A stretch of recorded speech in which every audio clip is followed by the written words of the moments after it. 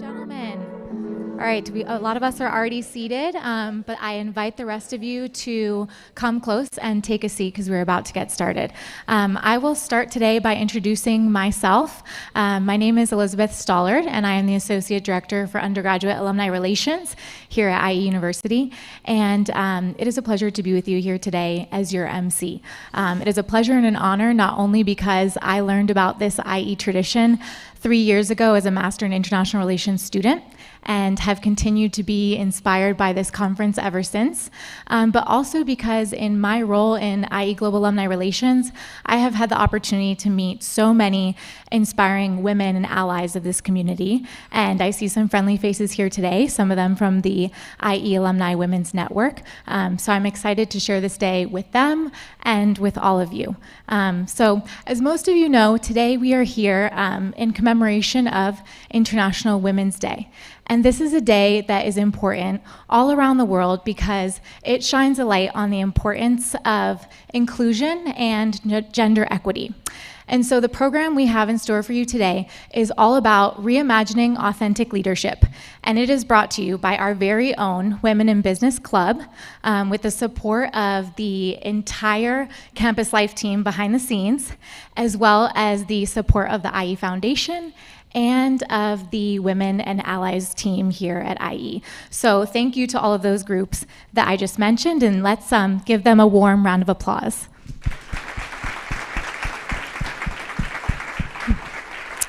So before we get started, I'd just like to mention that we are also live streaming this event on YouTube from now until about 5:30 p.m. So if you know anyone who is stuck at home or at their office or elsewhere, please direct their attention to the IE University YouTube channel because we would love for them to join in with us virtually today. And now I'd like to invite Sabine Yesbeck, Global Head of Student Experience here at IE University, to share a few words. Sabine.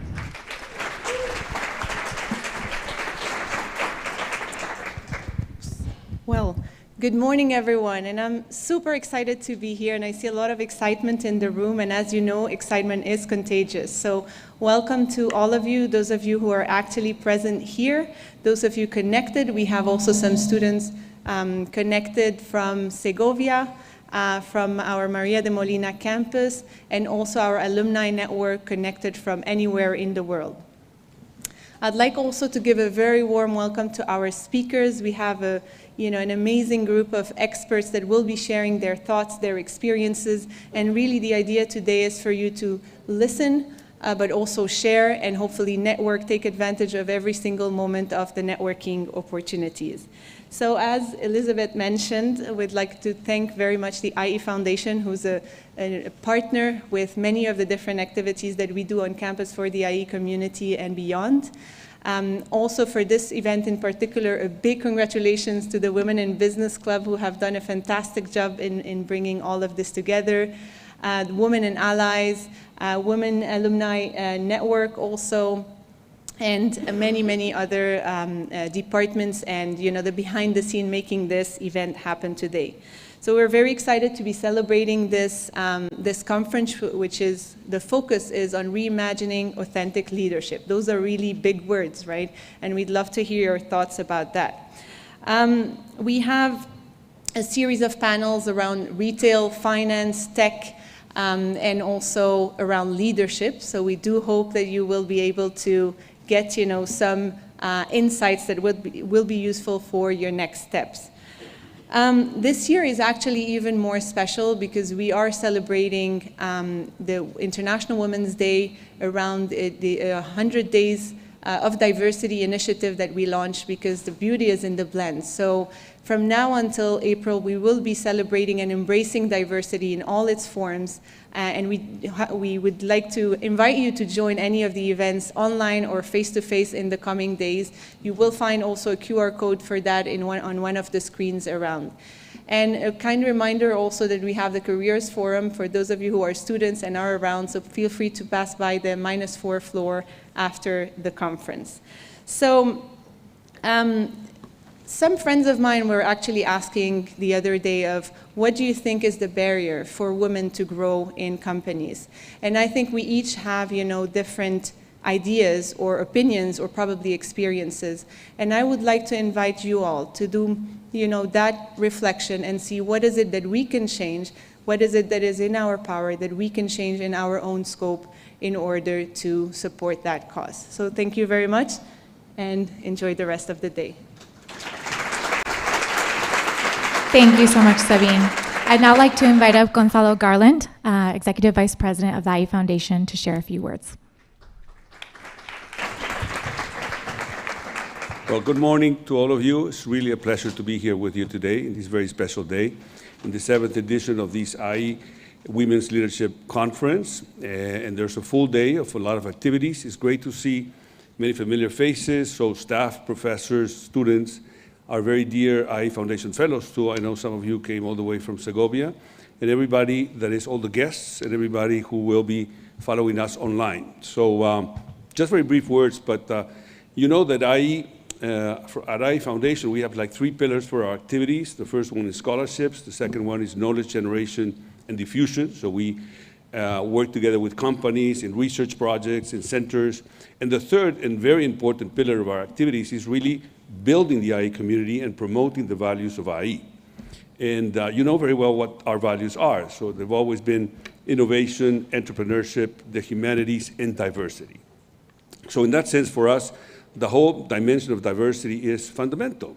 And I can also say that I've been here for many years, and this is not something that is new. Really, since the very beginning, I remember joining IE, and at that time, it was always a very open place and very much believing truly in diversity as one of our strengths of our institution. So in that sense, I can tell you this is something that is very deep in our community, and that is why it's so important from the point of view of the foundation when we can contribute in these activities to promote these values. So basically, I'm sure it will be a very interesting conference, and thank you very much for being here, and I'm sure, as Sabine was saying, enjoy it very much. Thank you very much. Thank you, Gonzalo, and thank you again to the IE Foundation for its support today. So now I'd like to invite up 2 women from the Women in Business Club, since they've played an important role in today's event. So Angela and Irene will now say a few words.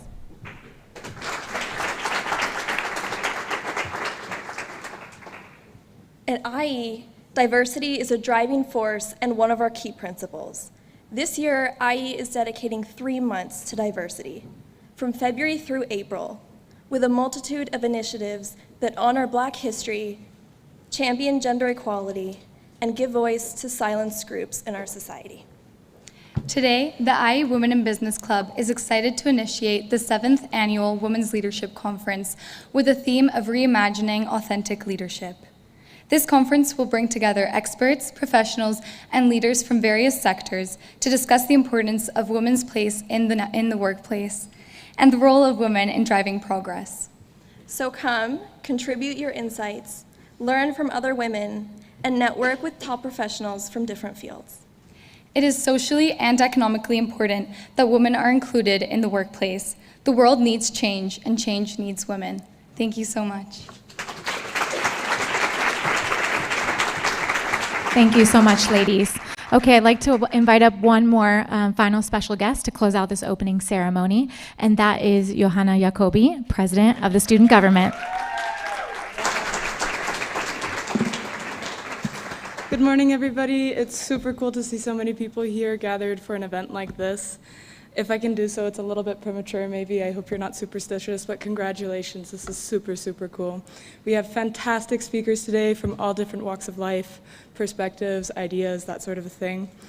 As you know, the theme is reimagining authentic leadership. It wouldn't be very authentic of me if I didn't tell you what I was thinking the last 3 days. I had a little devil on my shoulder telling me, "You're not qualified. Why are you talking about this?" And I'm sure some of you guys are thinking the same thing. But it took me a few more days than I care to admit to realize it's a conference about women and leadership. I'm a woman in leadership, so I want to make sure that everyone who's speaking today doesn't have this devil countering their ideas and their beliefs and that sort of a thing. I also wanted to speak about the progress of women in the industry, or any industry whatsoever. We have a phrase that we've made so much progress over the years, but there's a lot left to do, and that certainly is true. But I also want to make sure that when you participate in this conference today, whether you're speaking or you're in the audience, that you participate actively, that you don't just listen, that you think about it and you question your ideas and your beliefs and everything that you see. Let other people influence you and then grow. Only in this way can we continue to make progress. These conversations are great, but I strongly believe that when we think about this actively, we can make so much progress together. No one works separately. Thank you so much. I hope you have a fantastic day. Thank you, Johanna, and thank you for sharing those very authentic words, because I think a lot of us recognize that imposter syndrome is very real. So I'm glad we had your authentic experience to kick off this day. So now I'd like to invite up Sonia from the Women in Business Club, because she is going to introduce our first panel discussion, which is all about women in finance.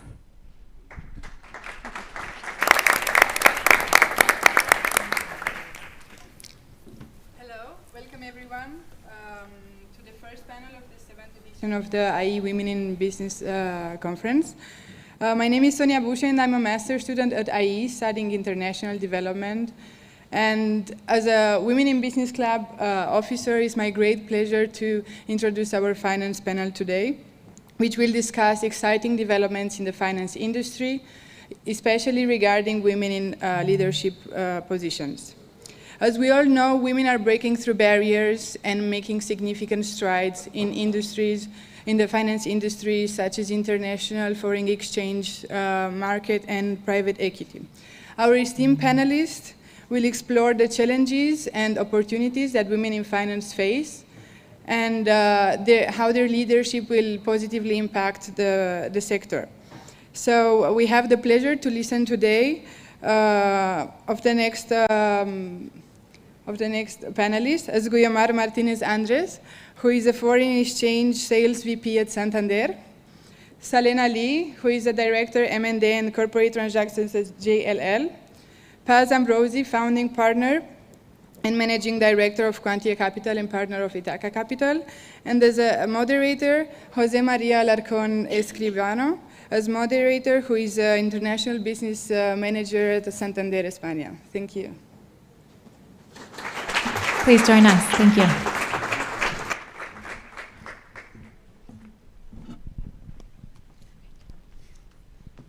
Welcome. Welcome, everybody. Thank you very much for this attendance. We are surrounded by powerful women and young, talented people among you. So we will start this conversation with 3 powerful women in finance. My colleague, Guiomar, Ambrosi, Paz, and Salena Lee. So we will start to give a general view of women in finance. So here you are, my first question. Salena, please. How is the banking industry, as well as investment banking, promoting women in finance? Yeah, so I think I'll back up a bit to tell a little bit of a story to answer that question. You know, I've been living in Madrid for a few years now, and before that I was in London working in investment banking and private equity there. And in my second year of living in London, the UK government passed a law that any company with over 500 employees has to release their gender pay gap data publicly. And probably not a surprise to most people, financial services was the second worst performing industry after construction services. So, you know, we have a long runway, which means that while there's a lot of work to do, there's a lot of opportunity. And so I think financial services is realizing as an industry that there's considerable opportunity for growth. So in terms of the actual steps that banks are taking, I mean, it's very company by company and very country by country, but you see a lot of initiatives, particularly at entry level, to bring in 50-50 gender parity for investment banking analysts in the beginning to fill that pipeline. You're starting to see initiatives around returners programs, so women that have left the industry and are looking to return to facilitate their transition back into the sector. And then, within various levels at banks, you see a lot of programs around mentorship and sponsorship, which are critical paths to success for women as well, in particular. So I think those are some of the key ones, but it varies a lot from company to company. Thank you very much, Salena. So I think I can tell a little bit of our example at Santander, what we are doing as a bank. That we have compulsory training for management and also for the talent program. We have set up, the managers have KPIs based on diversity as well. We also, like the recruiting process is all based with an inclusive process of people from different areas, people from different geographies, people from different areas of the bank. So we all have a diverse optic when recruiting a new person. And well, in our case in Santander, 40% of the board is women, are women. More than 54% of the bank, Santander Bank, are women. So I think we, in particular, are doing a great effort to change that culture, all those numbers that you just mentioned. And I'm sure the industry are changing step by step. Well, in this case, the financial industry is a very long-running industry.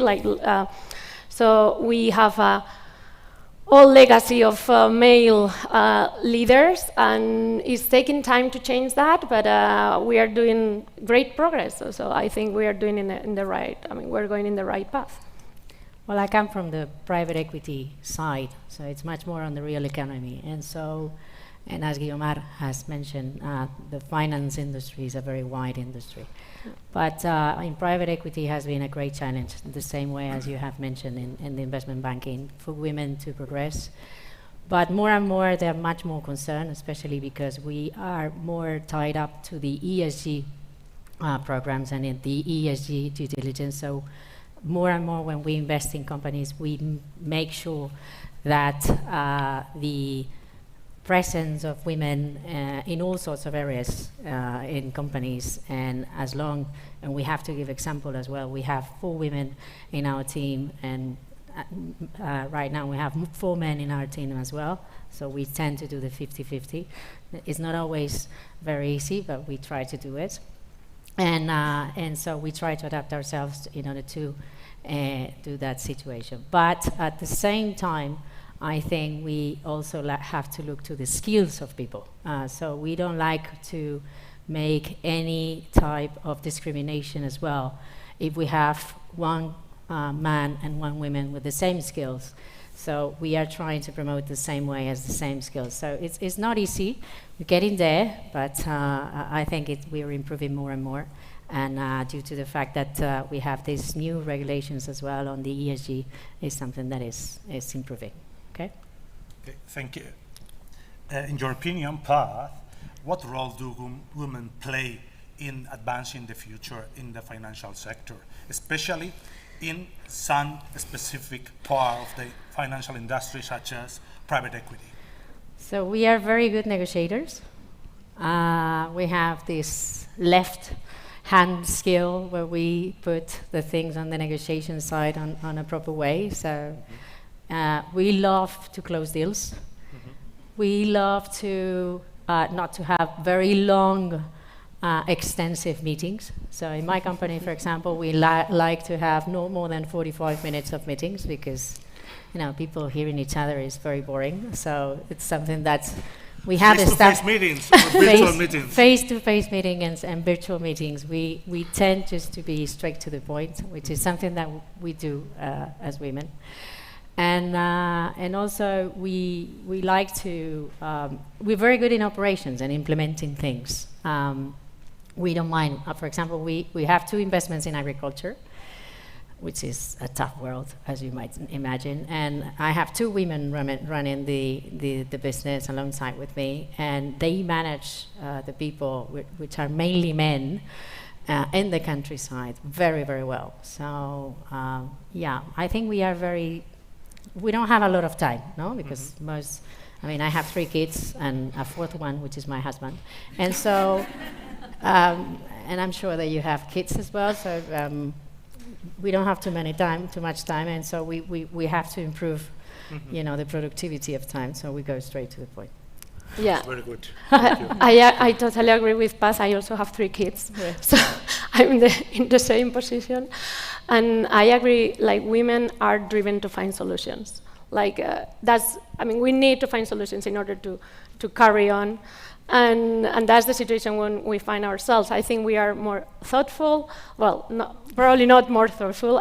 Generalization is very bad, of course, but we try to be thoughtful and empathetic. And in my case, for instance, we've seen that what takes you to keep the client in the long term is those type of skills, instead of being aggressive or other skills that women tend to think that is what the industry is used to focus on. Like, probably we didn't feel like applying to finance jobs, positions, because we found that it was more like a aggressive role, or like we needed to be I don't know, in a different way. But actually, like, it's been proven that those type of skills that women has shown, like, actually work very well. And well, I just wanted to give a really nice example, like, in Peru, for instance, and I know it by fact,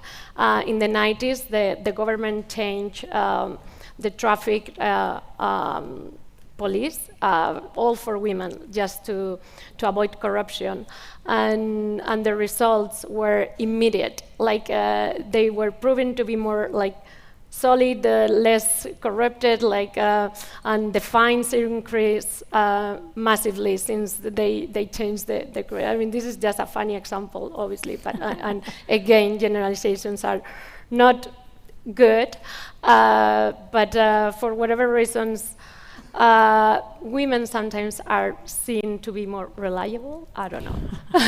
Selena, please.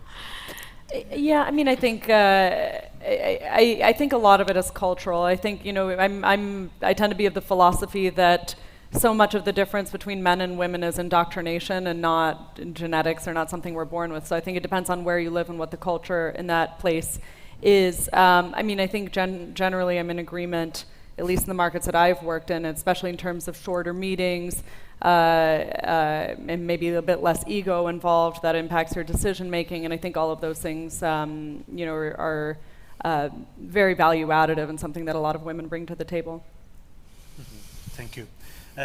What do you think, Guiomar, about the main causes of the gender pay gap in the financial sector? Well, I think, as we mentioned, like, the main cause of the gender gap is the legacy that we have for all the businesses that, in the financial sector, is that we've been running this business for, in the case of Santander, for more than 150 years, and it's been a industry led by men. So changing that is gonna obviously take time, and it's just a process. I mean, a different thing is an equal pay gap. So how is that gap when you compare two people in the same position, like with the same responsibilities? And I think that's what we are working on and doing very well. Like, at least in Santander, that number is less than 1%. So we are, like, we have achieved to at least have that equal pay gap narrow as much as possible, and obviously now we have to work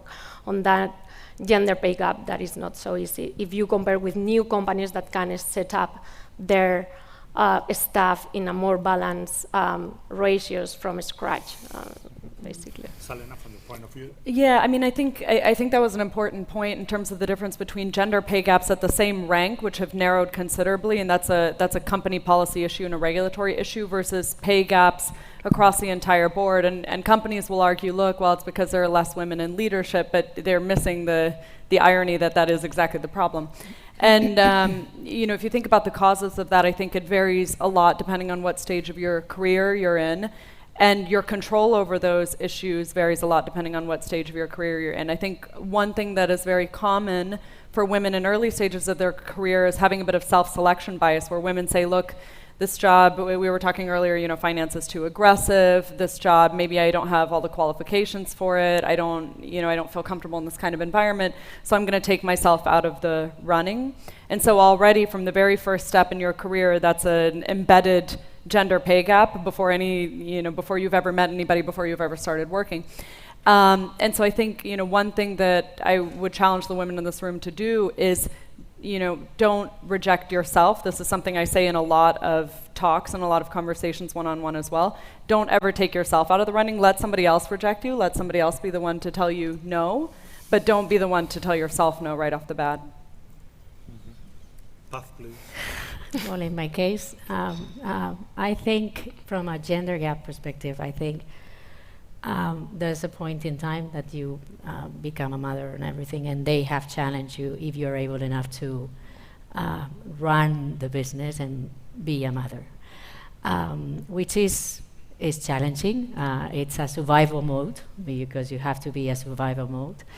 But at the end of the day, it's something that has to come, and you have to treat it very naturally. I think the gender gap has mainly become, especially in private equity, on that sense that you are going to spend apparently more time with your family. I think things have changed tremendously, especially with COVID, because a lot of the people in my office are now saying that at least 1 or 2 days they want to work from home, which is fine for me. I'm very Anglo-Saxon oriented, so it's much more on the objective side than staying 15 hours that I used to stay in investment banking or in private equity. You're laughing, but we all have suffered that. Yeah. And then you see a lot of people losing time and buying books and tickets to fly to London on the weekend, but not especially spending time effectively on work, which is, by the way, a lot of cost in energy and in electricity and all this stuff. So we have established certain policies that they have to, it's much more the goals that we have to achieve as a company than whether you stay 15 hours in the company. The gender gap, we have established the same salaries independently that there are men and women. It's not the case in private equity. That's why we're very few women. I am the only one investing in search funds in Europe, for example. And they always look at me as I'm a rare person. I'm a rare person, but not too much. And so I think the three of us, it's a perfect example that if you want to achieve something, I'm sure the three of us have been said many, many times that you cannot raise a transaction, even yourself, or a fund in my case. It's the best incentive for us. Every time that they tell us you are not going to do anything, is the best carrot for me, because I have to prove the other side of the table that I am already in charge and I can do whatever I want. So I think it will move on. I think it's part of the culture that we have to achieve in our organizations and have no fear. I think, as my father used to say, you don't have to have any fear at all. You have just to do it. Mm-hmm. And I think one additional point to think about in terms of bridging the gap is, thinking about your personal lives as well. And this goes for both men and women coming from different directions. It's easy in a corporate environment to say, okay, these are the metrics that we have. This is how we need to promote people. These are how the numbers should look. And that's how we're going to bridge the gender pay gap. But, when we were talking about once you have kids, and your capacity to perform at work is directly linked to how much free time and how much energy and how much emotional weight you're carrying or not carrying at home. So, for the women, I think, especially at the age that most of you are in, think very carefully about the partners that you're choosing and whether those people are contributing at home in a way that's going to facilitate your success outside of the home. And for the men in the room, think about not only how you're advancing the women in your corporate environment, but how you're advancing your partners at home to make sure that they're able to perform their best. Yeah. Mm-hmm. What kind of advice could you give talented and young people met here in this room, in this magnificent room, to follow a successful career path in the financial sector? No fear. You have to be skilled. You have to learn every day. You have to use education. I think education is one of the key things here.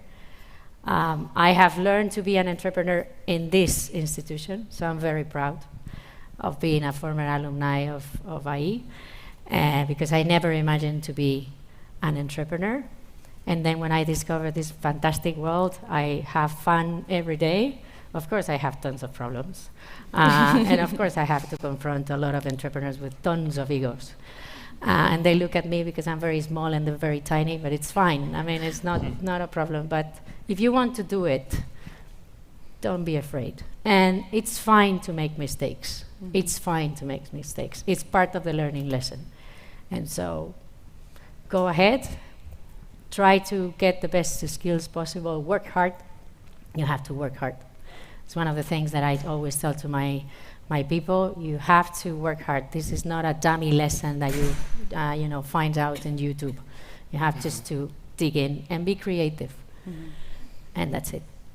Yeah, I think it's also important to know when to, a lot of, by virtue of the fact that you're in this room, chances are you're above average in terms of your ambitions and your energy and your drive. And I think alongside with that, particularly for women, comes, and it came up in the opening discussions, a sense of insecurity about whether you deserve something or whether you belong in a role. And you need to know when to put on the gas and you need to know when to put on the brakes, because resting and relaxing is part of the growth process. You can't always be going 110%. And there's a difference between that and becoming complacent, But particularly in financial services, where, we've been talking about how everybody on this panel right now is or has been at one point in our careers the only woman in the room or the only woman on a team. And it makes you realize at a certain point that you can fight a lot of battles, but also sometimes just staying in the game and still being in that position and being in that role and putting one foot in front of the other is an achievement in and of itself. So, again, just know when to work hard, when to strive, when to push for the next level, and when to say now's the time to rest, now's the time to heal. Yeah, I think it's pretty much said everything. It's just believe in yourself, being assertive on your qualities and your personality traits, and go for it. I mean, don't be shy. And have a lot of humor. Yeah, that's very important. When you're the only woman in the room and they tell you, oh, how your husband is living with this, and I say, well, I'm flirting with all of you, so fine. But you have to have a lot of humor. That's true.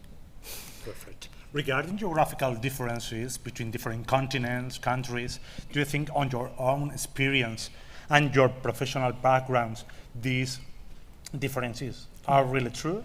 Yes. Yes, you have to be very careful in certain countries to do certain jokes, for example.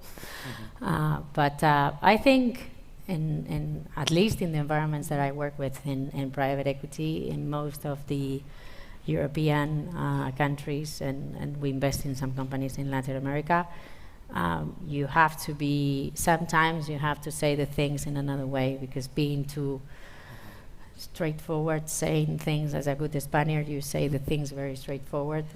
Sometimes it's quite rude, so you have to be very careful on how you say it. No, but I think in every situation you have to look what is happening in your environment and then adapt to it. No, that's you need to know the culture before going to, before working there and going to know the rules of the game, basically. Yeah.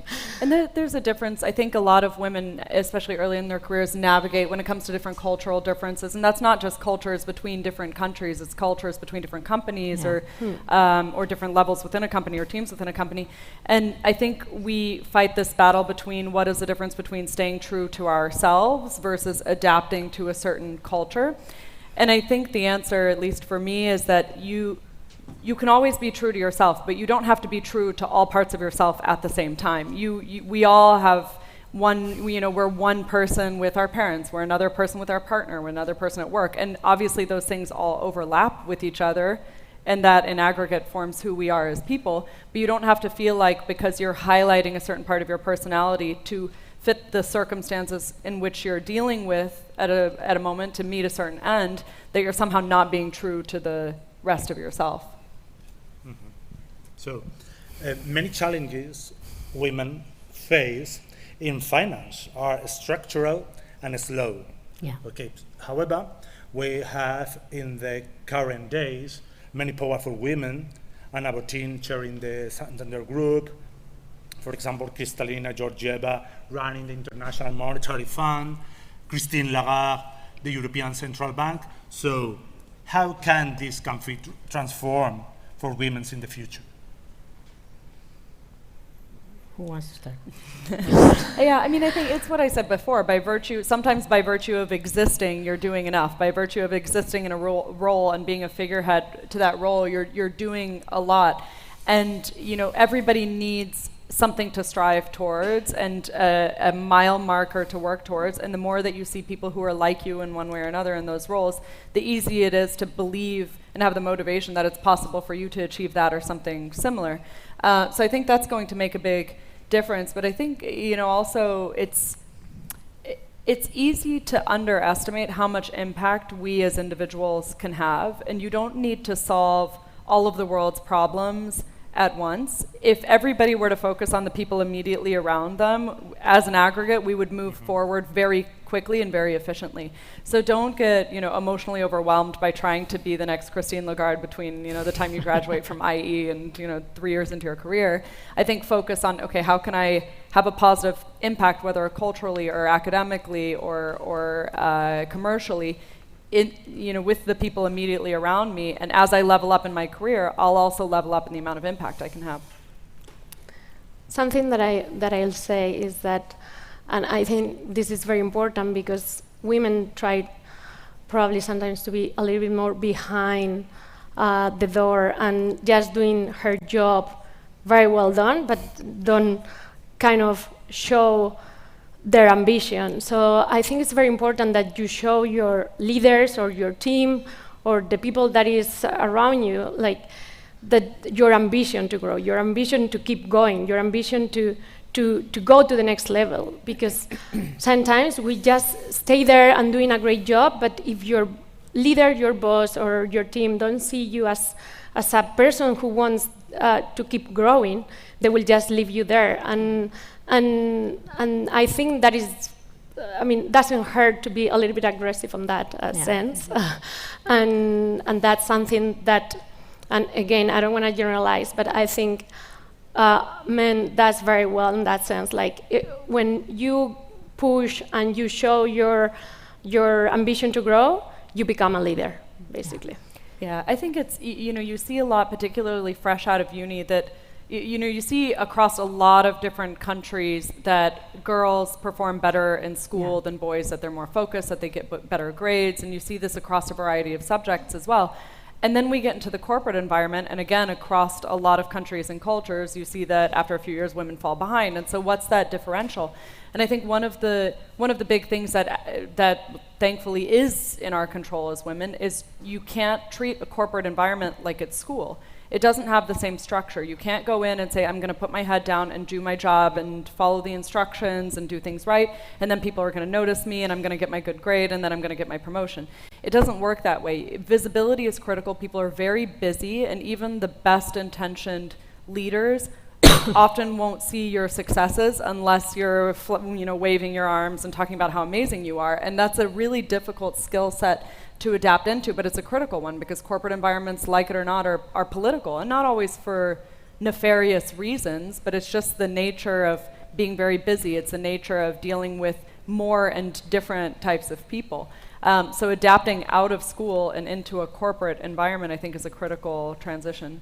In my case, my two leaders are two French women. One is Dominique Sequier, she's the boss of Ardian. She did her LBO, taking all the private equity funds and created her own company. And one of the things, and the other one is Mireille Keating, that she took all her funds to the Rothschild & Co. and created, and both of them, they have created two companies of more than 10 billion assets under management. And the two of them, they have two premises. the ambition of growth, and also the compatibility of the personal life and the professional life. They're both extremely amazing human beings, and they treat their teams the way as they want to be treated themselves.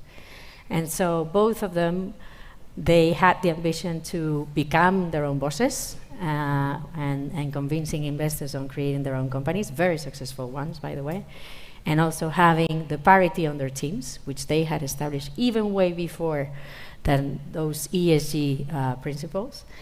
And I think, as my two colleagues have said very well, you have to be ambitious in a way of growing, not only in the workplace, but also for yourself. That's why I think making a little publicity on yourself and making a skill set and trying to be as innovative as you can is one of the key of the successes. Thank you very much for this last comment, because it's a kind of conclusion of this event. Thank you, I'm glad. No, it's a great final comment. So thank you guys so much. I personally have so many takeaways about prioritizing rest when you really need it, not taking yourself out of the game, and I'm definitely going to be repeating that story about the police women in Peru. So thank you all. So I would like to open up for a Q&A. We will take questions from the audience, and if you're listening on YouTube or watching on YouTube, feel free to add your comments there as well, so we can have you participate. Would anyone like to ask a few? Okay.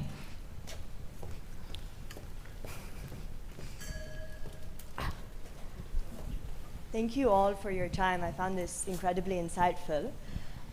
So I'm doing a master's in finance and a master's in big data here at IE, both very male-dominated, and I found that what is always being highlighted was what made me different, not my technical skills, what made me different, which was my femininity. And especially now with the ESG push, that's all that's being highlighted again. So how do you navigate that, whether it's as a junior or later on in life?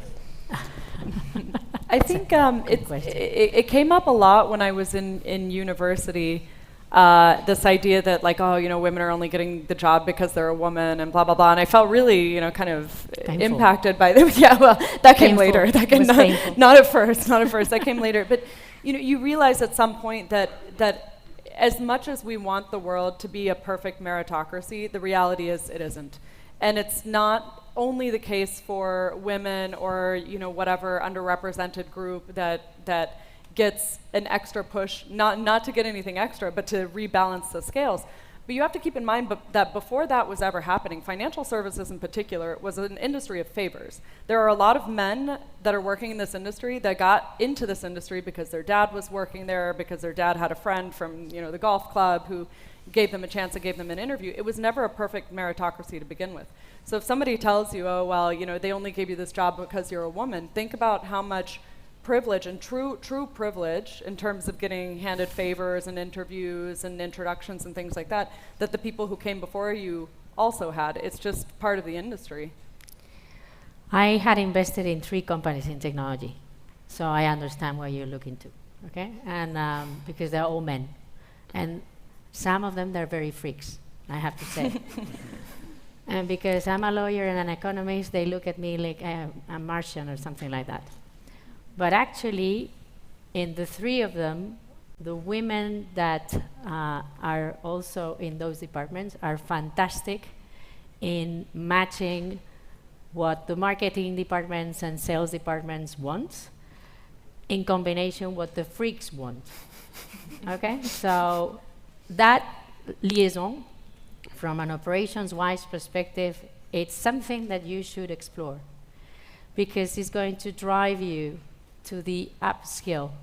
Because one of the things that a lot of VC funds, private equity funds, are looking right now is people that exactly can implement their business plans, which is not always easy, between technical people, finance people, and marketing and sales. And we, as I was mentioning before, we're fantastic in closing deals, so go for that. Guiomar, would you like to add anything? Well, I think everything is done, but I'll just say, don't feel bad, or, as Elena said, if you have an opportunity to access to a job that you wouldn't have before, go for it. like men had those opportunities in the past many times, and this is just a question of taking advantage of it and prove that you can do it much better than another person. So just go for it. I mean, this is a world of opportunities, and you need to take all the opportunities regardless of the root of that opportunity or the source of that opportunity. So go for it. Thank you. Great question. I believe, yes, I remembered you had a question over here. Well, thank you so much for the panel.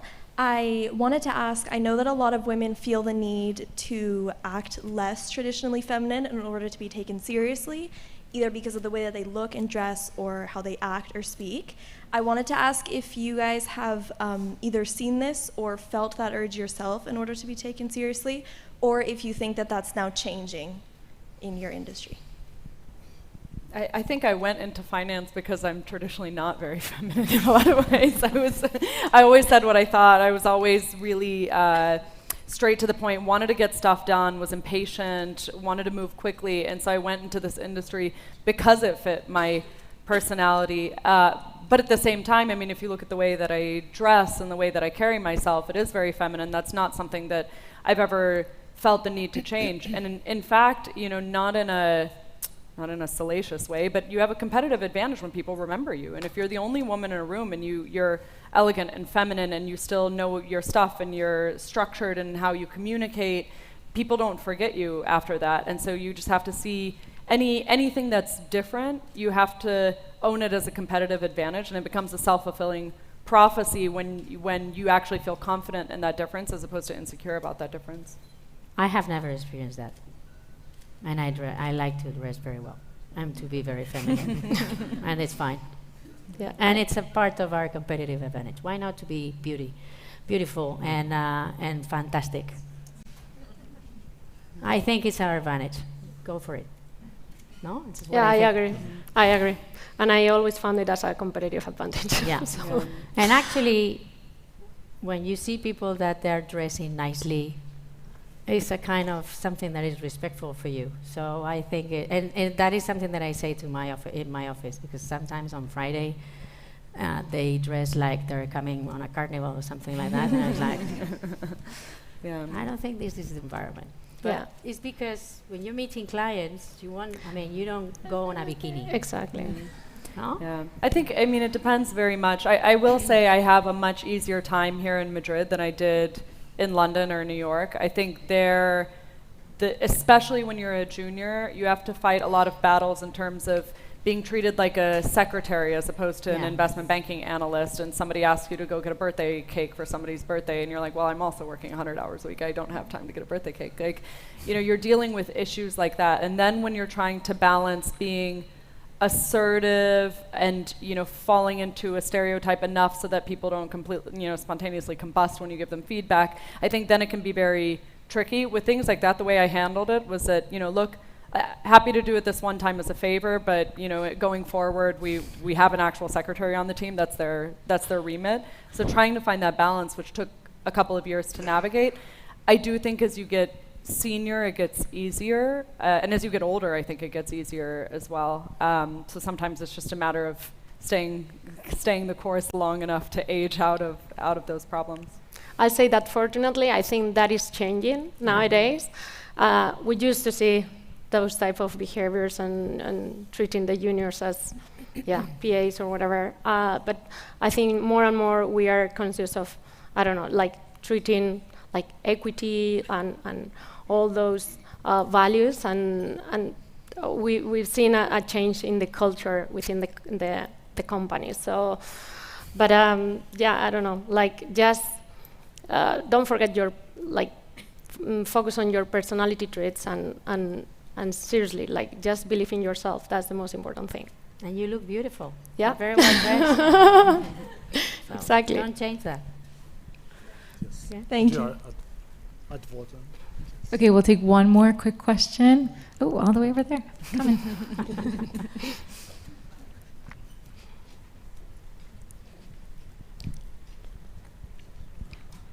Thank you so much for the panel. I am an IE alumni from Latin America. Hi, Paz.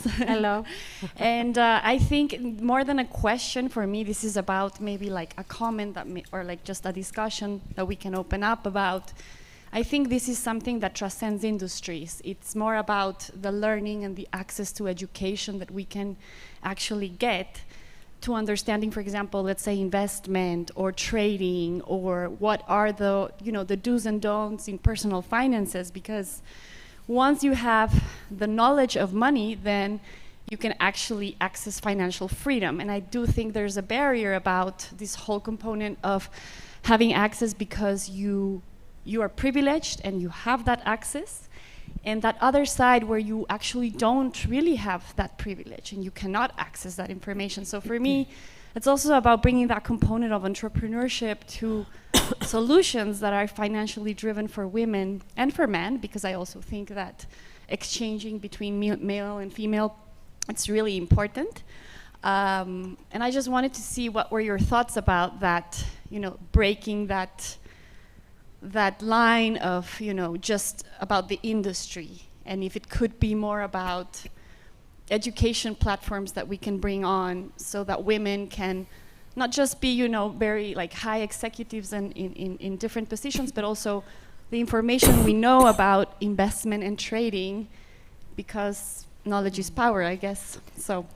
Yeah, I mean, it's two very different worlds, talking about corporate finance and talking about personal investments. I mean, finance as a headline term covers a very, very broad range of things. I will say on the topic of personal finance and accessibility, I think that especially post-COVID, there is a wealth of information on TikTok and on Instagram. The challenge of that, of course, is that you have to kind of decipher a little bit what is just, some influencer that's trying to get followers versus somebody who's actually credible.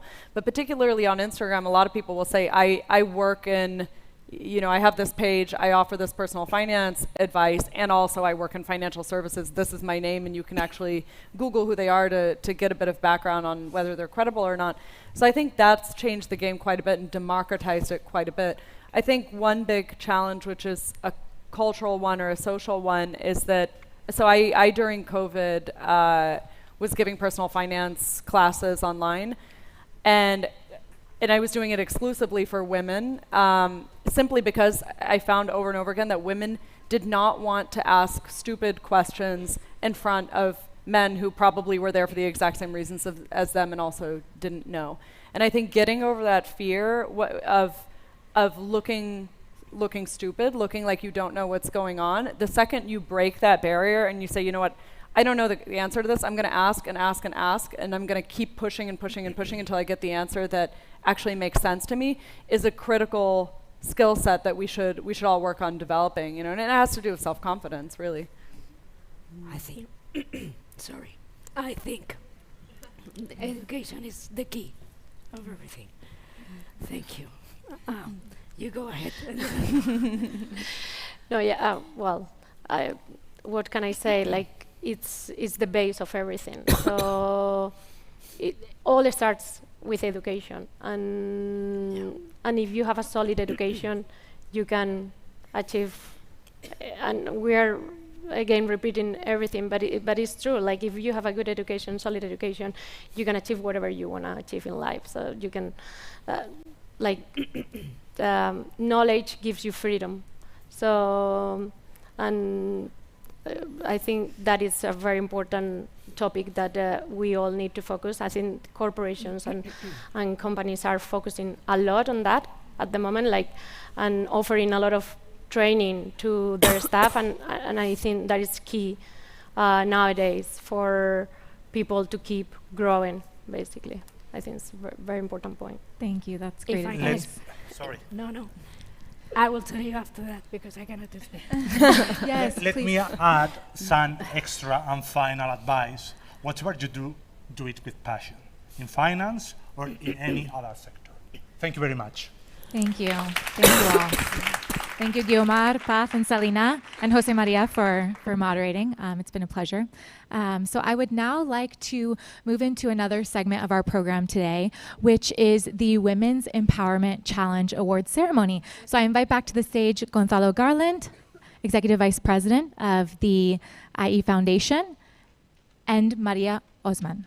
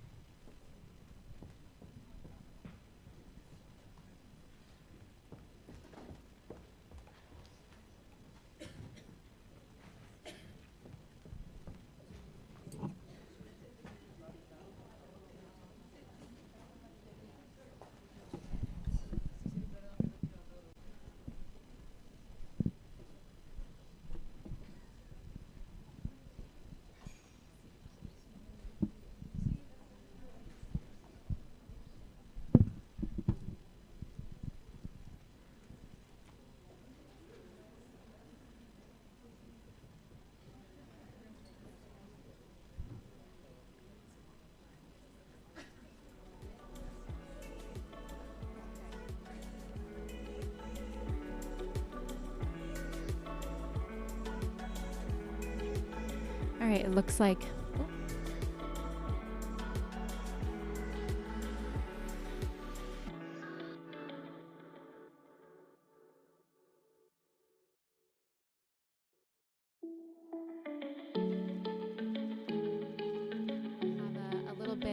Have a quick moment. That we are still live streaming on YouTube. So please encourage your friends, your families, whoever else would benefit from today's conversations, because we are going to have interesting conversations, tough conversations, controversial conversations, but ones that we can all benefit from, women and allies. So don't forget that we're on YouTube all day long. But yes, Gonzalo and Maria will be with us in just a moment.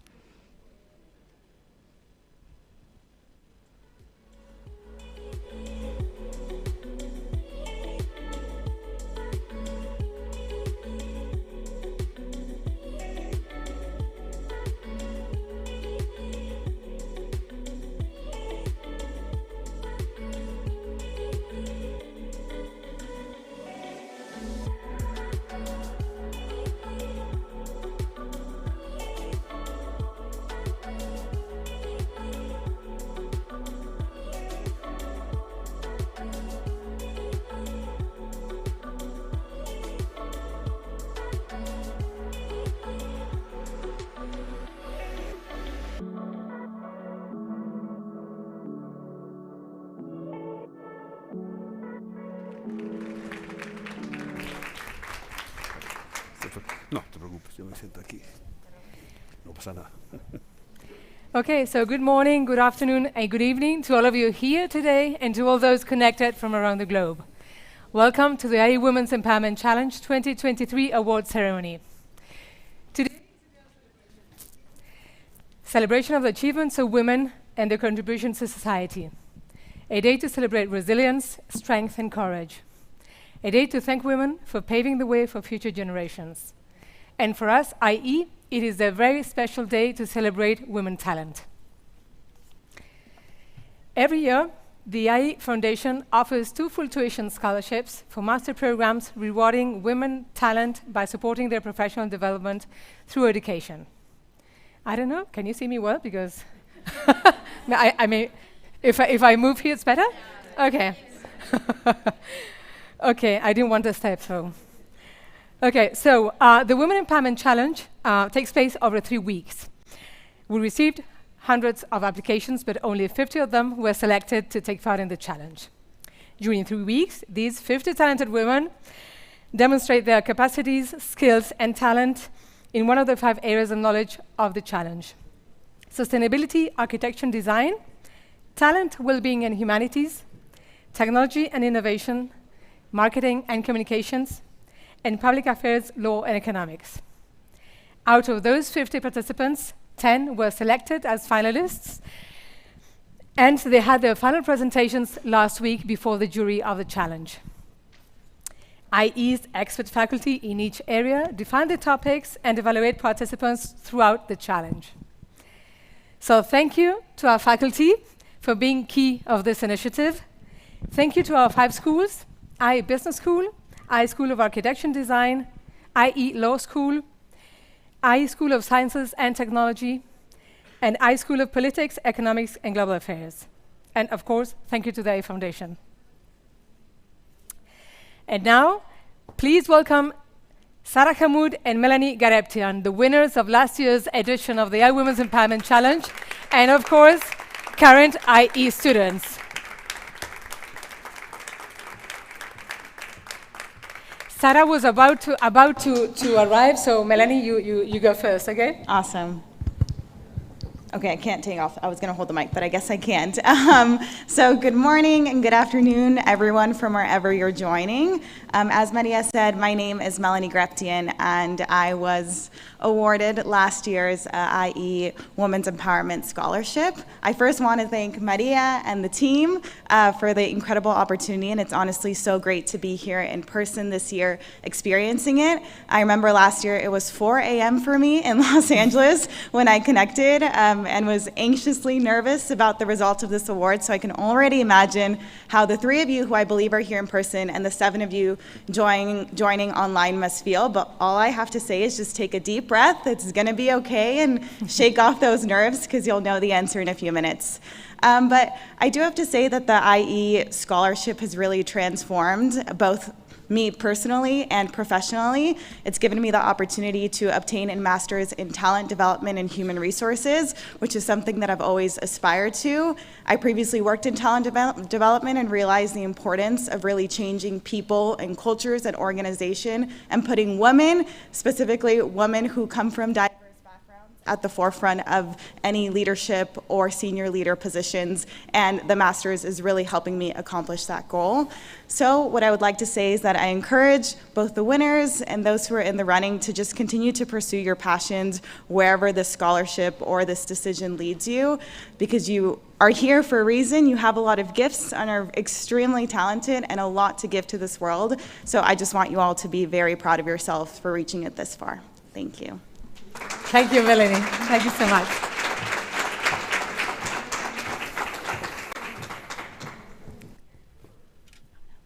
Okay, so Sarah has not arrived yet, so we'll give her the chance to speak if she's on time. So let's move on. Well, first of all, thank you, Melanie, for... Oh, they're telling me Sarah's here. Sorry. There she is.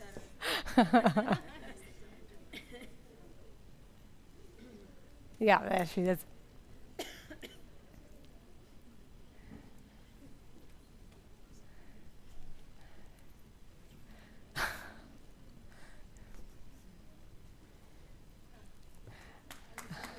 Welcome, Sarah. Welcome. The floor is yours. The floor is mine. Hi, everyone. As you can tell, the professor ran a little late. I'm very, very, very honored to be here today with you. I cannot believe that it's been a year already since the last edition, and at the same time, so much has changed in my life. A year ago, when I participated in the IE Women Empowerment Challenge, this journey was an opportunity for me to reflect on topics that I was interested in and reflect on our most pressing challenges. So at the end of this journey, of course, I didn't know whether I was going to be one of the 2 winners or not, but I decided that no matter if it was going to be a small win or a big achievement, the journey was worth celebrating. And this is why I made the decision to come and attend the ceremony in person in Madrid, when we were still wearing masks and it was still COVID. So my hope for the finalists, I don't know, do we have some of them here? Yeah, these 3 ladies here are the finalists. Yeah. My hope for you is that you take today to really properly coordinate this journey and just reflect on how far you have come. To those of you who will be joining IE, congratulations. I don't know who it is yet, but congratulations. My advice would be to take your time at IE to really learn everything that will help you build the next best you. But most importantly, to unlearn all the bad habits, the limiting beliefs, the false stories that have been holding you back.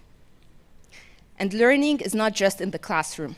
It's also in the sports center, the well-being center. We have Tanya here from the well-being center, the clubs, and everything that Madrid and Spain have to offer you. Savor every experience you will have here. Whether it's going to culturally rich sites, attending concerts, eating lobster for the first time, but also the other stuff that are a little bit more challenging for me. For example, doing your own laundry or preparing your own meals, a skill that I'm yet to master. And to every woman in the audience, you all are inspirational and exceptional. You are all women who have big dreams, who have ambitious plans and challenges that are worthy. And I hope that we celebrate you today and every single day. Happy International Women's Day. Have a seat.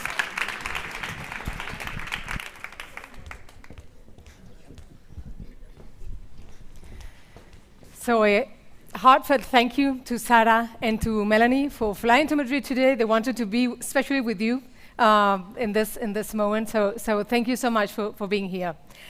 So join me now. Welcome the 10 finalists of the 2023 edition of the AI Women's Empowerment Challenge.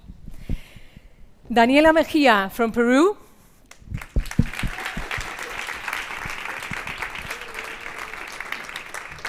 Naila Abu Jaoud from Lebanon.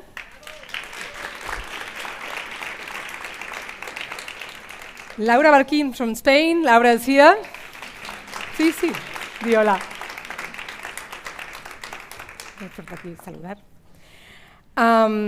Maria Riesco from Spain as well. She's here.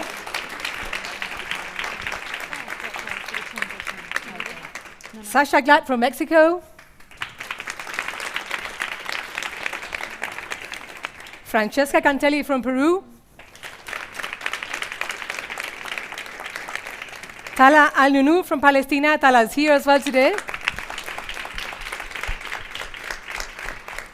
Kioma Ifeani Okuro from Nigeria.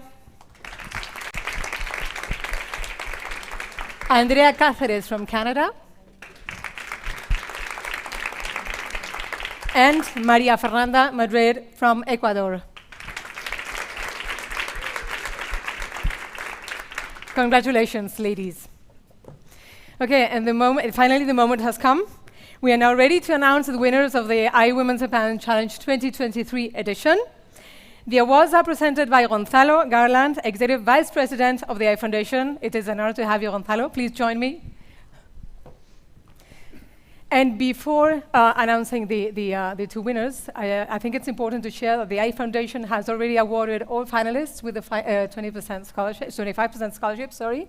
And now we will announce the names of the two winners of the full tuition fee. So, Gonzalo.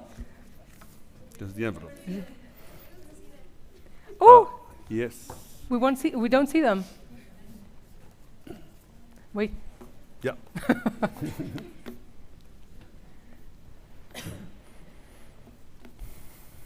Okay, let's continue then. Maybe I'll. Yep. Well, before we get back to the rest of the finalists and we open the envelope, I might just want to say that for us at AI Foundation, it's really a pleasure to be supporting this initiative for some years now. And the other thing that I would like to say, even though it was mentioned before, you're all winners, for sure. I mean, it was hundreds of applications, 50 semifinalists, and then 10 finalists. So in that sense, congratulations to all of you. It's been amazing what you have been able to achieve. And really, we hope to have you here with us also, all of you studying here at IE. I think it will be great experience, as some of our recipients of the scholarships of last year were saying. So I'll just open the envelope and announce the winners. And the winners of this year's challenge are Chioma Ifeanyi Okoro and Andrea Cáceres. Congratulations.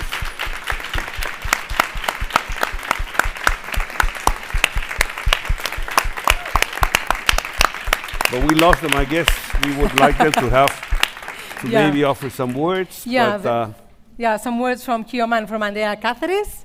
Can we hear them? Kioma? You're mute, I think. We can't hear you. Can you? Hello? Yes. Can you hear me? Yes. Yes. Hey. Congratulations, Oh my Kioma. gosh. Thank you so much. I am actually very emotional, so I'm going to try not to cry, but I just want to say a big thank you to IE. Thank you to the jury. Thank you to everybody who was involved in this challenge. Thank you to the women who participated. I am honestly so honored to have been selected. Thank you for the intentionality behind the challenge as well, the questions that we were asked, the way we were forced to think about all the different aspects of what is going on in the world, which really just shows me how IE, the school itself, thinks, right? And so I'm just so honored to be a recipient of this. I think, in summary, I was thinking about what I wanted to say if I was to win, and I wasn't really sure if I was going to win, but one of the powerful things I think I hold on to dearly is, to whom much is given, much is expected. And I think about the words of one of my mentors, who I look to so much, and she had shared with me, her name is Natasha Walji, and she shared with me quite a few years ago, when she was pursuing her MBA. Her reasoning behind it, the catalyst for it was, she said to herself, what additional knowledge and skills will help me serve even more people, right? And so I started asking myself that question, what additional knowledge and skills will help me serve even more people? So I'm so grateful for this opportunity, because it's gonna help me have even more of an impact globally. So thank you, I appreciate you so much. Thank you and congratulations.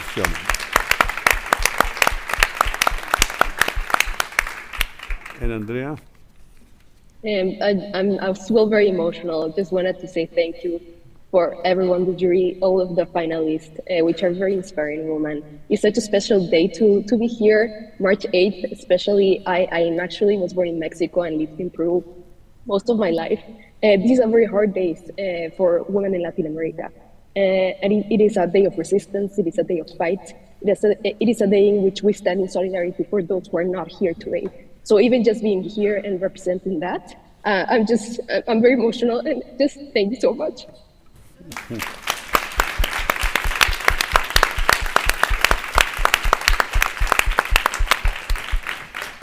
Well, congratulations both. Thank you to all the finalists. We are really surrounded by talent, Gonzalo, and that we know. We've been in the jury. And well, thank you all of you for taking part in this initiative. Please share this opportunity with women surrounding you, near you, and stay tuned for next year's edition. Thank you so much. Enhorabuena. Felicidades. A vosotras. Thank you, Gonzalo, Maria, and everyone who is involved in this initiative. We are happy to have had some of the participants here with us today, and we congratulate the winners once again. So now I would like to transition to a panel about women in tech. And I would like to take a brief moment to brag as the undergraduate, or as the Associate Director for Undergraduate Alumni Relations, because we have one very talented member of our undergraduate alumni community with us here today. She will be on the panel, Elsa. So I'm so happy that she could join us, and she is joined by other amazing women. So I'm going to pass it off to Micah from the Women in Business Club so that she can properly introduce this session. So Micah, it's all yours.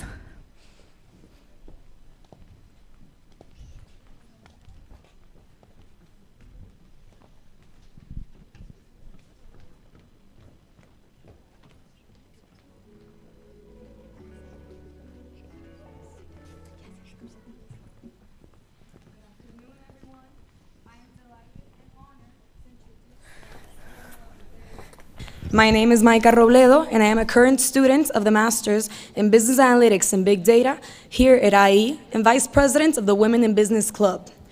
Today, I am accompanied by a well-rounded and accomplished group of women who will be joining us in our discussion, from the glass ceiling to the tech ceiling. We have Cristina Magdalena, an executive partner from Gartner.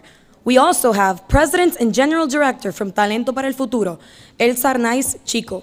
Moreover, co-founder and CMO of SimSkills, Ana Paredes, and last but not least, Innovation Manager of Europe and LATAM from NTT Data, Sara Alvarellos. And moderating this dynamic and enriching conversation will be Rafif Sur, the Vice Dean of our very own School of Science and Tech. Now, when referring to the technology industry, it has traditionally been associated to male leaders. However, this tide is turning as more and more women take on leadership roles and participate more actively in STEM fields and break through the glass ceiling. This panel will be further to explore the challenges and opportunities that women face in the tech sector and discuss how their leadership and proactivity positively impact the industry and shape the future of work. Our panelists from a variety of backgrounds will share their experiences, insights, and best practices for overcoming barriers and achieving success. This session promises to be a dynamic and engaging conversation that highlights the importance of gender diversity and inclusion in the tech industry. Now let's give them a round of applause. Thank you so much for that introduction. So I'd invite our panelists to come join us on the stage, and I will be passing my mic off. So, all right, thank you. And so just while we give our panelists a few minutes to get mic'd up, I just want to get started by asking everyone in this room to kind of join me in a round of applause for every single woman in this floor. It's our day. We've earned it, and congratulations to all of us. So please join me.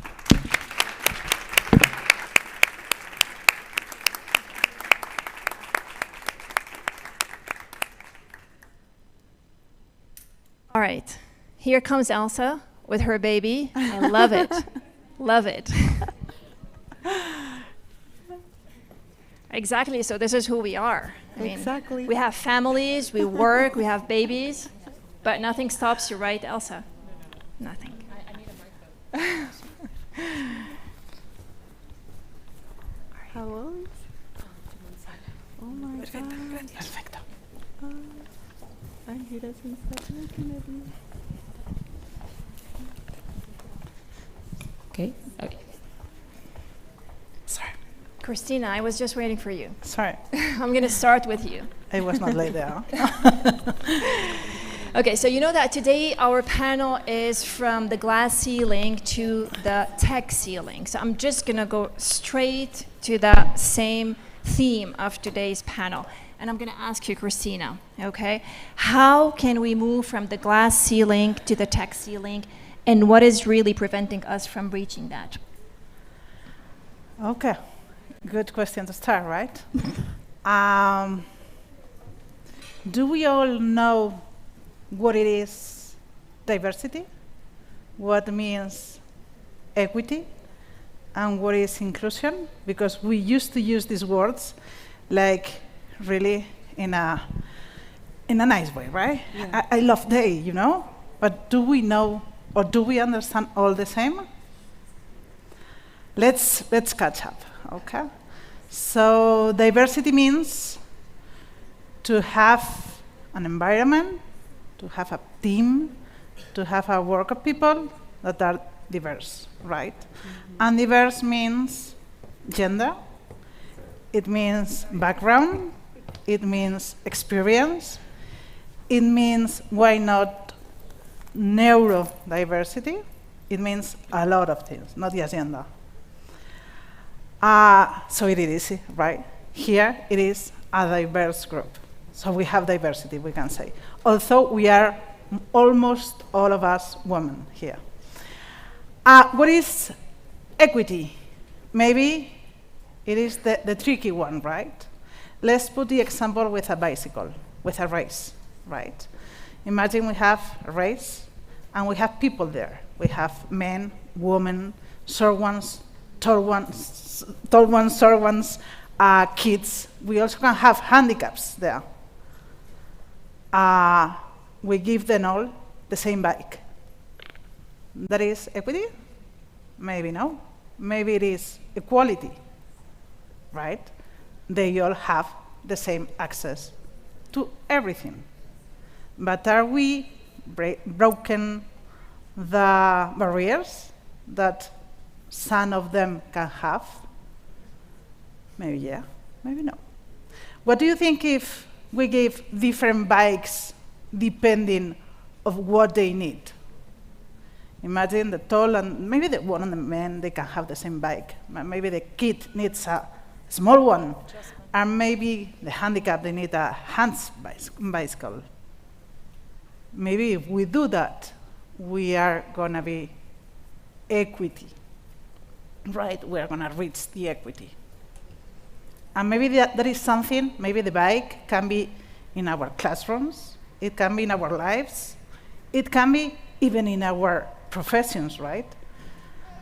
And maybe being equality, we don't reach the tech ceiling, we just reach the glass ceiling, and maybe we need to do something more. And let's go for the inclusion.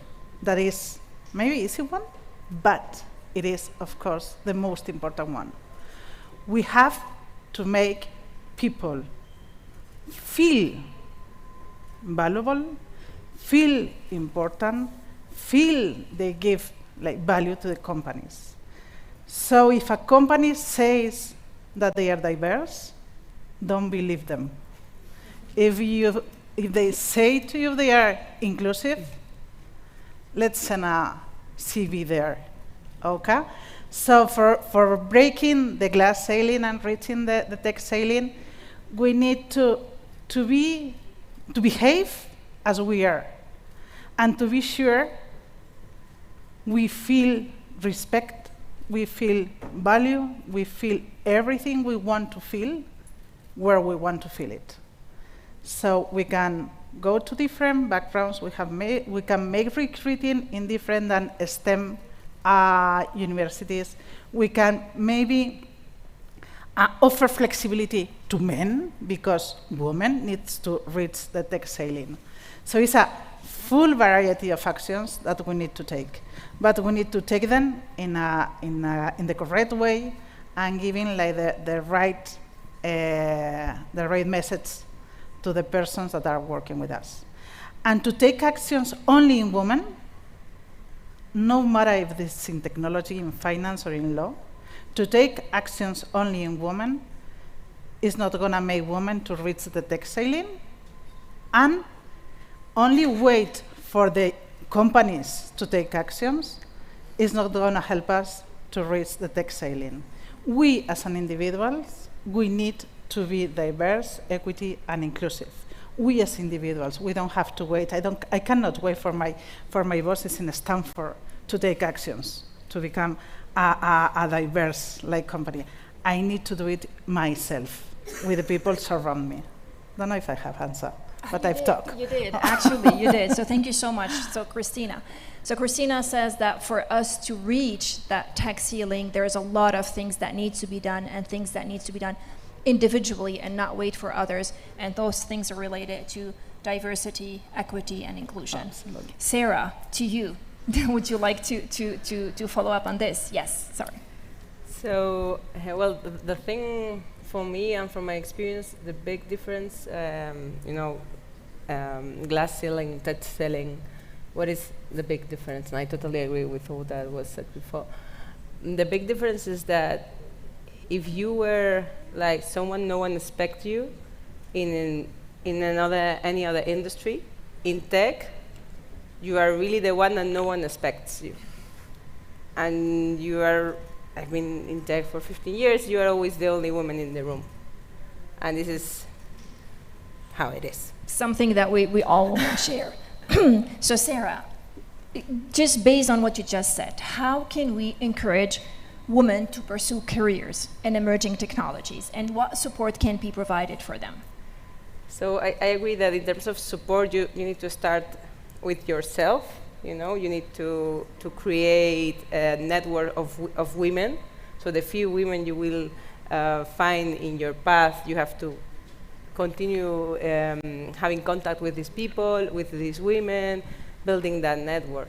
And of course, we need to be in emerging tech and in technology, because otherwise the technology wouldn't help everyone and wouldn't be meaningful for the society, because we need to be in the decision-making process for the future of technology. We need to be in deciding what is for and how it is going to be deployed. So, was it easy for you to reach that point in your career? No. It's not. It's very, very hard. I work for a Japanese company. So, there's no women at all in the board or anywhere. So it's very hard, but you have to be first self-conscious.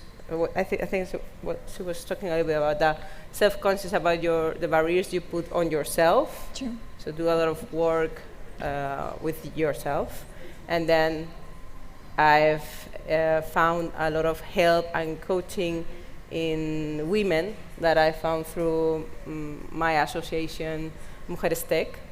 So those women, they helped me to understand that I could do it, because they were role models that I didn't have at the enterprise where I work, but they were, all around. So you need to find role models to help you, continue this hard work.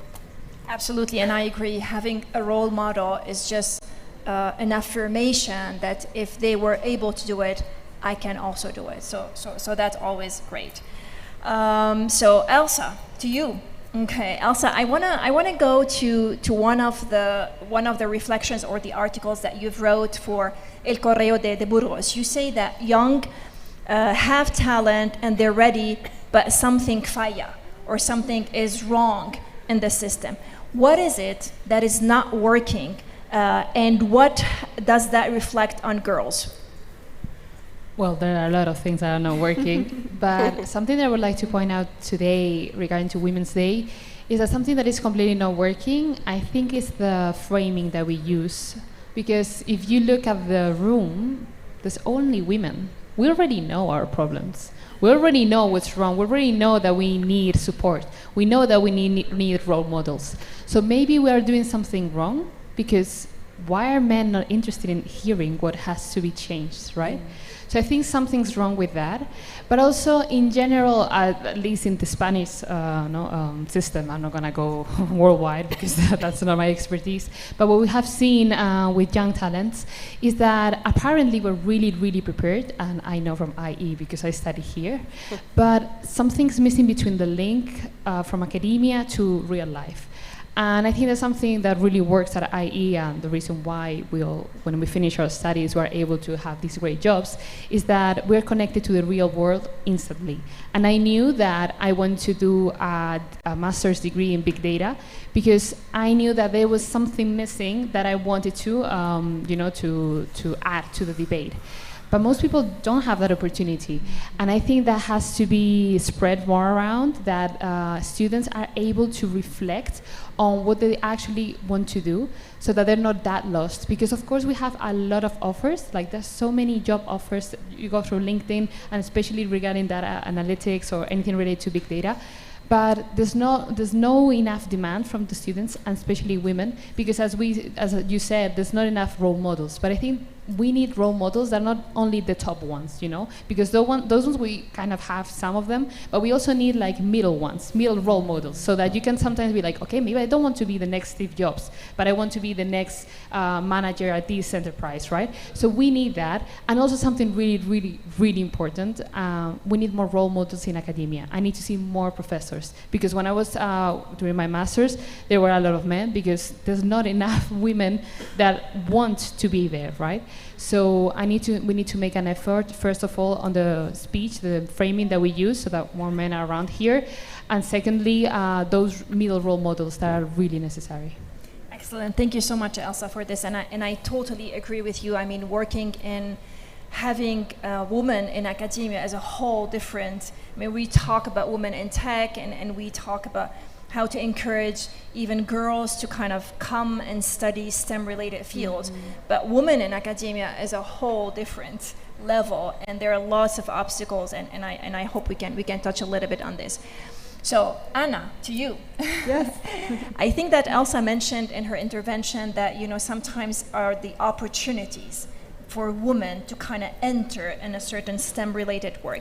So according to you, and I really want to step just a little bit from the STEM and talk about more general approach. So what new opportunities, not only for STEM, but also for innovation, for entrepreneurship, do you see emerging in the field of artificial intelligence? Everybody's talking about artificial intelligence, right? Technology, and how can women take advantage of these opportunities? Absolutely, and in here I definitely would like to take on Christina's word, that it doesn't depend on anyone but on each person to take the courage and step in. So for example, depending on the path that you are in, if you're in school, I would definitely join more STEAM careers because it is all over the news, despite like the big problems that they're having right now, that they're going to be raising the careers in technology itself. So definitely getting into that part of the knowledge and getting in touch of it, it's definitely going to evolve on that path for yourself. But then on the other hand, if you are either in the corporate world or in another sector, it is also about being the observer. Everyone in here has its own experience and its own background. So for example, in the startup that I started, it was about me recognizing that in the corporate leadership that I used to be, you needed to be in a really high role to receive a training in leadership. So how could I make this more scalable in training, like using AI? And that's where the idea came from. So each one of you, there are so many opportunities that you can explore, and it is about not realizing that technology is the enemy, because sometimes, like with the ChatGPT, everyone sometimes it's scared, like about what's going to happen with the human and blah, blah, blah. But it is about using it for our own benefit, and how can we make and accomplish things now that used to be either so expensive or so complex in the past. So it is taking advantage of on all that. And especially if you want to start something by, like for yourself, your own company, yes, there are still things that are still happening in the world. But as you can see, like work-life balance, like especially with the COVID, definitely open a new scheme. On the other hand, like if you're opening your own business, it is recognized that there is a still barrier when you are looking for money and you are a female founder. But at the same time, there are so many incentives and VCs that are growing and being born each day to take on those opportunities and defend and promote all this sector. So definitely it's about, like taking the courage and stepping in. But Anna, technology is scary. I mean, seriously, so people sometimes they want, it's not like they don't want you, but come on. Who wants to spend endless hours learning math? I love math, by the way, but that's besides the point. But who wants to spend hours on programming, Java, C++? I start sweating when I hear those words.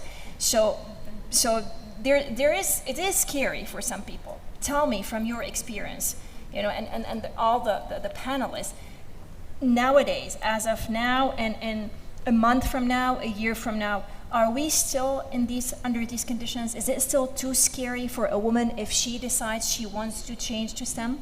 Not at all. I swear you that I stepped from a very marketing traditional career to getting now into understanding and creating an AI business model. And the only limit that you put yourself, it is in your head. Because when you start realizing how easy it is, someone like a role model, as you said, that it has that, it's capable of explaining things super easy, everyone can understand them, and that's when you start realizing how can you solve things with technology. So definitely don't be afraid of it, because you don't need to know how to code or whatsoever. It is about you being curious and willing to learn, and there are unlimited possibilities. Yeah. If I can add something. Yeah. If I can add something, when I was at so my background is on design, and I started programming in 2009. I started programming websites. Okay, so I learned on my own. Now, I don't know if you've heard about that concept, prompt engineering. So you have to look, if you want to start programming or you want to start creating technology or using AI for something, look for this concept on the internet and start building on top of that. That means that you are not going to be a super programmer in Python, okay? But you are going to use AI to help you create some stuff in Python that will help you, for example, explore data and extract insights from that data in a way that with Power BI or any other thing, you wouldn't, because you need a little bit of programming, but you don't need to learn how to program anymore.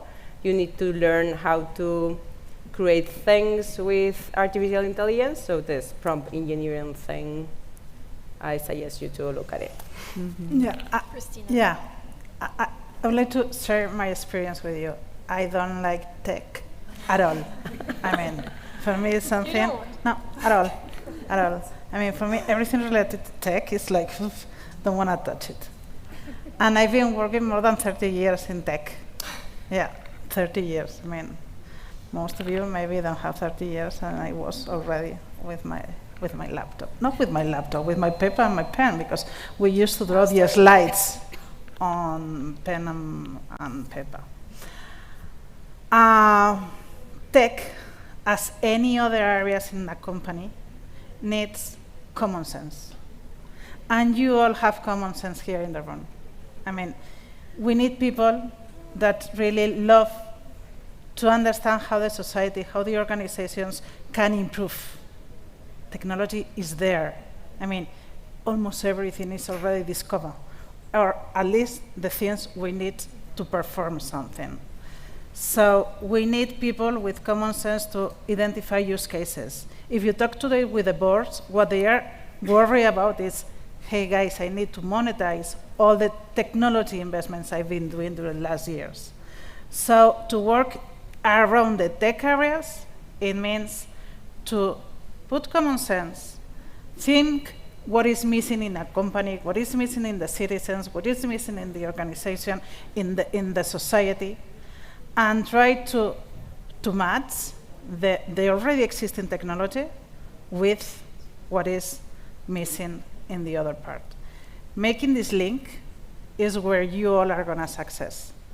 And for that, I mean, it's just having fun. I mean, it has nothing to do with coding. It has nothing to do with trying to discover a new technology that is going to wow the world.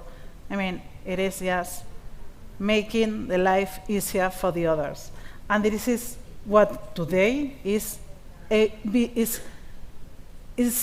almost able to be done with technology. And one more thing. After the COVID, we all, I mean, my grandma, my mommy, everyone, we are used to use digital technologies. So when you go to a tech company, it's not that scarcity because it's what you already have at your home.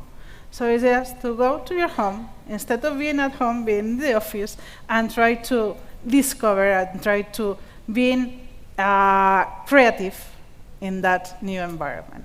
And for me, that is working in tech, nothing else. Absolutely, and I have to agree with you. The point is that, I mean, things are changing so fast. Technology is really, really advancing at a speed of light. But there's a lot of, low coding, no coding tools that would allow anyone, you don't have to come from a STEM background, to use technology in your work or to kind of change your career to whatever you want to do. So technology is improving. I mean, we don't have to understand how ChatGPT works. We can leave this to the computer scientists and the AI, specialists, but everybody's using it. Mm-hmm. Okay, so that's really interesting. I wanna ask a question, and I know that Christina started talking about what we need to kind of move from the glass ceiling to the tech ceiling. We talked about equity, we talked about inclusion, we talked about diversity. But I have a question that Christina is not gonna like, okay? I mean, so we're here to promote, talk about opportunities. How can we increase the presence of women, in technologies or in STEM-related areas? Why? I mean, things have been working for some time, right? Totally. We all know technology is a man-dominated field, so why change things? I mean, what can women bring to that field that is missing, if any? I don't know. So, Elsa. I think that the question should be, we know that the future is going to be completely digital, right? Yeah. So do you want a future in which everything is decided by men? Because if everything is going to be ruled by technology, that technology is going to be programmed, that databases are going to be filled in by someone. Do you want that to be just men? Of course we need men, but like, everyone needs to become part of this. So I think the question is, yes, of course everything has been working, but there's so many studies that show all the gaps and all the different mistakes that, not mistakes, but like basically there's a bias towards men in these technologies. So we need to be part of that debate, be part of those teams. And let me tell you, I studied law and IR, and I managed to do a master's in big data. And something really, really important that we have to bear in mind is that we work in teams. Not just at the master's level, but like in general, right? And those teams need to be diverse, because if not, if it's only men, not because they want to rule the world and like not take into account women, but like they're not going to be thinking about some problems that we also don't know that men have, right? So we all need to become part of a great team that decides how the future is going to be, and that future needs to be diverse, and that starts from the very, very, very beginning. Christina, you Yeah, didn't like my question, right? A little bit. Okay, all right, fine. So tell me. Yeah, just two more things. Is one, why do want women in tech? Yep. I mean, why do also organizations want women in tech? Because they report, more than 60% of the organizations reported that they increase their business outcomes if they have gender diversity. More than 65% of the organizations report increases in profit and in rentability if they have gender diversity. And why? Because gender diversity attracts the best talent. Gender diversity strengthens our brand reputation and also our image. Gender diversity improves collaboration and innovation in the companies. So I mean, it's not just women we want to work in technology. It's also the organizations want to have diverse teams, because they want and they see that if they want to be agile, if they want to be like better, they want to be high performance, they need to be innovative, they need to be creative, they need to innovate, and that is only possible if they have women, men, short, tall, they have every kind of people within the organization. Different point of view that we women bring to the equation. And from the business perspective that Christina was saying, you need to find use cases for technology. So the big thing now with ChatGPT is, okay, how can I implement this technology in my value chain? It's not that easy. You need people from different backgrounds to understand how the company can do that. And you will need people like Elsa, you will need people like, with a background in law, a background in business. Technology itself alone is nothing.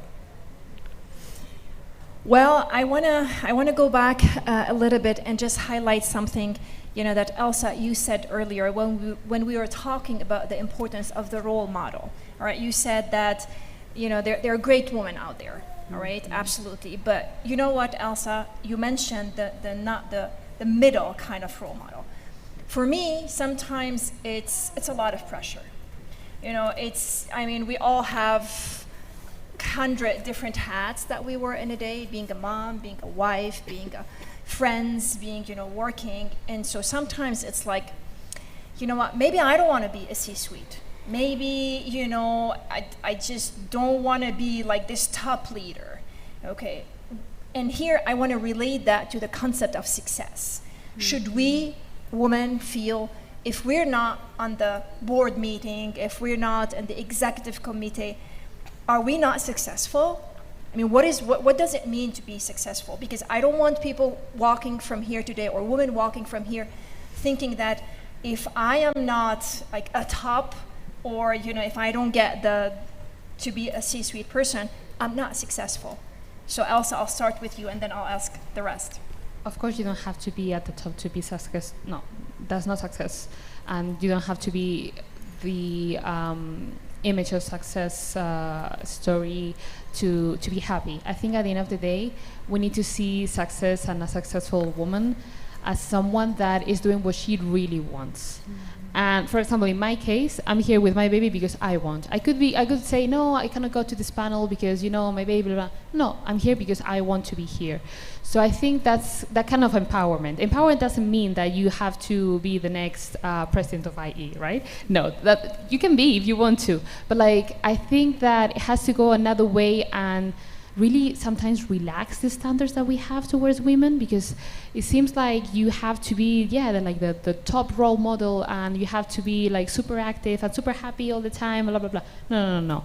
I think at the end of the day, empowerment is like, what do you want to do? And when you arrive at your house every single day, like, are you happy with the work that you did for yourself?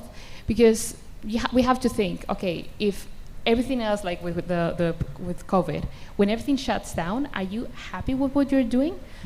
I think that's success. If you're really happy with that, you're a really successful person. And I can say that right now, maybe I'm 80% happy. You cannot always, be 100%, but like, be comfortable with what you're doing. And that's what I said, that you need middle role models, because it's not always about being on the top. And not everyone wants to be on the top. Not everyone wants to be in a panel, and that's okay. Anna. Perfect. So I would like to add on that two things. So the first one is that I just finished a book called Ikigai, and it is about how even in the smallest details or like the biggest goals in life, you really enjoy what you're doing, either if it's like having a cup of coffee. And I feel like the more that we are developing on this technology side, it is also about the question that you just raised, that it might be in any sector or whatever you want to do, but it is about really observing yourself on what you want to do. There is a really nice analogy that everyone knows that the highest point in Earth is the Everest, and it has about 9,000 meters above sea. But on the other hand, there is a deepest point of the Earth, and that one has almost 11,000 meters. And that one is called the Mariana Ocean Trench. And the whole analogy is to indicate here that sometimes it is not about how much you achieve and the height you get, but instead of going into the depth and reconnecting on what your essence is and asking yourself on what makes you happy. Thank you, Anna. It's a tricky question, this one. I know, it's more philosophical, but I think it's important also to leave, sorry, I forgot I had a mic, to leave the message that as long as you do what you want to do, this is success. But Sarah?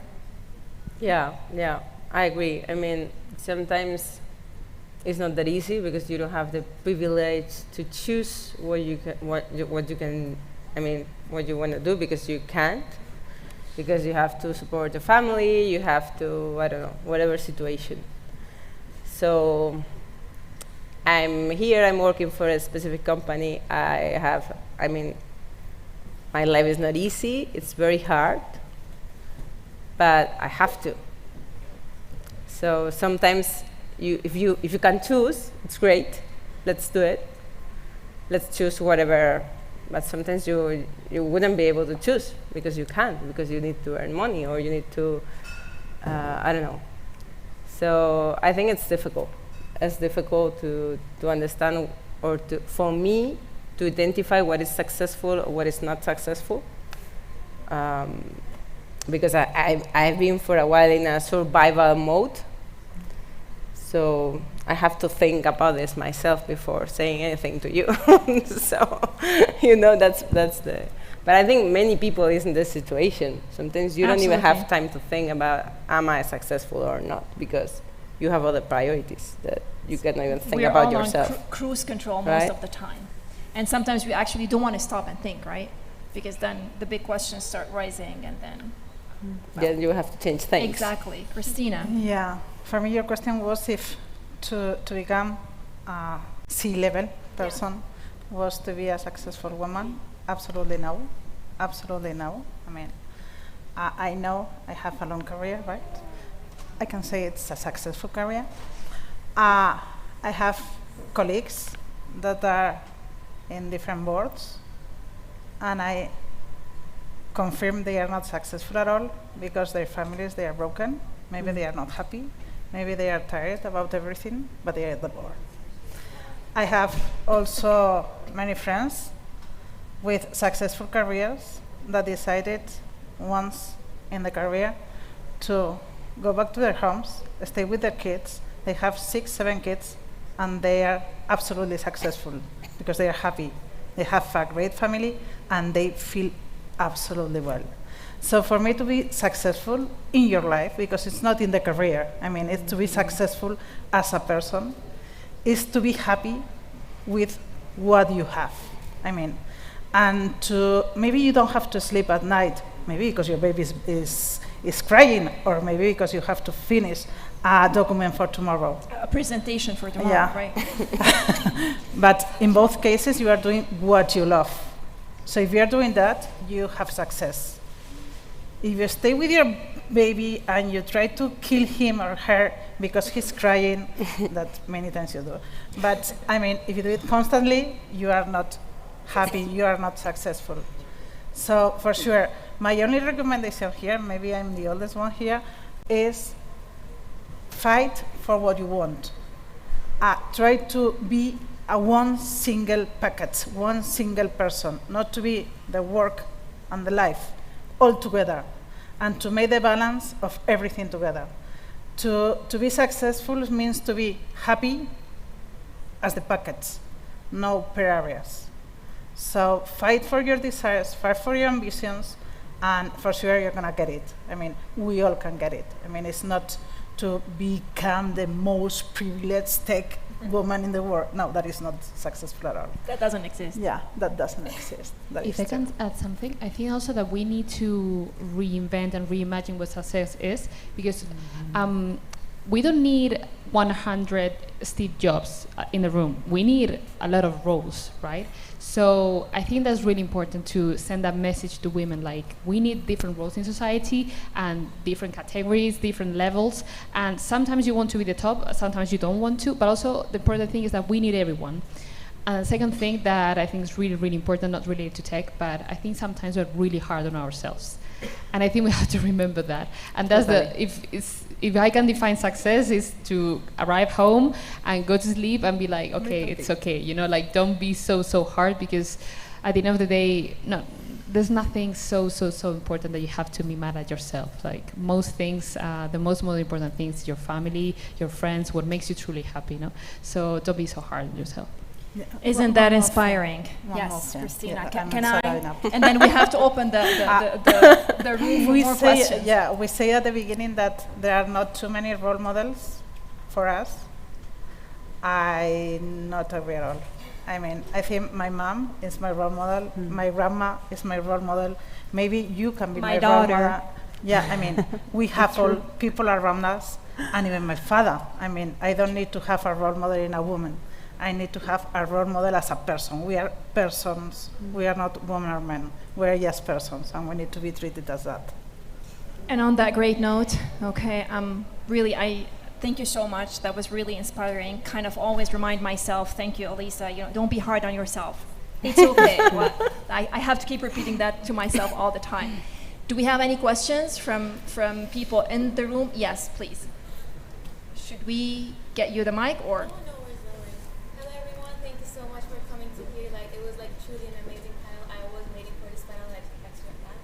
Actually, because currently I'm studying the dual degree in BBA and data, therefore I really want to get into the tech industry, and I think that as women we can add a lot to this industry. Being a second year, I still have time to graduate because I'm studying for 5 years. So I would like to ask, but I'm always super excited and really determined. What would be your first advice for a person that would take herself to the tech career for the first time? What would be an entry advice, for example? Anyone would like to answer this? For me, it's be yourself and be creative. Thanks so much. Widen your choices. I would say, okay, you're still in your second year. It's a long program. Trust me, I've designed it. So you still have 3 more years to go. It is, but you have the opportunity to be studying the business and the data, and so just think about all possible combinations that you can have. Open your mind to experimenting fields, areas, and just do that. Get to know different things, get to know what you want, because I think you're one of the very few that could have a choice in deciding what you want to end up with, just based on the career. I'm not talking about something else. Enjoy your university years. Enjoy them. They go by really fast. After class. I did a double degree, 5 years, and then a master's degree, and I'm here with a daughter. So it goes really fast. So really enjoy, because as she was saying, if you want to find what you really want to do later on, and to, at the end of the day, now we are so prepared that what is going to make you different is that you're passionate about something and that you really want what you want to do, right? So I think based on that, you really need to enjoy the whole journey. And a double degree is a double degree, it's, you know? So really take your time. Thank you so much. I really appreciate it. Thank you. Do we have room for one more? Do we have, yes? I can. Another question? Yes? No? Yes, Mike.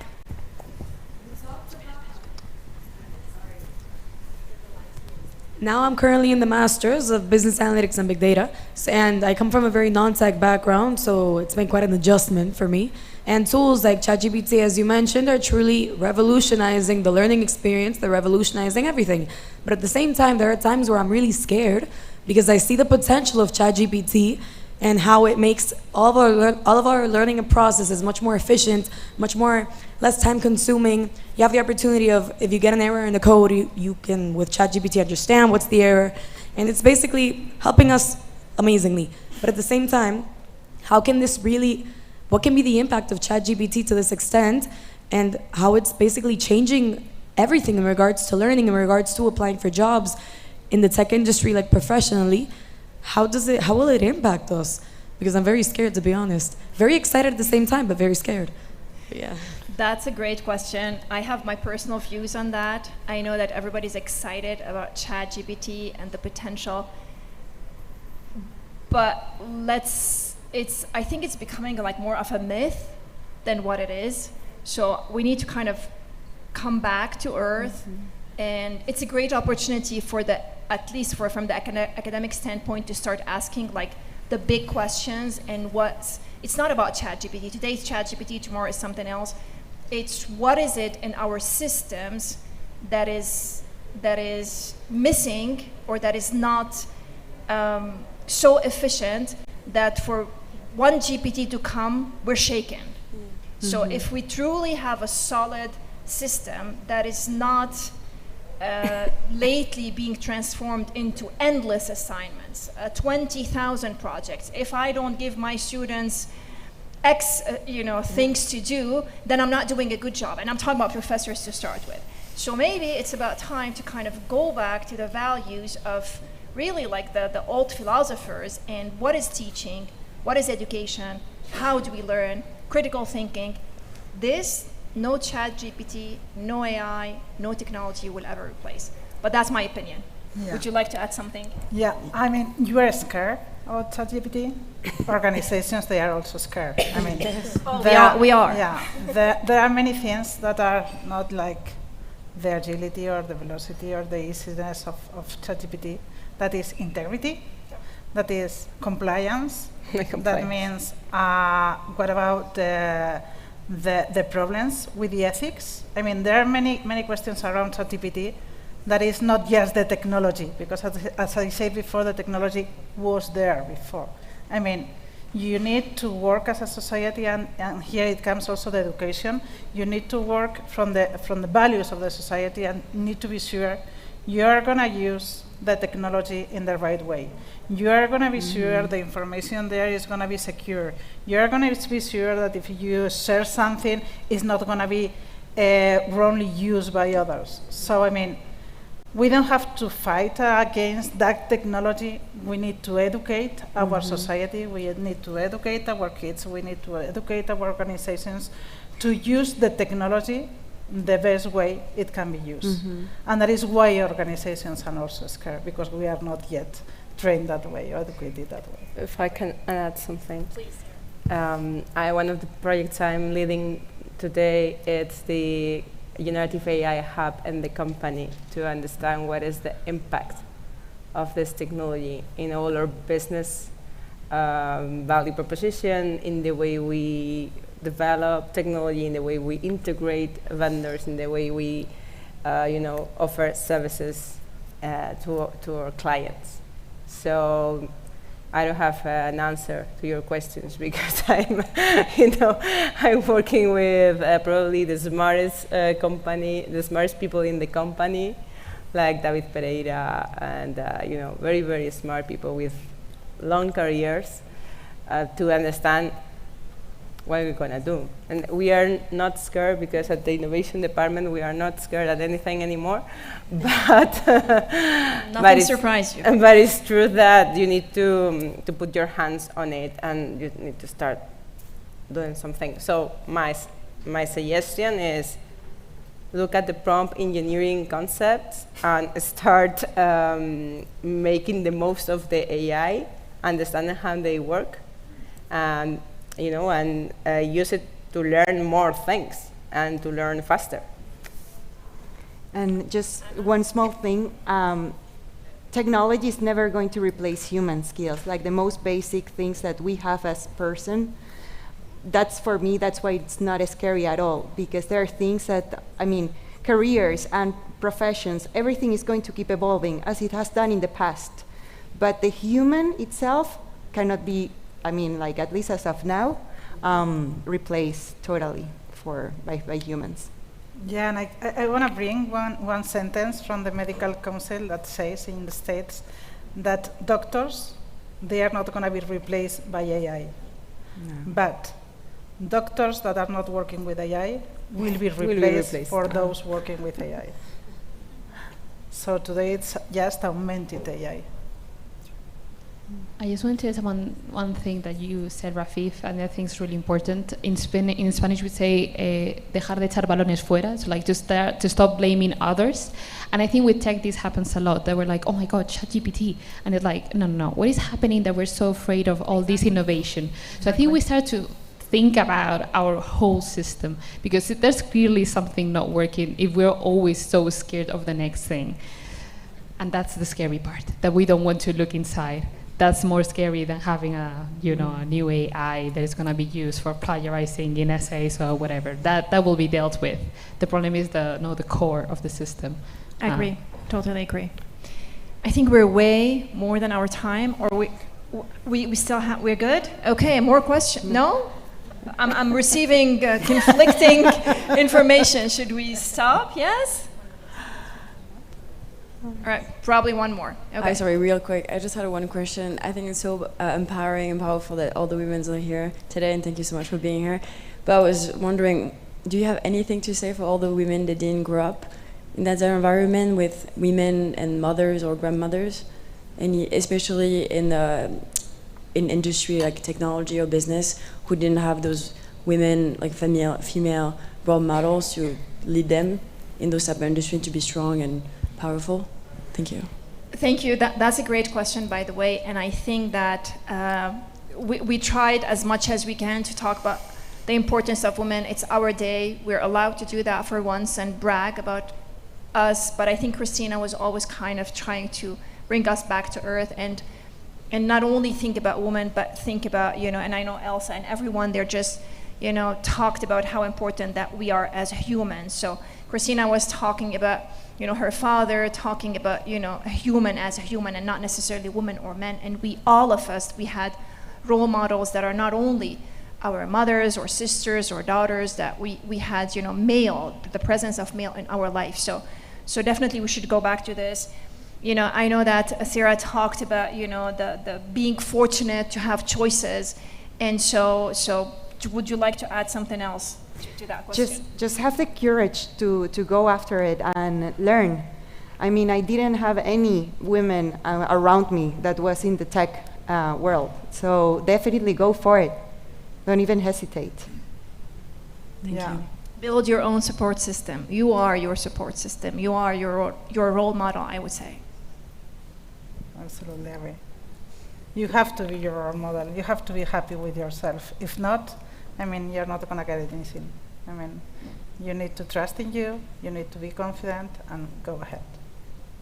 And tell others, just watch me do it. That's a great note to end on. All right, thank you.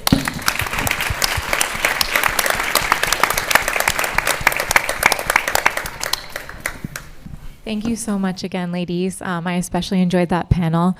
I know I can't stop bragging about undergraduate alumni everywhere I go, but I mean, just look at her. She's fabulous, and all these women are. So thank you so much to each one of you for the conversation we just had here today.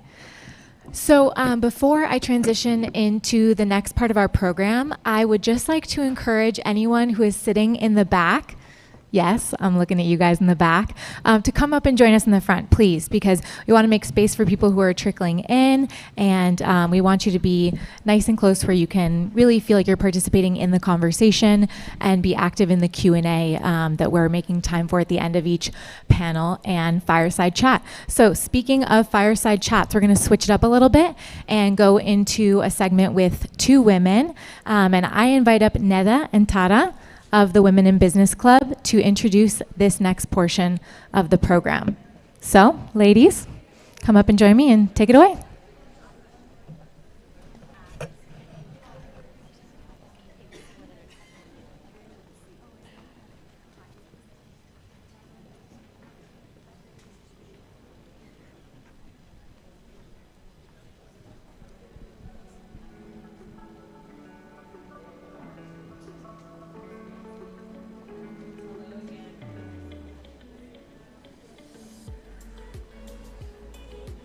Try it again.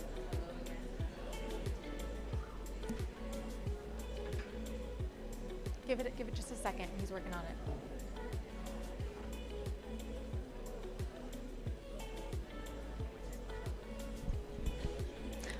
All right, while we are waiting, I just want to mention that we have a raffle today. So if you registered, you should have gotten a goodie bag on your way in. If you didn't, I believe we still have some left. So you can grab that where you entered. But do hold on to those goodie bags because each one of those bags contains a raffle ticket. And right after the lunch break, we are going to announce who those lucky raffle winners are. So you may be holding on to a lucky number. So hold on tight, and we're excited for no more goodie bags. All right, so if you do have a lucky number, then hold on tight because we will be doing that after the lunch break. So.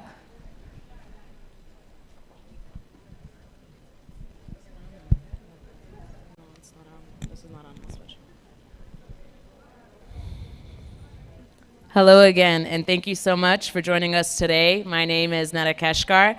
I'm currently doing my master's in international relations here at IE, and I am also the president of Women in Business at the master's chapter. And I'm Tara Lopez, finishing my international MBA also here at IE, and I'm one of the event coordinators for the Women's in Business master's chapter. For this panel, we will be taking a more open conversational approach and have oriented this conversation to be like a fireside chat between Lola Banyon and Cristina Mateo. The retail industry is constantly evolving, and women are playing increasingly important roles in shaping the future, especially after COVID. This fireside chat will explore the ways in which women are driving progress and positive change with a focus on the importance of inclusion and diversity in leadership. We will also discuss how retail can make a contribution to societal progress and city planning, as well as dive into the importance of the future, of education challenges that we face in attracting the right talent. As we navigate the complexities of the retail landscape, embrace new technologies, and build inclusive workplaces, this conversation will emphasize the importance of overcoming challenges and breaking down barriers through personal experiences. Lola Banyo, who's here with us today, has climbed her way through these roles by breaking barriers and setting new standards for all women. First, she was the head of operations and development at Carrefour, and then she was the head of Carrefour's property real estate. Eventually, she climbed her way to the top of the ladder, where she currently has her role as a Director General of Carrefour Property. To help guide the conversation today, we have IE's very own Associate Dean of the School of Architecture and Design, Cristina Mateo. Christina has been with IE for over 7 years, prior to which she completed her PhD in urban ethnography. Thank you so much to both of the women for taking their time out of their schedules to be with us here today. It is an honor, and we appreciate it. We're looking forward to the conversation. So help me cheer on and introduce the two of the women.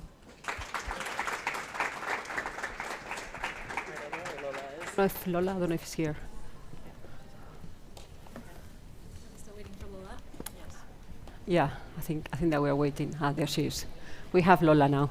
Okay. She's just getting mic'd up, so she'll be with us here in a second. Great. Thank you for being with us, Christina. It's my pleasure. And thanks everyone for being here as well, because it's we are competing against lunchtime, so very honored, and I'm sure that is Lola's presence here that is making everybody to be here with us. So Lola, welcome. Thank you very much, Christina.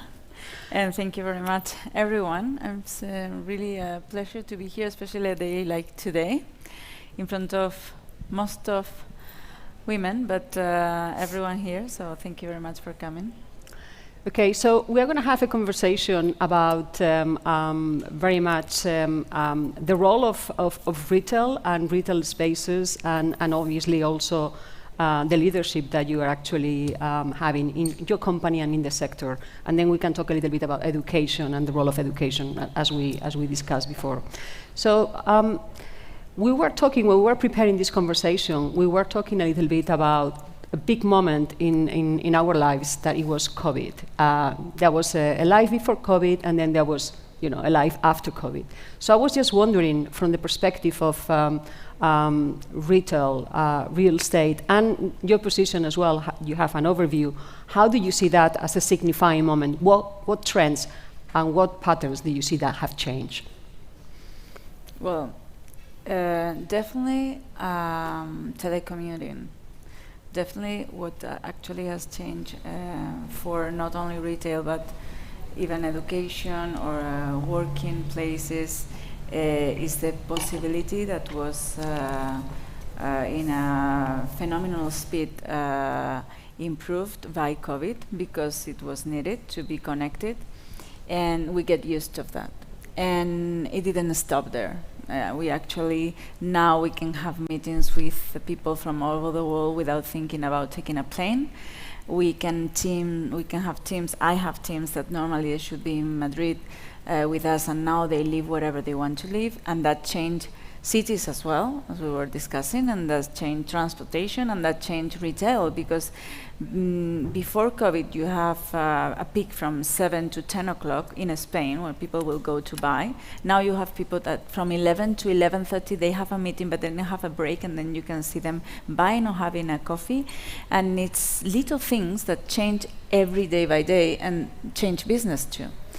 So for one, telecommuting, and secondly, and it's very important because we're still there in the middle, and there is a lot of, in real estate perspective, there's a lot of questioning about it, is e-commerce.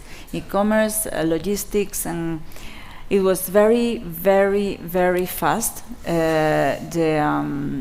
the change during COVID. We thought the path will be almost the same, and it was, as I was saying, in telecommuting, we didn't go back. In e-commerce, yes, I think, and especially in countries like Spain, Italy, South America, I think people really needed to go out from their houses. So when e-commerce was very important during COVID, and still is there, we've seen the path is not as fast as we expected. But omnichannel came with COVID with a big,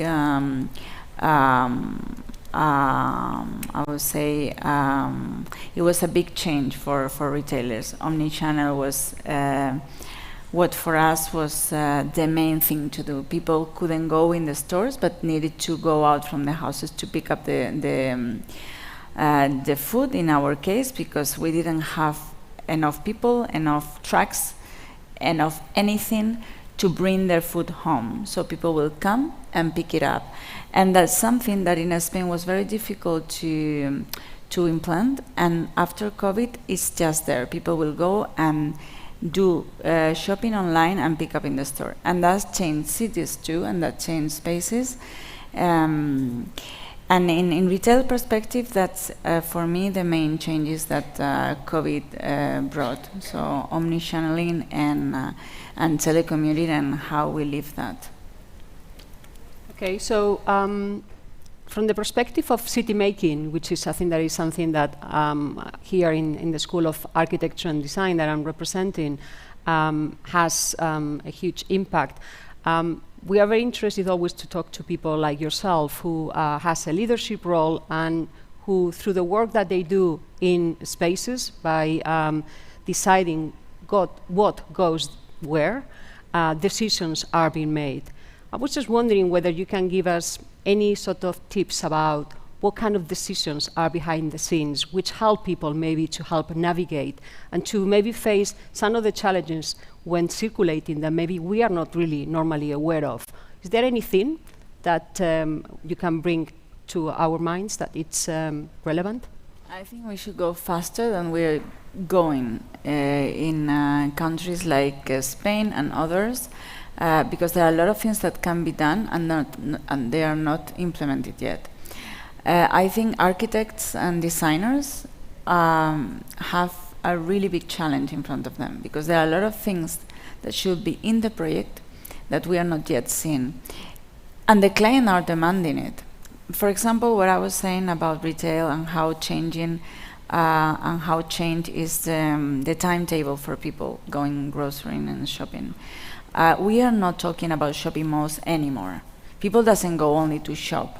People need to go to have a coffee, need to go to healthcare, want to go to the hairdresser, so they need services, shopping, staying, probably they need leisure as well. So what we call mixed use is something that we've been talking like for the last 15 years, but now it's more than ever very important to start thinking about that as a whole. I don't see as interesting places these kind of reluctant places that are far away from the city center, and then you just go there shopping and you spend half of your day or the whole day, and then you come back exhausted to your place. It shouldn't be the way of developing cities, because that's, first of all, is a big impact on our environment. Secondly, we cannot promote what we talk about community life, which is something that we need to get inside more and more. It's very easy for a retail company like us to do a shopping mall. We are used to do that. It's our comfort zone. What we should do is to mix everything, forget about what we know how to do and look what the client wants. And the client wants spaces to do everything in every moment, and probably close to the house, because what we can see in new generation is that they are fortunately very much interested, and they promote the sustainability, and that's something that comes with this community center and is far away from this kind of big shopping malls. And so, answering exactly your question, there are a lot of things that can be done, like a lot. We can work on lighting, we can work on cleaning, we can work on traffic, automatic transportation. This can be done. So it's administration that they actually don't answer the question. They are not public administration. Public administration. I think they really need to change things. Normative. The law need to change several things as well. We are not prepared now to have, for example, the kind of cars that we could have, which is autonomous, that will permit to have less traffic. It will permit to share cars. We can do all of that, and we are not doing it. And it's not yet. I think there are a lot of things to do by us, by the community, but a lot of things must come from designers, project administration, and probably all the legislative. So a joint common responsibility. That's okay. I think that we are here in a session talking about how retail can actually provoke societal changes on a day like today. And I like the introduction that we had, which addressed that. And I was just wondering, because often we think of retail as something that you just do, you just have to do it. It's more like a duty. But you are bringing a new dimension to it. You are bringing about the idea of community, the idea of spending time purposely, and maybe having a real meaning, like almost like becomes the actual top of the ice of the ice cake. So I was wondering a little bit about what do you see in the and you also mentioned shopping centers are not anymore the thing to do. And I always remember, if I may, there was this sociologist called Ray Oldenburg. He coined the term third space, and he talked about the shopping malls of the United States as the third spaces where people didn't work, they didn't live, but they went there purposely to meet others. Maybe that was like back in a few years back in the late 1980s and in the United States. And I was just wondering what's happening right now in Carrefour centers. What type of connections do happen there? And what type of diversity, if I may, also takes place there? Do older people go there? Do senior people go? Younger people? What's going on? Who goes there and what do they do? The interesting thing about companies like Carrefour is that the omnichannel is there.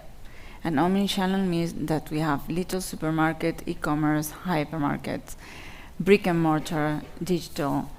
And that's how I can answer to you that yes, every generation has a place. But if you think about what I think we're all talking about when you hear the word Carrefour, is a hypermarket. And apart from the fact that we do spaces as well, and I'm very proud of it, we are doing mixed use, we can see in our stores and out of it a place to eat and then a healthcare place, and then we are doing much more than that. But in hypermarkets and diversity in age as well, what we know now is that we need to personalize the offer. And we are going there very fast, I would say. Clients have this every day in their hands. Senior people are more used than ever, after COVID especially. My grandmother didn't know what Amazon was until she needed to use it, because it was the only way she could actually have something. And even Carrefour online. And when you have this in the hand the whole day, you need to be prepared for someone that is showing you what they want in the minute they have just seen it and they want it afterwards. And the young people, you cannot tell them, no, I cannot do that. You just need to come to my brick and mortar place and buy it here. You cannot talk to them like that anymore. And that's something we understood not so long ago. So yes, the retail places are still brick and mortar. I don't think it's going to be dead, for sure, but we need to personalize, and we are doing it. We need to address everyone, not only the 40 to 60 years old people that are used to us. We need to address young people. We need to do places for children. We need to make places for people to stay a little bit. And you were talking about the 80s in the United States. When I talk about shopping and what is a challenge for people in retail is that 700, 900, 1,000 years ago, marketplaces were where people meet. It was in the city center. It was, if there was so, but it was where people meet. Where people will sell their things, will buy their things. They will actually exchange information. There's something that we need to keep doing. If not, we will lose this, I would say, fight, even if we are in the same boat, with e-commerce and with non-social life, which is this independent shopping all by yourself, which is a pity, because we lose a lot of things, not only in shopping but in social, as I said, and in humanity and spaces for living. So it's a challenge. I don't think we have arrived there yet, I gotta say. I think we have a long way in front of us. I think shops, we have big shops, 10,000, 15,000 square meters, and I see faces here that they will think like me. I cannot spend 3 hours shopping in a 10,000 square meter shop. So we are working on that. There you can have show cooking and places where you can actually see what they're gonna come next time in the cinema, and then you can do like cross-selling. And that's we do in 1-2 stores in Spain, several around the world, but not in everyone. And I think what we need to do is actually do that. Connect everything, connect real life, not only shopping, and that's a challenge. That's a real challenge, not only for Carrefour, but for everyone. Definitely. We actually address that in in many of the programs that we have in the School of Architecture and Design, but we have one in particular, which is the Diploma in Strategic Interior Design, where this is one of the challenges, and that's where architects, designers, and people involved in the built environment and what do they do? They actually try to change things like disruptive, or they try. I'm very interested. We actually wanted to follow this because we wanted to give like a prize, because we are missing that. We are missing people that change things, like they are disruptive, and I think it has to come from universities. And it's a program that is addressed to people who are working mostly, so it's compatible with their work. So the disruption comes from within, which is the best, I think, that the best way to be disruptive. So it's developing change within the organizations and being able to apply them. So that's the way we think about it. It's realistic. It's not just a design that it's never going to be. You can be a designer, or you can be a non-design professional. We say that we teach non-designers to think spatially, and to designers to think strategically, so that they can have a dialogue and work together. So, but we can talk more about it later on. I wanted to bring back Lola's knowledge and experience as a leader in the workplace and in her own company, because I'm very interested. I mean, it's needless to say, but she's super young. So I'm very interested to know how you made it, and also what do you do? What kind of mechanisms do you see that work? Can be put in place so that women are actually having more of a relevant space at the right tables. Well, thank you for the young thing, but it's been a long time already for me, as I see it. I always say, and I will not stop saying it, passion does everything. Mm-hmm. So if I need to answer very briefly, what I've done in my life is to believe what I'm doing. And even if someone, man or woman, which in my case was no woman at all, want to tell you that's not going to work, that's never been done, that's not how we do things, which is something that you hear almost every day, when you're young especially, and if you're a woman even more. You're passionate because you believe what you're doing, and then you just fight for it. And that's for me, has been the only answer. Because if you don't believe, there's a lot of opportunity to let it go. Like, you actually can forget about it. You will have your income if you have a job, and you will see that life can go on without fighting for what you believe. And what I see is that you can develop your career in an interesting way to go in a top level or C-level management position or middle management position is very interesting, but especially it's interesting to create things, and to create things, to change things. The only answer for me is to believe what you're doing. Believe strongly and forget about who is gonna say and try to have a structured mind.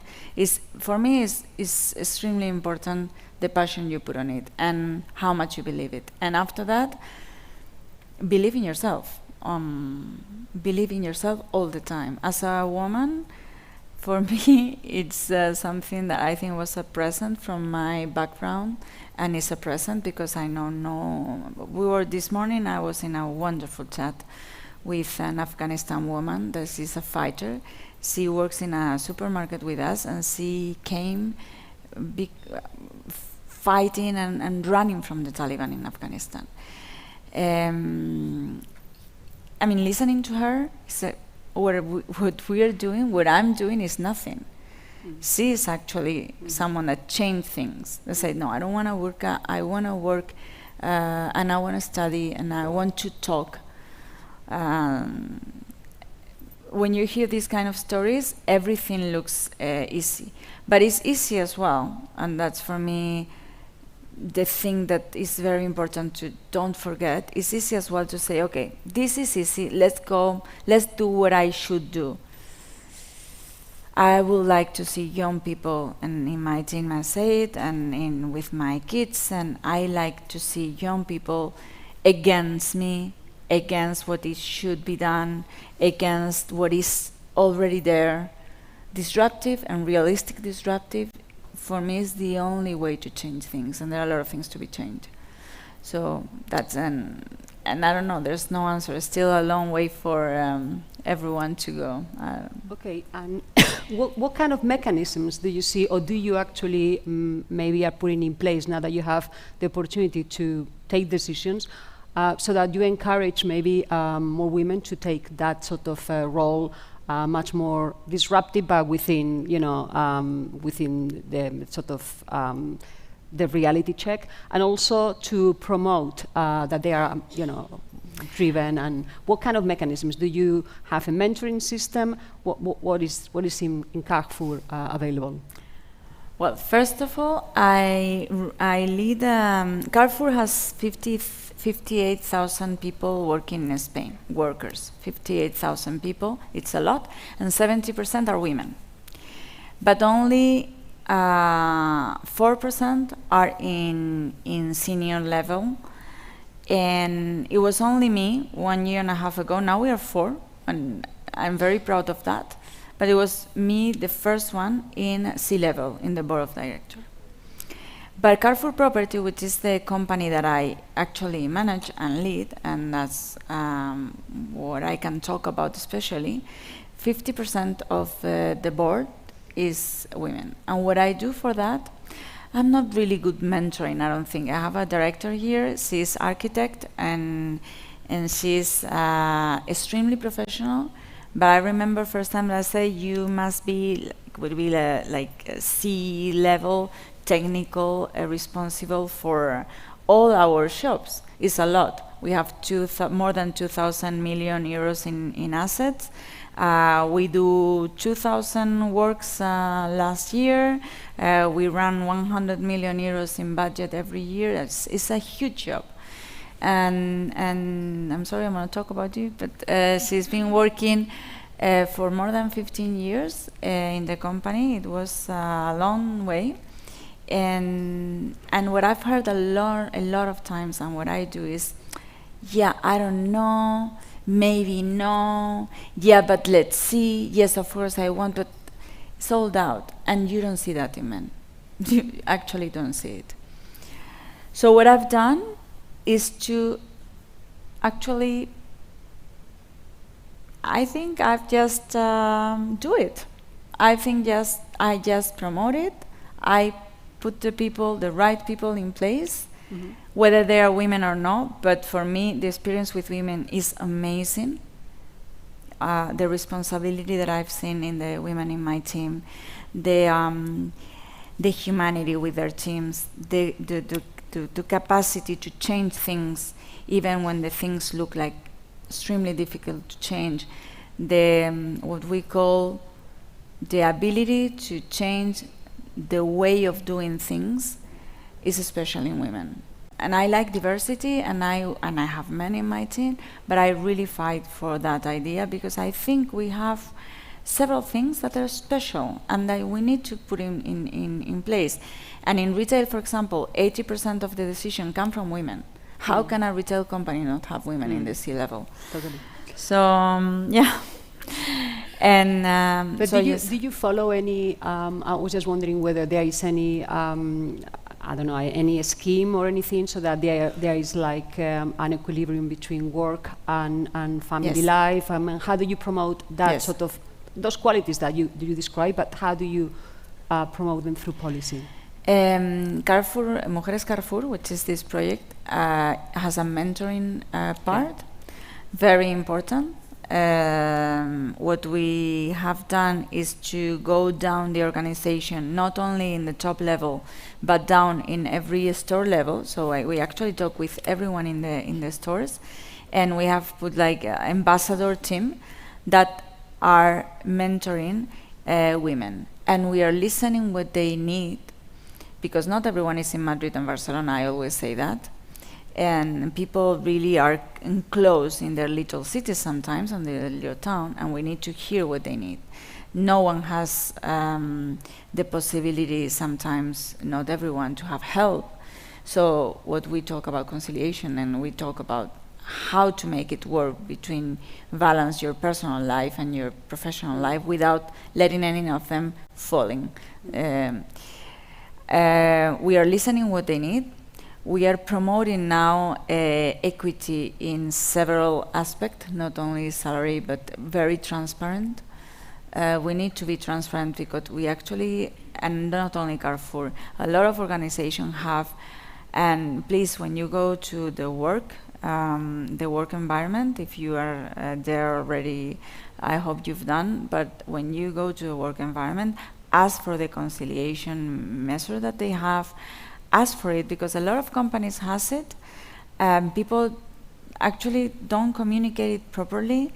Sometimes I see less in young generation, but sometimes we are afraid of asking, scared of doing. I always put the same example. I remember 15 years ago, 15 years ago, in a meeting, I was director, but nothing to do with general director or anything. I was just in a meeting with 12 men. And there was a match. It was a Real Madrid-Barça, I think, or Real Madrid-Atletico de Madrid. It was a derby, a Real Madrid-Atletico de Madrid.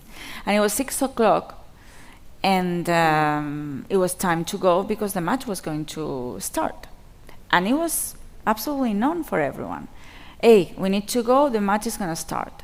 6 o'clock. You never stop at 6 o'clock. Kind of meeting like that. It was like a big meeting. Mm-hmm. Top-level directors. Okay. 4 years ago, I was in a meeting. My kid, the little one, was sick, very sick. He was 1 year old, and it was 7:30, almost 8 o'clock. And I thought to myself, if I say now I need to go, me or a father, because I need to go for my kid, I know how they're gonna look at me, and it's not fair at all. So we need to open this. We need to open the idea that we have life, and life can be a match, life can be a dinner with you one day, life can be going to go with your kids, life can be that you want to travel one day, because we have this, we work almost all the time, and we really need to fight for that. And as long women and men understand this, things in conciliation will change. Totally agree. Let's move a little bit to wrap up onto the field of education, because largely, I mean, we are in an educational institution. We do have at the School of Architecture and Design over 60% of female students. And of course, that's is not an objective in itself, it just happens, but maybe it's telling us certain things. And when we move on to the work field, things happen. And I was just wondering what type of talent, and it doesn't have to be male or female, I'm sure, but what type of talent do you look for? What kind of qualities? And in which way they are evolving? What are they, and what challenges do you see in the search for talent? It's a very good question, because sometimes, well, I want to say something. I left the meeting and went to my house. And you kept the job? Of course, and actually it was a good thing. I got the women project. Anyway, yeah, for the talent, it depends. It depends. If I'm looking for, it depends especially on the job they need to fulfill. It's very important, this, because I can say here something that is not for everyone, but something that every organization look for is adaptability. Because organization now, we know, 1 year we are here, another year we have COVID, another year we need to change things. Once you are in front of you're in an interview and you can see someone that is very fixed on what they need to do and how it's going to be the job and what I'm going to do and how many, when you see someone that is very in the context of what they need to do, you get concerned. How I'm going to make it work if this change? I like the professional, but how is it going to be? So the ability to adapt yourself, to adapt your team, to adapt to the job, I will say is something very important. Secondly is that, and this is a challenge for organization, we need to understand that people want a purpose in organization, and we need to have it. And it cannot be only your incomes, it cannot only your, we need to have a lot of things and to show it to the people that we want to attract. And I think that's our work to be done, organizations. Companies are not yet there. We are there when we need to attract talent for e-commerce, like we know which kind of collectivity you need to talk in a certain way. But it's for everyone now, more and more. You need to show that you are going to respect them, their timetables, you need to respect the environment, you are a sustainable company, you are compromised, and that's something on us. And the challenge is to put that together. Put together what you are looking for, which is you're looking for someone that is committed to the company as well, that want to give their best, that has the energy. I always say the same.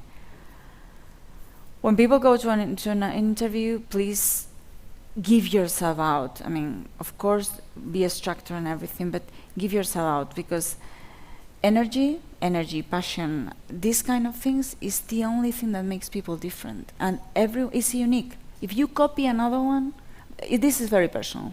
I'm sure a lot of human resources people will say, be calm, this is personal. But if I've seen good professional promote, being in a director level very fast, people that change things around, it's people that in the interview you can see that, and I want to do this, and you can see the energy. So don't keep that for yourself. If you have it, show it out. Show it out.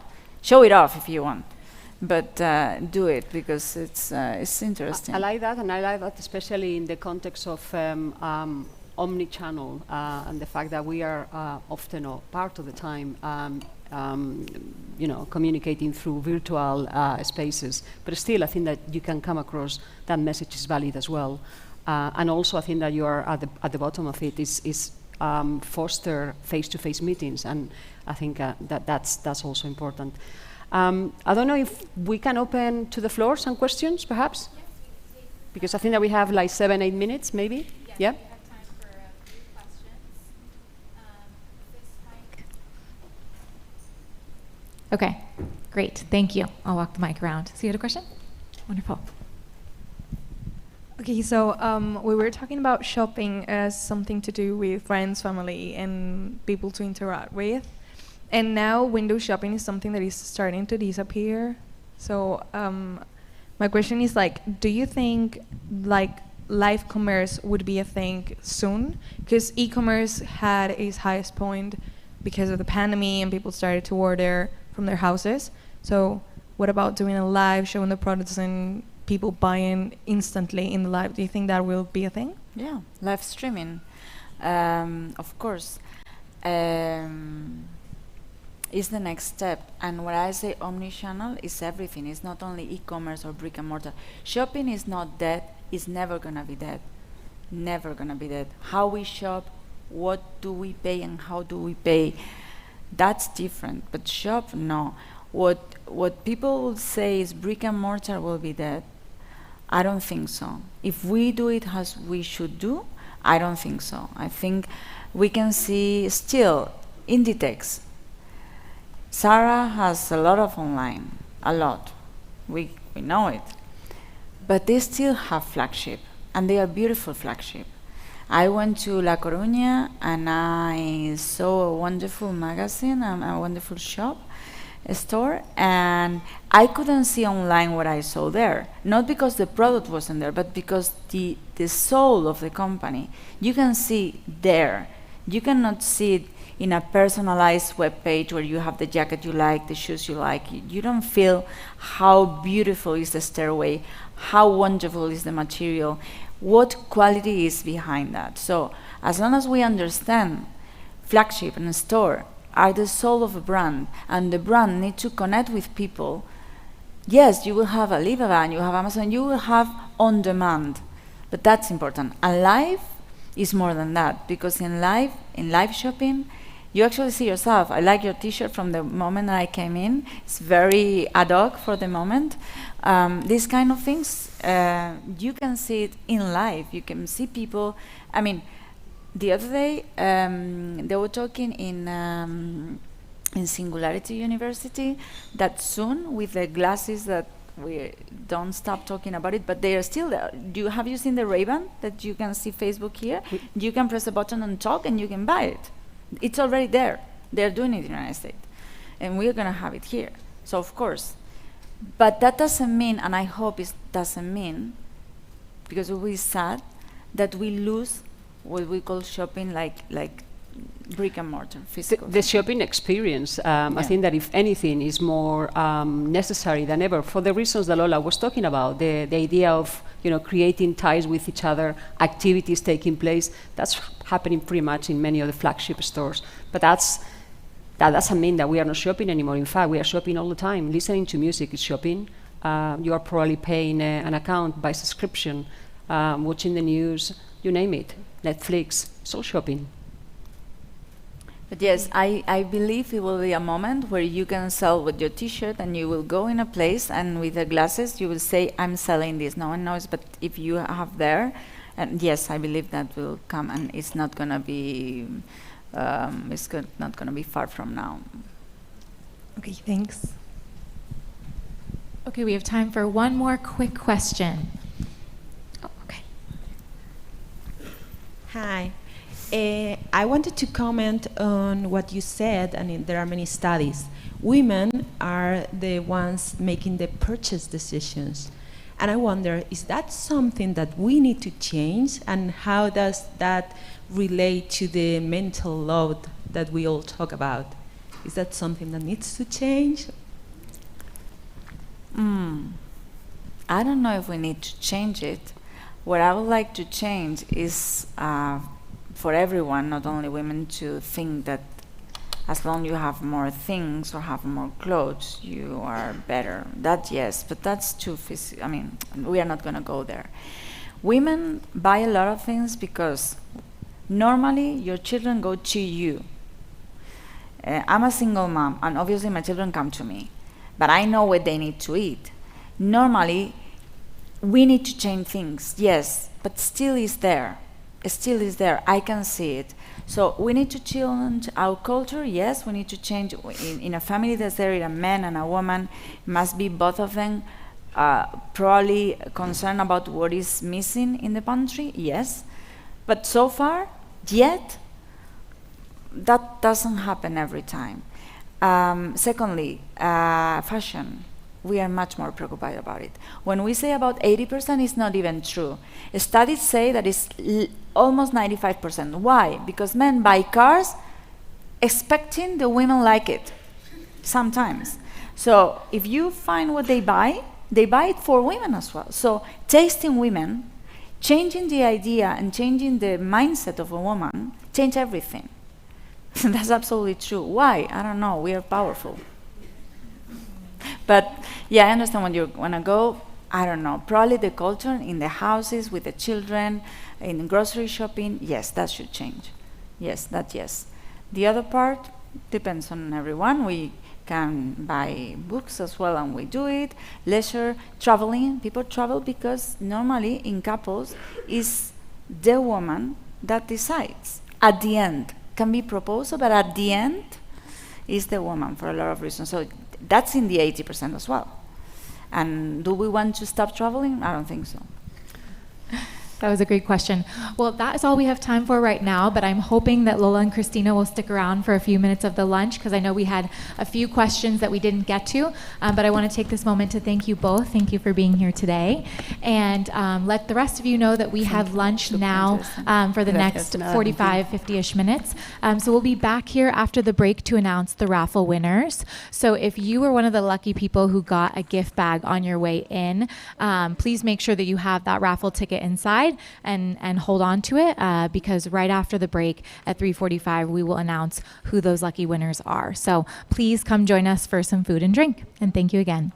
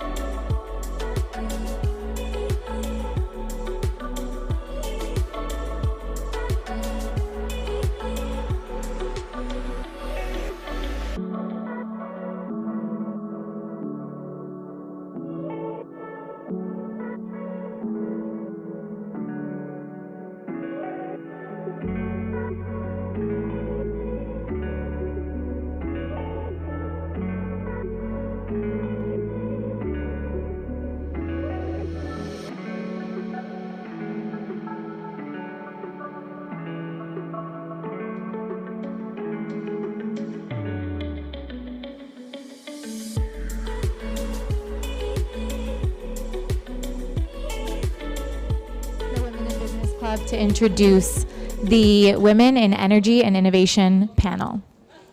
Hello. Thank you. Thanks.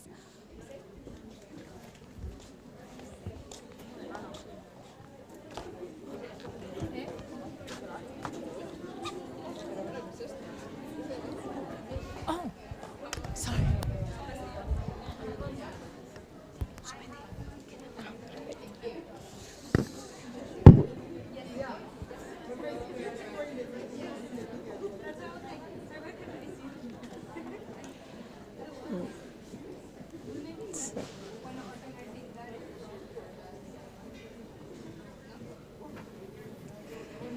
Ok.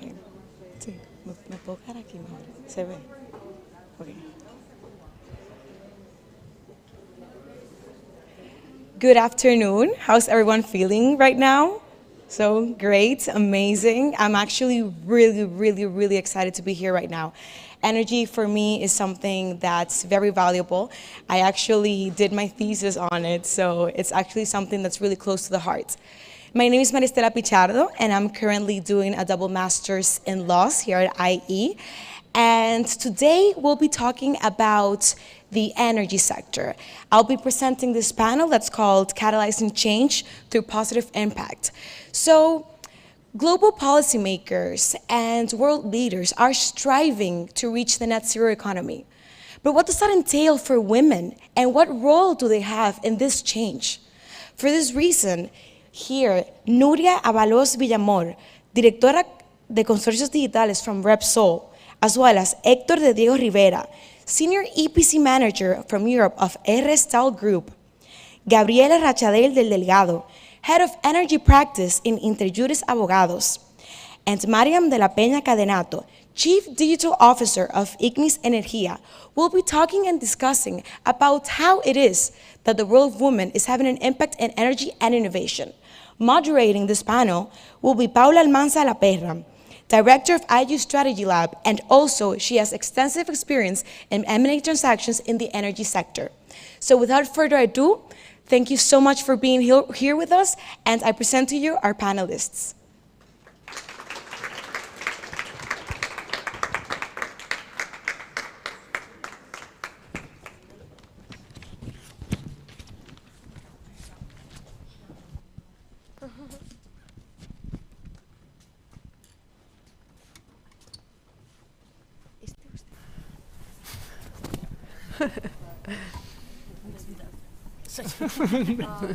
Okay, are we all set? Yes. I hear you. You hear me. Okay, so many of you may also have had class with me because I'm negotiations professor, so maybe my face is familiar to you. And I always love talking about energy, but energy like personal energy in general. And there's no better panel to moderate that something about energy, the energy that we use every day. And it really connects with our lives. You have seen, if you open the newspapers, you see every day news about prices that increase, the mortgages, you go to the grocery store, you go to the supermarket, and you observe that a lot of things have changed. And then if we think about the origin of all of this, it has to do with energy, the world of energy, how energy is generated, how energy is distributed, how energy is used, and consumption of energy, how we can become better, more sustainable, more efficient in the use, the production, the distribution of energy. There's a lot of things to consider.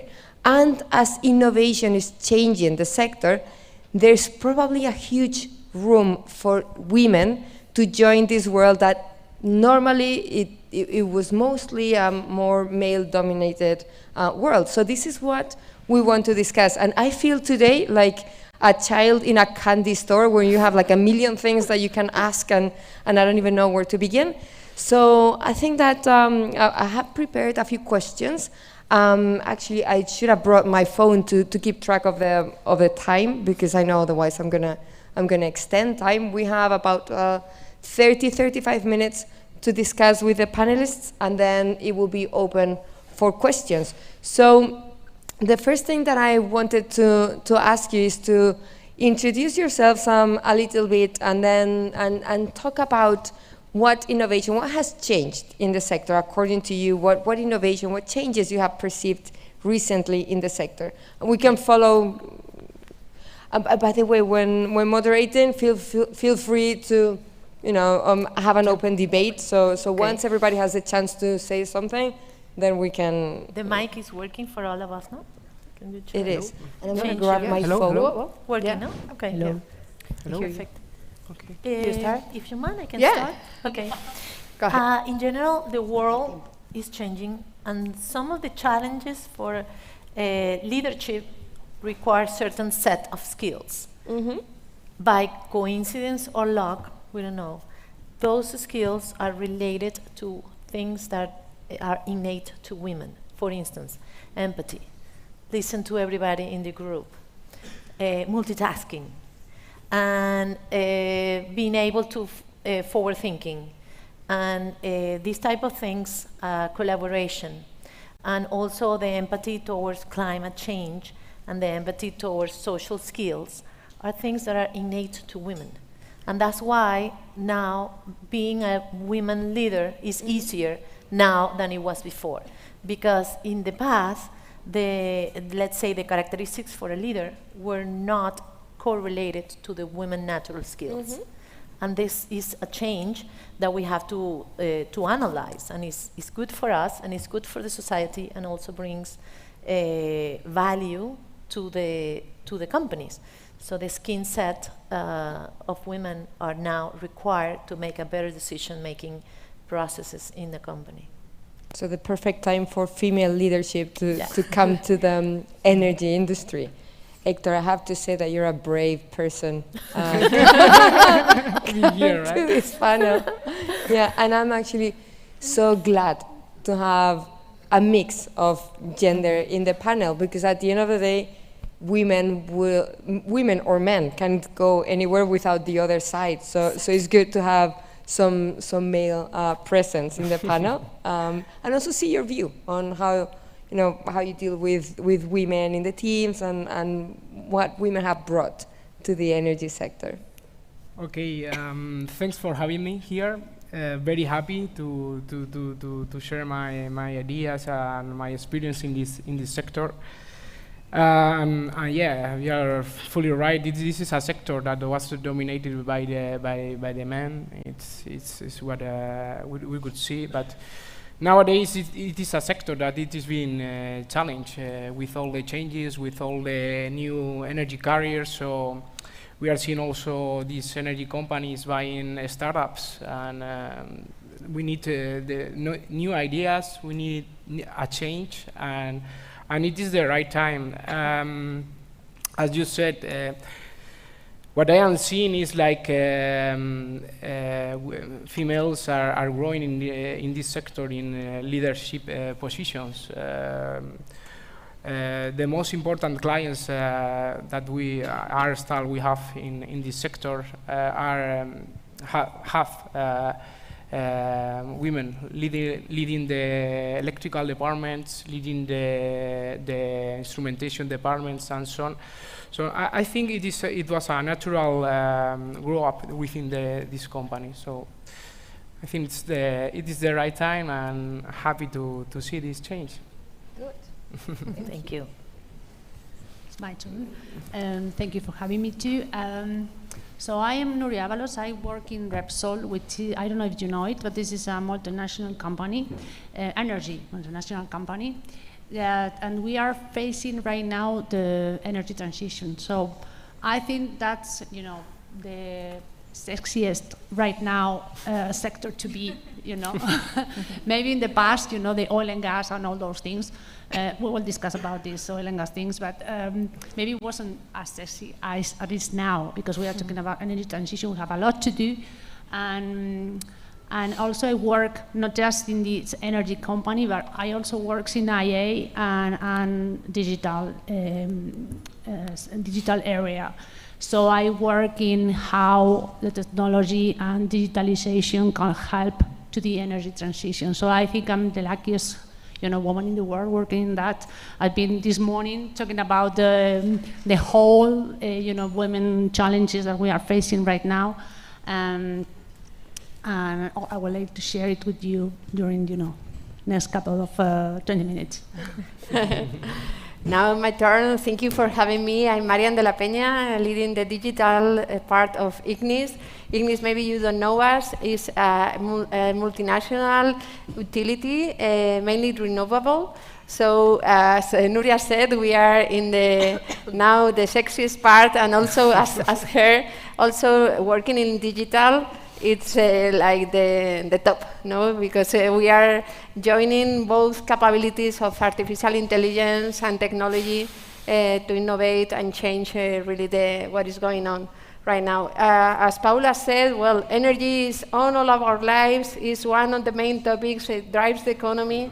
So I am an industrial engineer. I have been working in the sector for more than 20 years in different positions in trading, wholesale optimization, and then digital stuff. So having you here for me is also a good chance to ask you to come to the sector and think that you have a really exciting career joining our sector. And you will be able to change the world because energy drives economy. Can you imagine a life without power, for example, without electricity? All of our devices, the electrification of the economy is right now the reality. And also we are committed to reduce our emissions. So renewables are here to stay forever. Maybe you can invent new energies for the future. But it's really a sector that has changed a lot and will need also your contribution.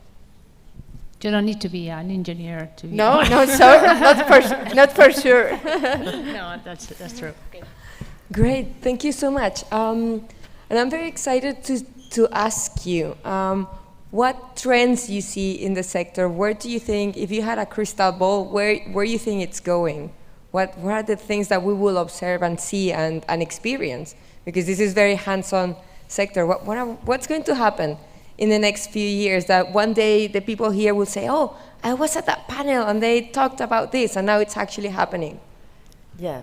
One of the things that I see happening fast is the inclusion of a lot of new technology, innovative technologies into the oil sector. It took a little while. It wasn't as fast as, for instance, in the banking sector, financial sector, that we have all these fintechs and everything. In energy, it took a while, but now, because energy companies have a lot of money and they have the possibility to create new things with a group of very intelligent people that usually work in oil and gas companies that are now transforming into clean energy companies or startups, as he said, it is for me a trend that is going on in all the industry. And the important things about that, in connection with women, is that all the technologies that are created now take into account the climate change, and that's something that has been driven more or less by women. So innovation and climate change are getting together. And that was something that in the past, the link was not so clear. So for me, that's a new tendency that I also see in the industry. Right, thank you. And sorry, because I'm going to insert another question inside this one and then we continue. But do you think that there is a connection between long-term and short-term view and females? Like, I don't know if we have a vision of more like long-term, yes, what future are we leaving to our children or something like that, that makes us think about the future in terms of, because you were talking about sustainability, yes, impact. For women, I mean, studies have shown that women are more interested and compromised to the environment, and it's because of that. They think about the children and the future more than now the present. And there is a tendency in the oil industry to think about the numbers now and the instant gratification that is now ruling the world, while women are thinking about the future. And that's why most of the climate change and innovation technologies related to climate change are driven by women. That's really interesting. Yeah, you can see. Absolutely, yeah, definitely, yes. And let's see, Hector, what do you think? Yes, I think we have like the three landscapes: short-term, mid-term, and long-term. In the long-term, and we are living this landscape right now because the production sector, for example, they need to have more efficient plants. So it is time to invest in really new technology like digital twin, artificial intelligence, and so on. So, as you said before, maybe in the short term we wouldn't need someone going to the North Sea with with a helmet and so on. So it could be operated remotely, and just going there to do the manual tasks. But mainly everything would be remote. So for that we need employees, labor with skills. So it does not need to have force like in the past. So yes, I think as said in these three landscapes we have different situations, but now we have to create the future. So we need to invest in the innovation right now. Yeah, I agree. It's interesting that we are crafting our own future, and it's good to see that you all feel that you're part of that crafting the future. So that's very interesting. Thank you. So I think the conversation around the trends and energy, it all comes to the energy transitions. I think to clean energies. I think the whole thing goes around. So there is every company I think has said that they're going to be zero emissions in, I don't know, 2050, 2040, 2060, depends on the company. But I think this is the big challenge for the energy companies, to become zero emissions in the coming years with a, with a path, the clear path to achieve that. So I think betting on technology and on the digitalization and on people, of course, is the key thing to be done. But I want to mention that this transition to the clean energies has to be done in a way that includes everyone.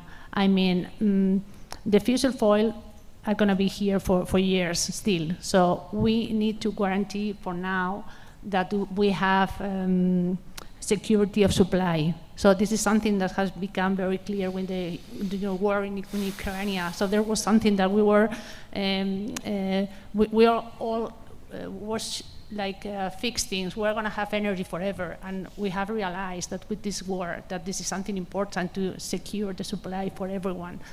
So I say that because the energy transition has to be done with, as a transition and not as a revolution. We have to bet in every, in every technology. Have to be neutral in technology, and we have to do it, of course, with the public sector, with the regulation and everything, to assure that we become, zero emissions, but in a, clear path and with, thinking about it, not, breaking things, Yeah, thinking about future. Yeah, for me, I always put on the table three words. That is diversity. I can imagine a future without diversity, and I'm not talking only about gender diversity. That's an issue, but also other kinds of diversity, because diversity is really a push to the business, to the EBITDA. So we need it, and it's not going to be able only with the women. Also, we need a revolution that is going to be led with men working also for diversity. So for me, one topic, diversity, the second one, sustainability. I can imagine a future without a sustainability. There, for example, renewables. I'm really proud of working with a company like this, with this scope of building renewables globally abroad and being a game changer for the future. And also, I would say digitalization. And this is really a game changer. I believe artificial intelligence has come, and we really are in the imagination, because it's easy to innovate and apply to, for example, maintenance or operations, but it's going to really revolutionize how we are going to work.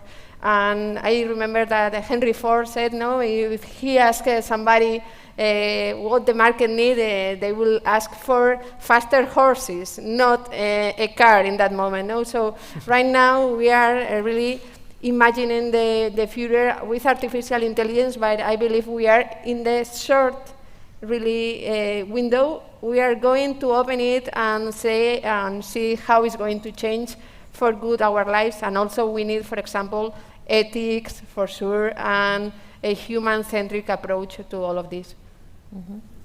Well, many words here that are big, big words, right? So, and I'm wondering how we can combine everything, right? Because somewhere in the collective mind, there could be this idea that, yes, clean energies is great and renewable energies, but at what cost? Is it going to cost me more? Because at the end of the day, we try to balance what we pay and also trying to have an impact. So we all want to believe of ourselves as, yeah, well, push the button. Do you want to go for impact? Yes, social impact, perfect. But then it's like, what's the cost for me? And I want to ask you, the trend towards clean energies, renewable energies, is it really something that's efficient? Is it changing so that the impact in price and the impact in, like improving lives on the one side because we're using clean energies, is it balanced with the local economy, or is it affordable for everyone?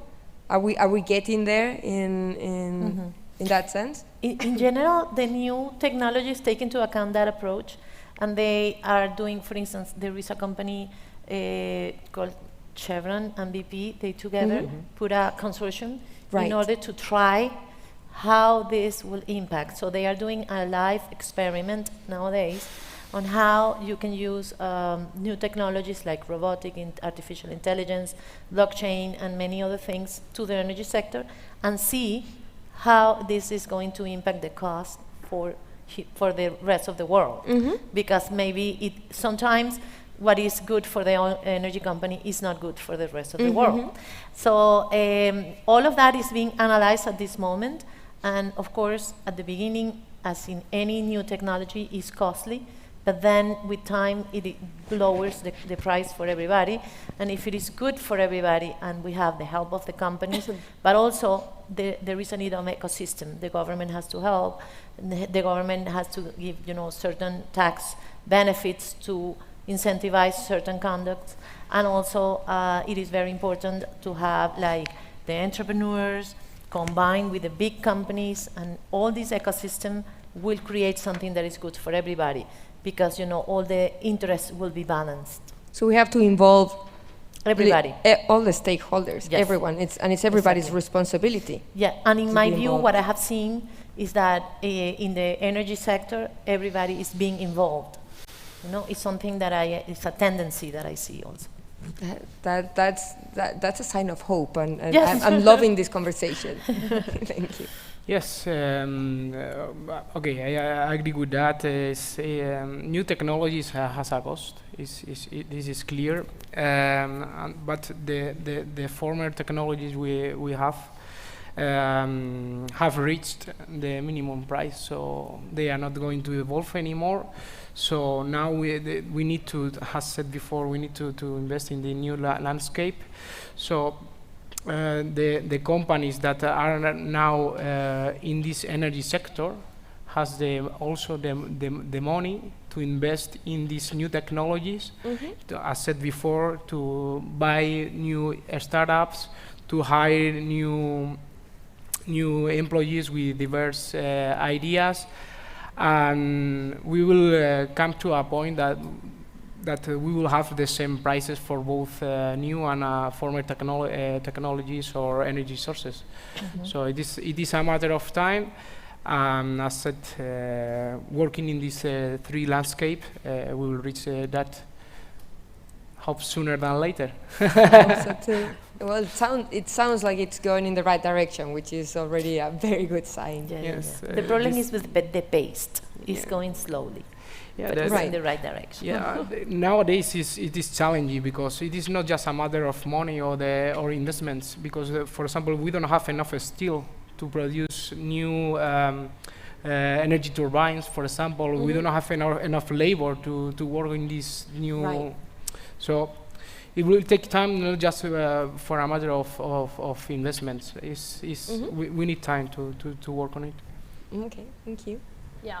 This is what I mentioned before, so I think we need we need to do this energy transition carefully. I mean, we are all in, of course, but if we are not ready right now to change all our cars to electrical cars. We are not ready for that. This is not ready, the industry is not ready. We have to go to that, okay? We are all in, but right now it's not possible. So if we force that, the problem is the energy will be expensive, more expensive, and if we have to buy energy other place, to other countries, that maybe they are not so, committed to the, to this energy transition, so we'll be having emissions.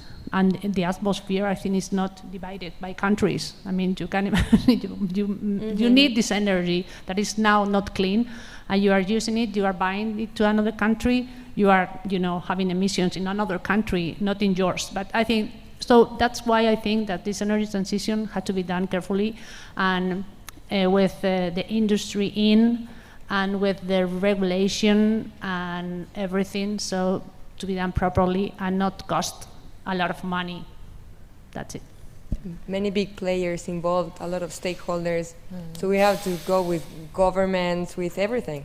And also the academic, all the universities, because we are very conscious here about sustainability. I know that you are, and that's one of the components of the ecosystem. Yeah, it has to go with the mindset, and what we're doing today of getting everybody into this mindset is very important. It is. Yeah, for me also is a good chance. You mentioned, for example, rural development. Renewables helps a lot in that way, because you help locally economies to develop, and we try always, when we come to a community, to put the right agents there and collaborate with them and create new employments there.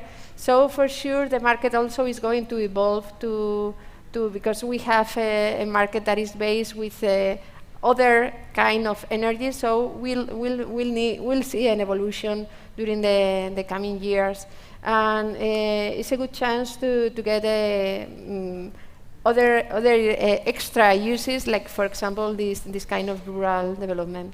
Maybe here in Spain also we pay maybe the learning curve of renewables 20 years ago, but nowadays the cost of these technologies are really cheap, so we can compare to others, so we really compete in the market in a normal way, and we'll see how this is fitting inside all the economies, because as I can agree really with Nuria, that is important, for example, the industrial, not to lost our industrial sector in the development, for example. And we also help to convert traditional installations to renewable. So we are able nowadays to change the gas, the power, and the heat consumes of utility, of facility, change to renewable origin. So that is something that maybe 5 years ago was not possible at this cost, but nowadays is possible. And I believe a lot in cooperation. So I'm really fascinated with the panel and the sector, and it's very socially conscious, and this is what we're seeing here. So I want to ask you a sort of open, final question. Going back to gender a little bit, is it chicken and egg? Like, what's first, right? Are these changes driven because more female talent has been attracted to the industry, or is it the reverse? Like, what goes first? And at the end of the day, what's the impact, and why is it attractive? What recommendation would you give to all the talent that's here in the room? Why should they join an energy company? So it's a bit of an open question, final question. I have been in the energy sector all my life, for 30 years, and I think it's fascinating to see how the energy drives the world. So if you want to be part of the change to have a better world, go to an energy company, because the energy is what gives us all the comfort that we have in everything we do. And in the future, if we actually change and the energy transition is successful, it's because of the energy companies. So my recommendation to young generations that usually come to me and work for me, I said to them, we're changing the world every day. That's such a good thought. Yeah. Let me, anybody, by the way, like, so I'm not I following think a right now, particular order. I think energy right now is the place to be. So as a, as a summary, so no, it was maybe it was bank, some years ago. Or telco, maybe also. Telco, yes, telco. But I think right now the challenges that we are facing in the energy sector, are amazing. So I think it's the place to be. That's it. I think that's the way. And also we have but it's true that we have a problem. Why not say that regarding the female representation in this energy sector? So we really are misrepresented there. I think we have. I don't know. I have here 22% of females in oil and gas and 32% in renewables. So I think we have a real problem. That's bad, but also that's good because we will have more opportunity. We have the opportunity to change not just the world because of the energy, but also the companies because these kind of companies are now evolving. Are evolving, culturally evolving. They are changing how the cultures, how they recognize the success, how they flexibilize. Have more flexibility in in the work hours and in face-to-face work. So they are changing, they are evolving a lot in the ways of working, and I think that's so. It's not just only the sector, the energy transition, and the challenge that we are having with the digitalization, the AI, everything, but it's also this idea that these companies are changing culturally. So you can be part of it. You can be part of this. This is real revolution. How we are changing. Those things in the companies. Yeah, for me, it's you have to come because it's really funny. Let's talk about this. Yes, it's really funny. I have been living here. It's my passion for years, and now you can reinvent the future. So join us because we need your talent for sure, and you can be a game changer. And really, it's funny. I believe you can work in a field if you want, but also you can work in artificial intelligence, in operations. There are so many works. I really don't know if there are somebody from HBO, Netflix here, but I really we need somebody like them creating a series talking about how sexy our sector is, yes, because we have like references of doctors and lawyers and things like that. Come on. So for instance, we have just created an US design department in Repsol. Well, 4 years ago, and because design wasn't in the energy companies, they wasn't thinking about the design, the user experience, on define this journey of a client. We weren't thinking of those things in the past, but right now is so actual. So it's very important you were mentioning about the remote thing. So our department, our UX design department, sent anthropologists to the field to see how they were living in the day-to-day, so they can create this digital twin in Madrid, so we can remotely operate the things. But first, they have to know how. So these kind of things are so innovative and are so new. So now we are also all this the journey of the people in the gas station, for instance. So designing or reviewing this kind of processes that in the past nobody was thinking. You go to gas station to put gas and you go out. So okay, let's think about it with the design, user experience mind. So those are great things that we are doing, and this is something new that nobody has done before. So that's why I think that the energy sector right now is a good place to do new things, to innovate, and to be part of this, challenge and the future. Some people say that the Repsol is no longer an energy company, but a technology company. Yeah, that's it. And it is, and they're all businesses as well, so there's a lot of people here interested in business, law, design, a lot of things, and everything converges. So I stay with the word that, we have created an amazing energy in the group of this sexy industry. And I keep the sentence of, if you want to change the world, you have to come here. So this is the place to change the world. And now I want to open, I don't want to be too selfish and asking questions only myself. I want to open for everybody, because I'm sure you're burning with questions. So anybody who wants to make any questions to the panel or to someone in particular? Okay, Maria Estela here.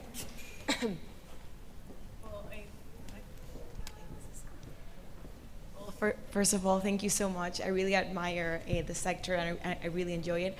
I wanted to ask you, how is it possible to avoid the so-called greenwashing? So nowadays, like investors are into ESG, clients want ESG, like we want to promote this, we want to make this happen. But as a company, how do you make sure that you're actually doing what you say that you're doing without giving like a false image to the promotion or the clients that want to join? Okay, I can say, again, Repsol, for instance, this is a promise we made to the market. So this is not something that we can make up, you know. We have promised a commitment with our analysts, with our, investors, and with KPIs, you know. So it's not something that we can say, we are doing things. No, we have, KPIs and we have to accomplish, and we have to go to the market and say we have done it, and you can audit all of them. So this is not something that we just say. So we have to do it. We have to do it because it's a commitment, and we are we are in a stock exchange, so we can't lie. So we have to prove it, and we are doing it for sure. That's my case. Yeah, for me it's easy because it's in our EDN. We are mostly renewable, so it's really our spirit. So we will have to do it really, really bad for not being with that commitment since the very beginning. As said, it is something that is needed. You cannot do greenwashing because, for example, if you want to get funds for banks, you will have benefits. So if you want to have your company growing, you have to have this in your strategy. So there is no another way. Mm-hmm. My company is a law firm, so we have to follow the trends of our clients in order to be able to advise them from the legal point of view. So all the energy companies are actually transitioning, and then we, as a law firm, we have to be totally on top of everything that is happening. And the reality is, for instance, I started to study things related to energy transition and digital transformation only 10 years ago, because I work in a law firm that is based in Caracas, Venezuela, and we are 20 years behind. So when I moved to Madrid and I spent time in Madrid, is that I realized how far we were. So I start to study this like an academic exercise, and now I have a lot of work because of that. I'm glad I did it. Mm-hmm. Thank you. There's a question over there. Over there. For you, Hector. Hmm? If you could say your name as well. Okay. Hi, my name is Alua. I studied architecture, but my question is more related to the workplace, because you said that there are like 32% of employees are women. So I was thinking how does the work environment perceive women, or how people listen to you in the work environment? Because I know that at least back at home, if, for example, some women would say about sustainability or something similar, they would be, mostly men would disregard them because they would say that they're just following trends and being women, so very sexist. Mm-hmm. What I'm asking is, how, on your experience, were you perceived in a workplace? Were you perceived serious, or were you perceived with the stereotypes of women in a bad way? Wow, this is a tough question. You can start if you want. Well, I have to confess that maybe at the beginning of my career, for example, I always look younger than what I really are. So it's a kind of maybe somebody is not putting the right attention on you. But no way, it's on your hands to believe in yourself, and prove that you are there because you really are the one that had to be there. So, well, maybe sometimes it's more difficult, but well, we are here, and always it's good if you have a kind of mentoring and role models to follow, because I really don't trust in women following a male role in order to succeed. That is also something that we have seen in companies. So I also believe that new generations, both male and women, have a better approach to what is needed inside the company. So I have a really hope on this. Also, I have a daughter, so I really want to believe on this. And I also have a son, and I always talk to him the same way. So he has he has the right to be there and change what is going on. Yes, but I think the energy sector is still very masculine. Yeah. That's true. You know, that's something that we cannot deny. But we are very aware that we have this problem, as I mentioned before. So if you're going to enter in an energy company, you have to be sure that they have diversity programs. That's very important. If they have this diversity, the majority of them have them, but because they are aware they have a problem. But if they don't have these diversity programs, okay, they are not. They think they don't have a problem, so it's a problem for you.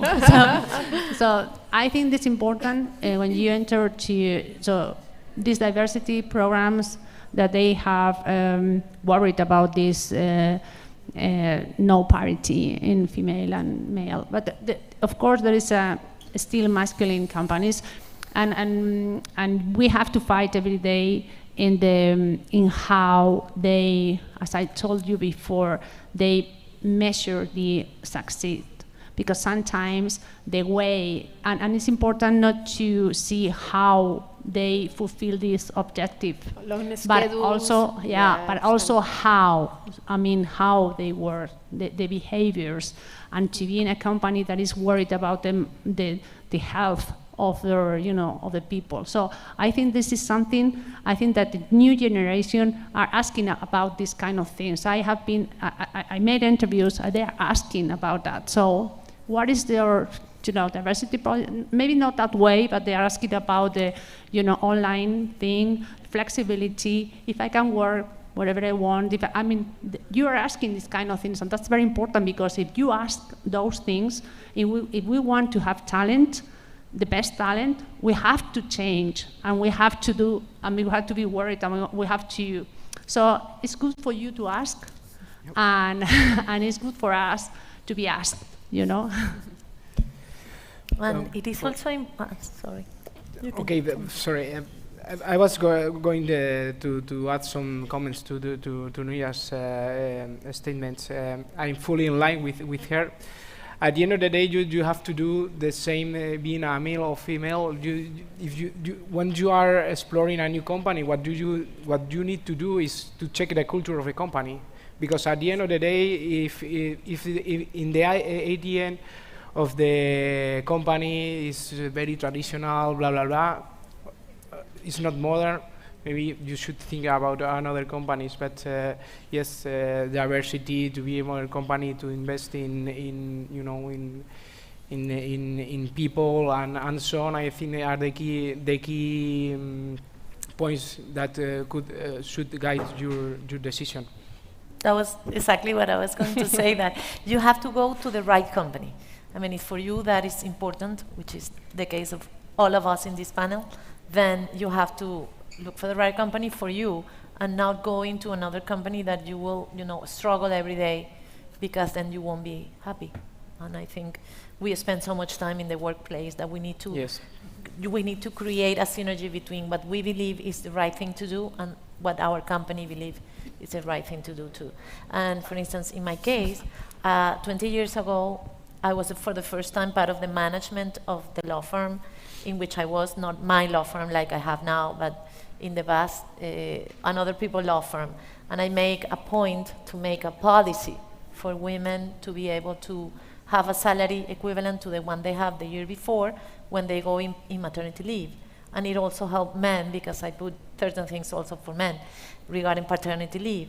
So all that policy was created, and I make like 2 years effort, you know, to do that, and then all the law firms in my country use the same, because every woman were going to our law firm. So we have the top people in the class, which in Venezuela are women, and we have all the top people in the class going to our law firm because of our policies. And now we have a policy to give a loan. Every year we give two loans for women, one for women and one for any person who actually wins that. And then they go to international universities. So we know that women need funding in order to study. When I went to LLM in Harvard Law School, and we were just a minority. And also for my MBA, 15 out of 66 people were only female. 15 is too little. So I say we need funding. That's another thing that we can help. We have one person here that is one of our in the IE, and we pay for. Nice, that's good. We were 20% females when I did my MBA in the US, so it's a good sign that those numbers are growing. They are growing. Yes. Sorry. So what I hear is that the responsibility is shared. The companies have taken their share of responsibility, but it's also a collective responsibility to ask for more. If there's something else that we need to speak up and say it. So we are at the end. I'm sure that there's a lot of questions somewhere in our minds, but. Time is already over, so yes, I'll pass the word to you, and thank you very much on my behalf and on behalf of everyone in the panel for giving us this opportunity to share experiences. No, thank you all. It's been a pleasure today. I actually have a friend in energy, so I have all sorts of takeaways to share with her, which she's probably already aware of, but questions that I want to pick her brain on now, more so than takeaways, I suppose, but things that you've just kind of sparked my interest on, so thank you for that. And you guys heard it here first. Energy is a sexy sector right now, so I encourage you all to check out those opportunities, and I'm sure that these panelists would be happy to have conversations with you, whether that is here in person if they can stick around, or online, hopefully. So thank you all. Thanks so much. Thank you. Well, we have one more panel planned for you today, and then the party keeps on going because there's more after that. But I do want to invite up two students, Darren and Danny, from the Women in Business chapter of Segovia. So please take it away. Thank you. Good evening, everyone. My name is Daniela Aguila, a Business and International Relations student here at IE, as well as the coordinator of the undergraduate Women in Business team in Segovia. Along with my fellow coordinator, Darren Kudeltak, we're very excited to welcome you to this panel discussion on the topic of innovation and impact, women driving change in the workplace. We are honored to have with us today three distinguished speakers who are experts in their respective fields and have made significant contributions to promoting diversity and inclusion in the workplace. First, we're going to have Sophie Leray, the Managing Director of the initiative Côte d'Azur and the Program Director of IE RISE, the Inclusive Leadership Program. And she brings a lot of experience in leadership development and organizational change. Next, we have Patricia Riera, CEO of Inclusionium. Patricia is a recognized authority in the field of diversity and inclusion, and her expertise in designing and implementing effective inclusion strategies is highly valued by organizations across the globe. We're also pleased to welcome Maya Helbawi, head of the Policy Roche ME, who has more than 17 years of experience in driving public affairs and policy. Her passion for advocating for women's rights and gender equality has led her to launch Jury, a project in Lebanon aimed at promoting self-discovery and personal growth in women. This panel will be led by Elisa Hicks, an inspiring leader as well as the Executive Director of Campus Life here at IE, and we will look forward to exploring how women's leadership is imperative to unlocking the tremendous innovation and positive change in the workplace. With a focus on the Middle East, that as one of the most digitally connected regions in the world, it is poised to make unprecedented breakthroughs in social and economic progress. We're very delighted to have these distinguished speakers with us today, and we look forward to a lively and insightful discussion on the importance of inclusive leadership and the role that it takes in driving a positive change in today's rapidly changing business environment. Thank you so much. Thank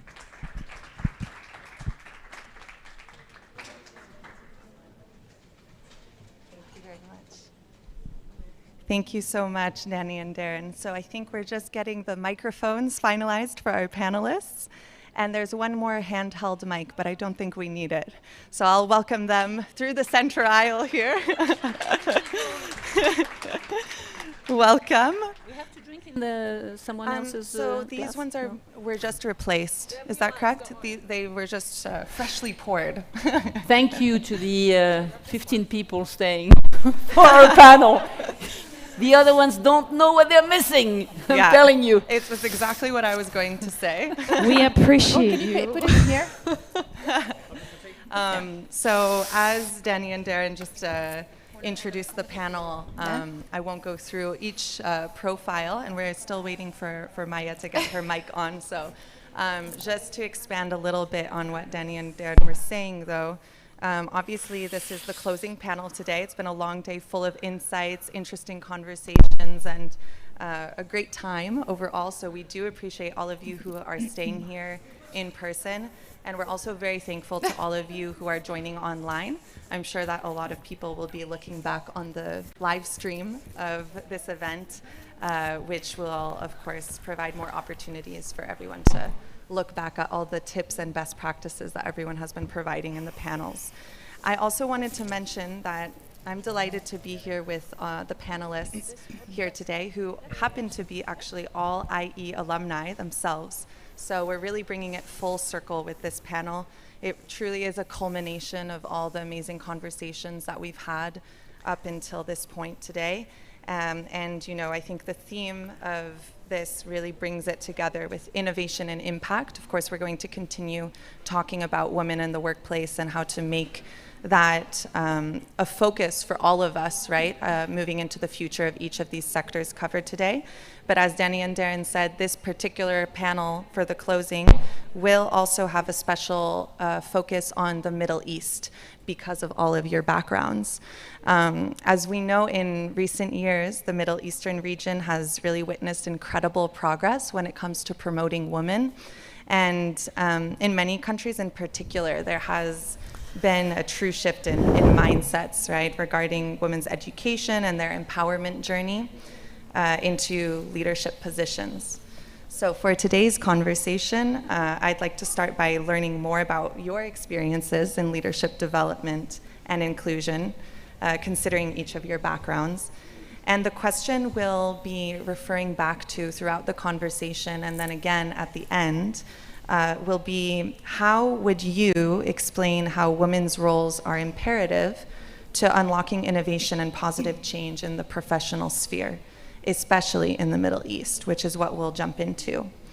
So to kick off the conversation here, I'd like to ask you, Sophie, to begin, how you know, you've transitioned to living in France after spending a long time in the United Arab Emirates.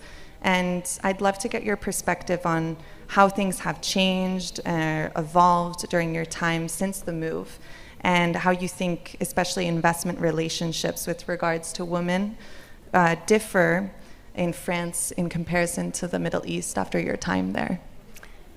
Thank you. Thank you for the introduction.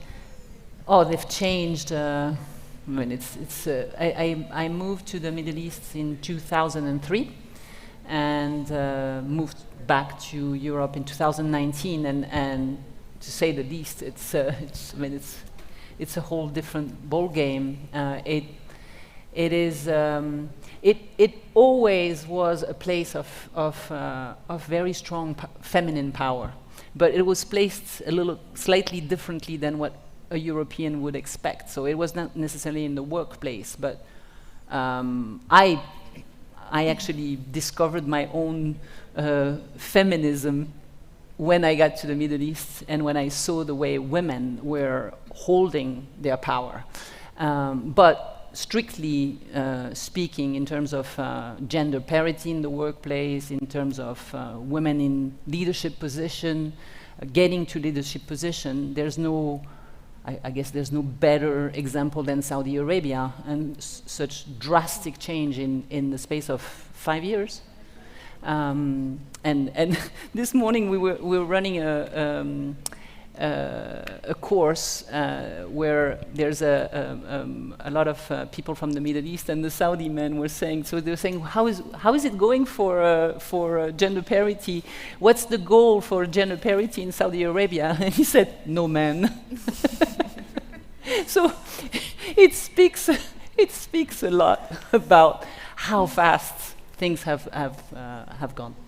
And how interesting, right? That it's wonderful. your perspective as a feminist really emerged arriving there, right? For sure. I think Absolutely. that goes to speak to the type of movement that is taking place right now. Really interesting. And Patty, would you say that it's a similar experience from your time there as well? Yeah, so I'm in the consulting business that helps organizations to be more inclusive, and we really see that the change that's happening, it's happening much faster in the Middle East than in the Western part of the world, because the change is not happening just top down, compliance, legal aspect of what the government is saying we should do. But it's very much a change bottom up. Is a change that society believes in, and everybody, not just organizations, but everybody within the society believes that this is our mission, this is our purpose, and we are all responsible to making it happen. So it's very interesting, if it's a change that's coming top down, executives saying we need to have more diversity and inclusion, and in our case, gender parity. It's a slow change, and it's a change that very often creates a lot of resistance. But if it's a change that everybody's involved in, everybody believes in, everybody chips in, you see so much more transformation and the change happening much faster. So that's been quite interesting. I think also what's interesting to see is that organizations that have been adding a lot of women are also, and not focusing on creating very inclusive workplace, are losing these women very quickly. So coming back to your point, there is incredible courage and I would say even authenticity and authority in women in the Middle East to say we're not going to be part of an organization that doesn't believe in it fully. And so that it's exciting, and it's for me a privilege to see that kind of change happening in the society, not just in organization. Right. It really seems to start with mindsets in that sense. And would you say that the mindsets that leaders have in particular is a big part of that? Yeah, because no matter if it's Middle East or if it's Spain or anywhere else in the world, employees leave the leaders, employees leave the managers. So it all depends on who you are as a manager, as a leader, and how you lead, and what kind of environment you create to actually foster that gender diversity. And I think what we see more now in the Middle East than before is really focused on in creating skillful leaders that are not just adding that diversity, but leading that diversity in an incredible way. It's really interesting. And I think, speaking about mindsets and these discrepancies that we see also from one culture to another can be really interesting. And that's where, Maya, I wanted to really get your thoughts in terms of policy work. Do you think that the policies are following the trend of this movement? Because, of course, the environment that women need in order to be able to flourish is at the center of all of this. And, with your background in the public policy framework, I was curious about where you think that is heading. I always like to bring the elephant in the room. I believe we have great policy frameworks in the region. I don't look at the Middle East as just like one region. It's very diverse. I personally come from Lebanon, where maybe access to education and to have more women in workplace, it has been basically more adopted in the countries. Now we see the Gulf region putting more policy frameworks on investing in education, in allowing more women in workplace, in leadership positions, but they also found the impact of these empowering women on sustainable development and economic growth. So from one side, they want to have women in the workplace and the impact on the economy as well. However, having those beautiful and very sophisticated policies in place, it's not enough if you don't enforce them, or if you don't basically execute them, implement them on the ground. So I believe that we have made a lot of progress.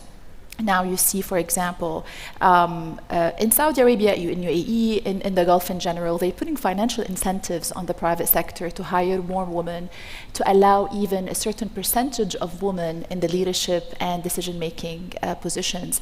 They're empowering women to be entrepreneurs by also providing them with loans, with access to certain funds, education, mentorship through scholarships, etc.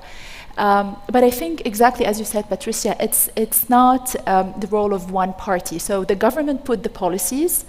However, the role of the private sector is really to be more diverse and inclusive. And I also would like to mention the role of the civil society, which I believe in the Middle East, they were the big drivers for a lot of the laws. In Lebanon, for example, they were able to implement the law of other anti-discrimination, the law of anti-domestic violence, for example. It's there. However, we still have a lot of gaps in the implementation, being definitely in maternity leaves. There have been improvements. We still need to work on them. The pay gap. The pay gap is a huge topic now in the region we need to address. And any law related to personal status is still governed by cultural, social, religious norms. And I think we still need a lot of work in that area. So we see improvements, we still see gaps. Again, the economic situation, the war in certain countries where in those countries really we need to do a lot of work, and we don't even have frameworks to start with. So I'm always positive about this, and this is why I say the role of the private sector and the civil society, they're very important to encourage the government to go a certain direction and to prioritize that topic. Yeah, and that really ties back to what Patricia was saying before, right, of the civil society being where the grassroots movement really starts, and that seems to be something that is quite common throughout all different types of countries. And can I just build on that? Coming back to students and the younger generation, because we had a conversation yesterday. Is it too late for us? And I think there's something beautiful when the younger generation, the generation that's coming into the workforce soon, that it's not just about having a job. It's not just about finding a way to earn money. But there's a purpose, there's a mission behind what we are doing as a society and how we contribute to our country development. So, if you look at, we're talking a lot about Saudi Arabia because the change in Saudi Arabia the past 5 years, it's unbelievable. We hear, different things about Saudi Arabia in the media, but if you actually look at the transformation, and I have a privilege of working with a lot of younger people in the nation, and I am every time amazed, because I remember myself when I was 23, 24, and I did not talk the way they talk about my way of changing the nation. And I think that's why we see this movement, this grass being greener and growing so much faster than anywhere else, even though it's a desert. I would say, in the case of Saudi, that's my personal feeling about it. It was very pragmatic as well. It was from the root up, but it was also top down. There was a very pragmatic choice, and it was thought very strategically in the Vision 2030, which is, okay, how do we diversify our economy? We diversify our economy if our people get education, raise their skills, and build the economy of the future. How are we going to do this? Well, let's see. We have 50% of these people that have never been tapped and that are dying to actually get in the workplace. So let's empower this 50%, and it's going to drag the other 50% that's actually taking it way slower. And it's exactly what happened. It was magical to see, because I remember the 2009, 2010, 2011 in Saudi, you had you could see groups of women. I was doing a lot of conferences for women that were so educated, so driven, that had to go outside to tap onto that power. So when they were suddenly given the possibility, wow, it's just fantastic. Yeah. It just proves the diversity of approaches too that Maya was referring to, right? That every single country also has its own approach policy-wise, but also in terms of how to really empower that part of their population. Look at how Iran right now, look at Iran, and who is moving the needle. I don't know where it's going to go, but who is actually in the street moving and with the courage of moving? It's the young generation of Iranian women first, and then the whole society has followed suit. The movement starts. And you know, on that point, Sophie, we've witnessed it in the region a lot also. That shift also not only from the civil society, the presence of women in the political life. That's something we didn't see before. And even certain governments are putting certain quotas. Like you have to have 20-30% of women in the parliament. Definitely some of them are doing it, some of them are not. But I think this also can put the women on the table in the decision making. So driving things, whether from the civil society, but also from political power. Yeah, and I think that it all wraps into also what you were saying, Patricia, about how all of these points factor into the importance of the educational pipeline, right? Yeah. We were talking about Saudi Arabia, but if you mix that with the United Arab Emirates, there's a really interesting statistic on this, right? That 60% of STEM university graduates are women. Yeah. So there's something that's really working in the right direction with those two countries in particular, with what they're putting at the forefront. Yeah, this stat has been steady. Even 10 years ago it was the case. Yeah. But women were disappearing. Once they went out of university, they were nowhere to be found. Where now they stick around and they actually contribute in the workplace. That's what has changed. It's that education now has been put to translating into leadership also, right? Yeah. And have you all noticed also a change in the types of roles in those specific countries as well, going from maybe more junior roles to more empowerment in terms of the leadership positions that they're granted after? Yeah, I think from my experience, I can see that before, I would say, until 5 years ago, maybe a little bit more, all the development programs for women were about fixing women and making them more like what we want them to be.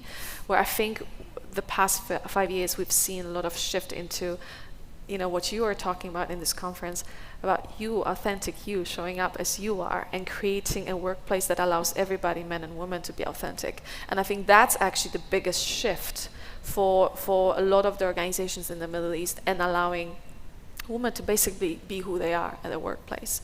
That's what I've seen. You know that's interesting because I work in the private sector, and promoting women and maybe putting them in leadership positions came sometimes again as an incentive and push from the government. I don't believe it was genuine at the beginning. Now it is more genuine. They're recognizing that. We still have the challenge, and this is why actually we're here. I say in the region, one of the challenges is that we realize that women, they reach certain positions, they either don't seek to grow their career because that comes with a lot of impact on their family, also because maybe the environment is not providing them with the right work-life balance and the right work arrangements that allow them to focus on their work and their families. Or maybe they're not empowered enough to reach certain higher positions in leadership. Again, I mean, we're seeing a lot of change. Our head of region, she's the first woman in the pharma in the Middle East as a woman leader.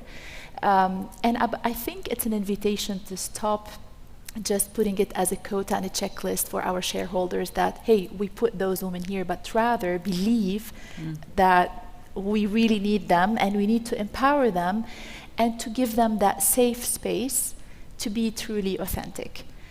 And on that point specifically, where we still need to do a lot of work is that most of those women who reach those places, and I always say it in every conference, they start to assume masculine qualities, very rational, very tough, and they undermine the value of the feminine qualities, the compassion, the vulnerability, the humility, and these are so powerful. All the love that she can bring, and she can shape all the workplace. But unfortunately, me coming from the Middle East, we were conditioned that all those feminine qualities, they're more associated with being weak and a victim.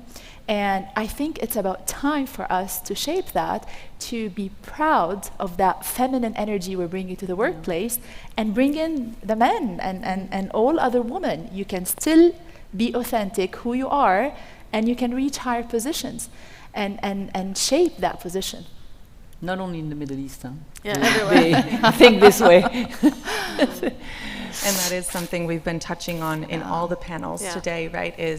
That's why it's the theme of the conference today, Reimagining Authentic Leadership. It's about having that safe space to really be who you are. And I think one of the best practices that has been shared in every single session today has been confidence, right? And that ties into all of this of making sure that you, students in the audience too, who are choosing your future career paths, that you feel that confidence of being able to jump into any sector that might feel daunting, maybe because of a difference in terms of the balance between men and women. So I think the educational factor is definitely changing. Again, not just in the Middle East, right?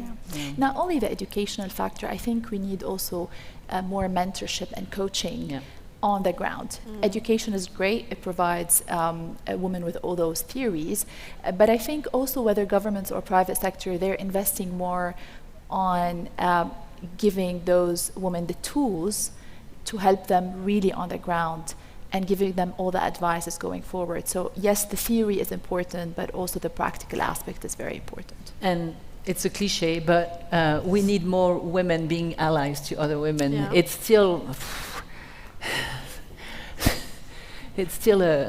a tough one, because there's nothing more empowering than a woman that is already, even if not at the top of the organization, but just a little bit into her experience, helping the one who's starting by breaking as well a lot of barriers, fears, and stuff that are getting in the way of a younger woman. So and eradicating stereotypes. Yeah, and just building on that, and that's not just for women in the Middle East, but it's for all of us, including myself.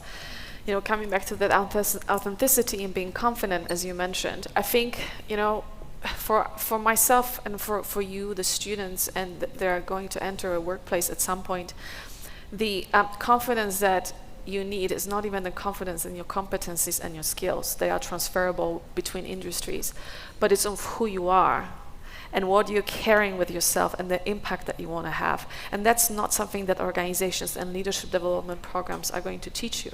That's something you need to invest your time and start now as a student, because when you show up in a workplace and you want to be authentic, you need to know that you're worthy. You need to know what is it that you're bringing with yourself, that even if you know, skills or whatever is going to disappear, it's still you, and you can still contribute and make the impact. Because at the end of the day, you know, why do you want to make an impact? What's in you so amazing that will be different from somebody else? I think the mistake we often make also, and that's why we don't often support each other as women, is because we compare and we are afraid of the competition.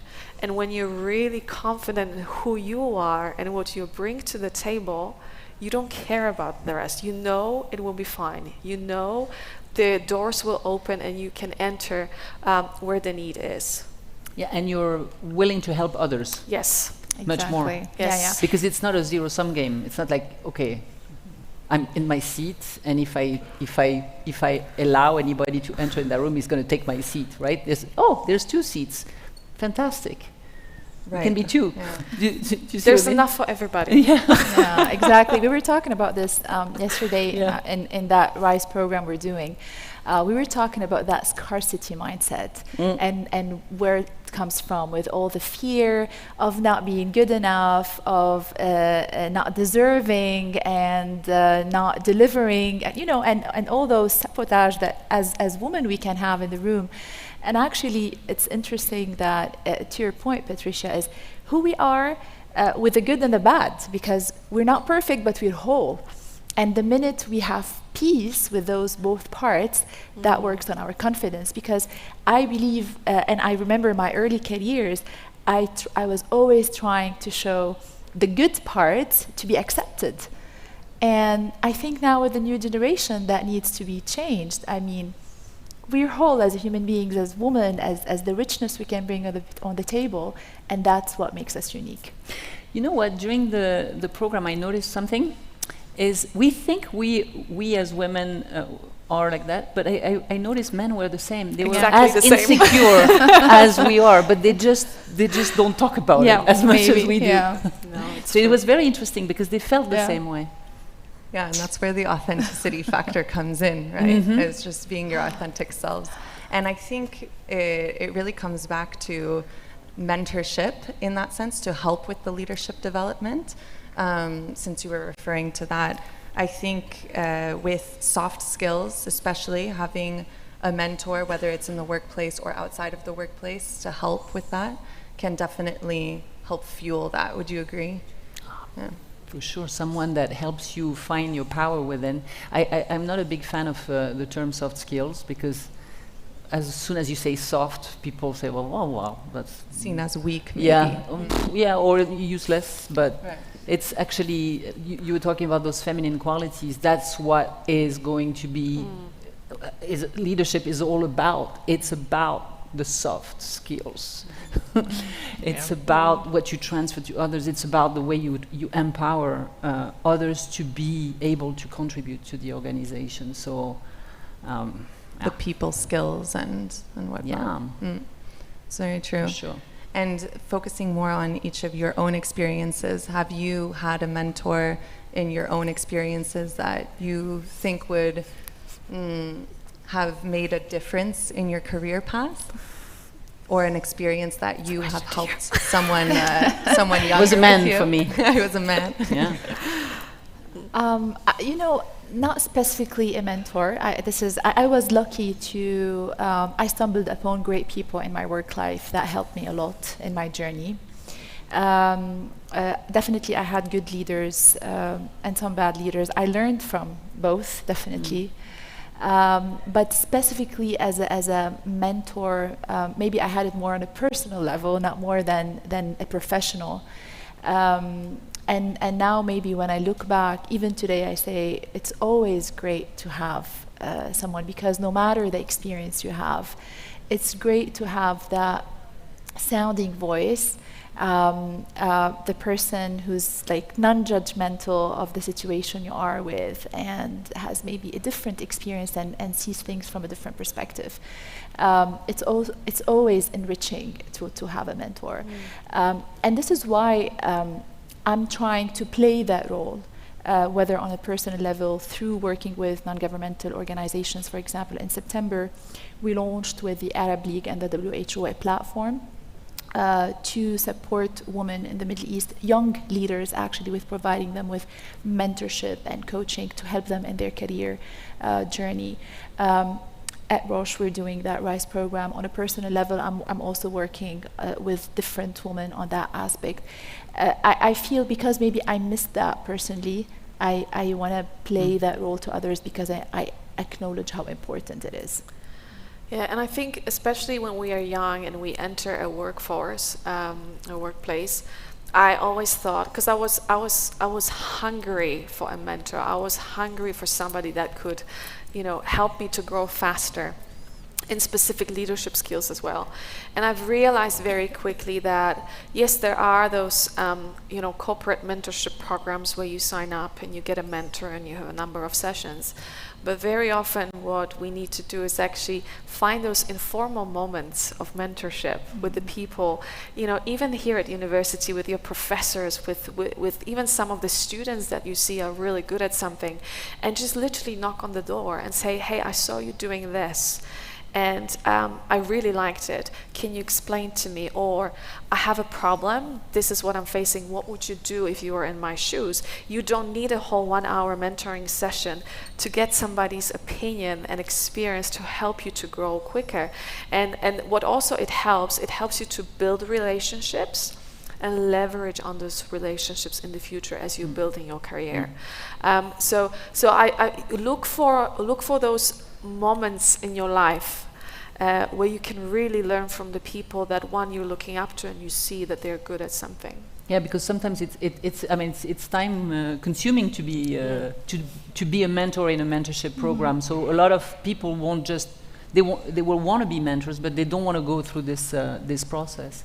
In my current job, we do microcredit to SMEs, and we have an informal mentorship program for 3 years. So we have about 250 volunteers in a lot of with lots of transferable skill sets, and we've actually identified that the life, how do you say, the death rate, I should say, of the entrepreneurs' businesses has completely decreased. So now it's about 93% of the companies we've loaned money to that are surviving the first 3 years.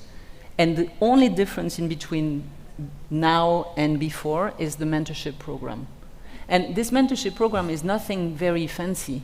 It's just whenever somebody has a need, we call a volunteer, he gives them a phone call, he goes for coffee, he helps them on this or that. That's it. 93%.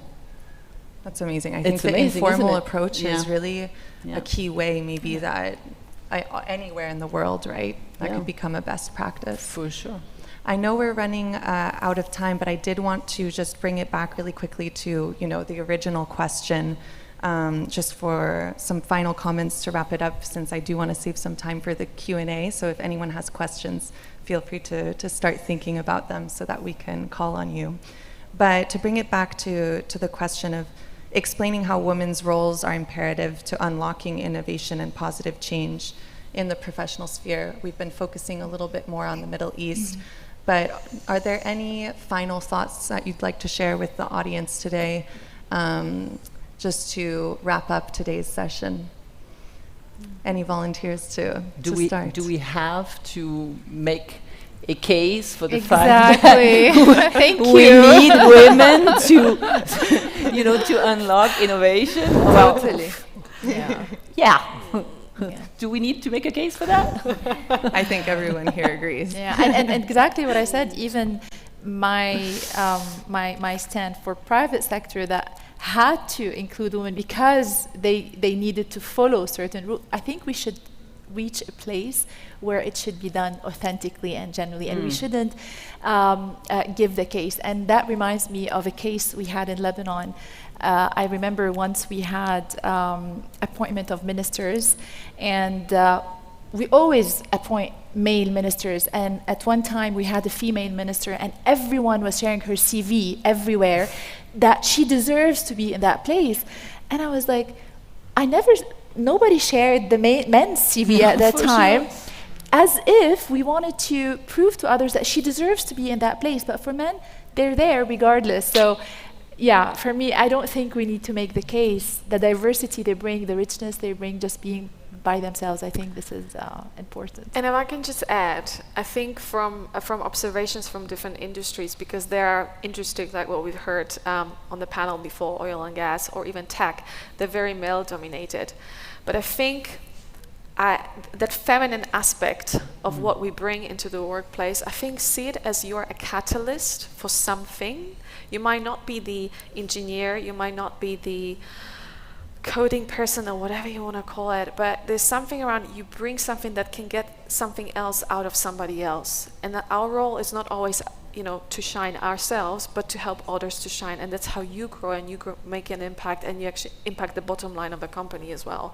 So the role, the case study for research is there, but there's also the encouragement of what you can do and how you can help to make others basically shine through you being the catalyst for that change. Think about the role of a CEO. What is the role of a CEO? It's to make other people shine. That's what he's supposed to be doing. He's not supposed to be, running engineering or marketing or whatever. He's supposed to orchestrate and empower everyone else around him to contribute. So feminine qualities, those qualities we used to call soft and whatever, they're actually amazing qualities to be a CEO. So really, when you look for to enter in the workplace, keep that in mind, please. Yeah, and we look forward to see the change that you are making in the workplace. Yeah, this is going to be pretty awesome. I think the message is very clear. Stay authentic and bring out the best in those around you. So now I'll open up the floor for some questions. I think we do have a few minutes still, if anyone would like to ask the panelists any questions. We have a question just at the front over here. Thank you, Vanessa. Hello. First, I wanted to thank you for the panel. It was really, really interesting. I loved that. But I have a question regarding, you were talking about how, as women, you need to believe in your value and that you don't need to prove it, it's gonna be there. But I feel like a lot of women do sometimes feel like imposter syndrome, or even though you have it, you don't believe it even yourself. So what would you say to someone, especially like me, young people that are just starting their careers, to overcome this and just truly put this in the workforce and kind of to overall our careers? It's a brilliant question. Can I take a lead and then you? Of course, go ahead. Please. You know what? I think the question is, everybody has it. Men and women have it. So it's not, it's not a question of gender. But when you are in situations where you notice you're triggered and you got this imposter syndrome, I don't actually use the phrase very often. It's about you seeing it something that stops you, or seeing it something that actually helps you to grow and do something else differently. And so, or something new. So if you see it as a stopper rather than opportunity to growth, then you see, you grow more when you decide, I'm not going to let this stop me, I'm going to let this actually help me to be a better person. Yeah? Change your mindset around it. Yeah, I would add one very important thing that I invite every young woman to do: self-compassion. Every time you are in a position where you feel you're not enough for that and you have all those worries, just don't be too harsh on yourself. And look at the possibilities that there are. And there's one thing that we cannot escape is constant work. It's good to be aware of it, and every time you're aware of it, work on yourself to build that confidence. Constant work, it's something that we cannot run away from all our life. Everyone, just remind yourself every time you feel that way, that everyone in that room feels or has felt that way. Everyone, men, women.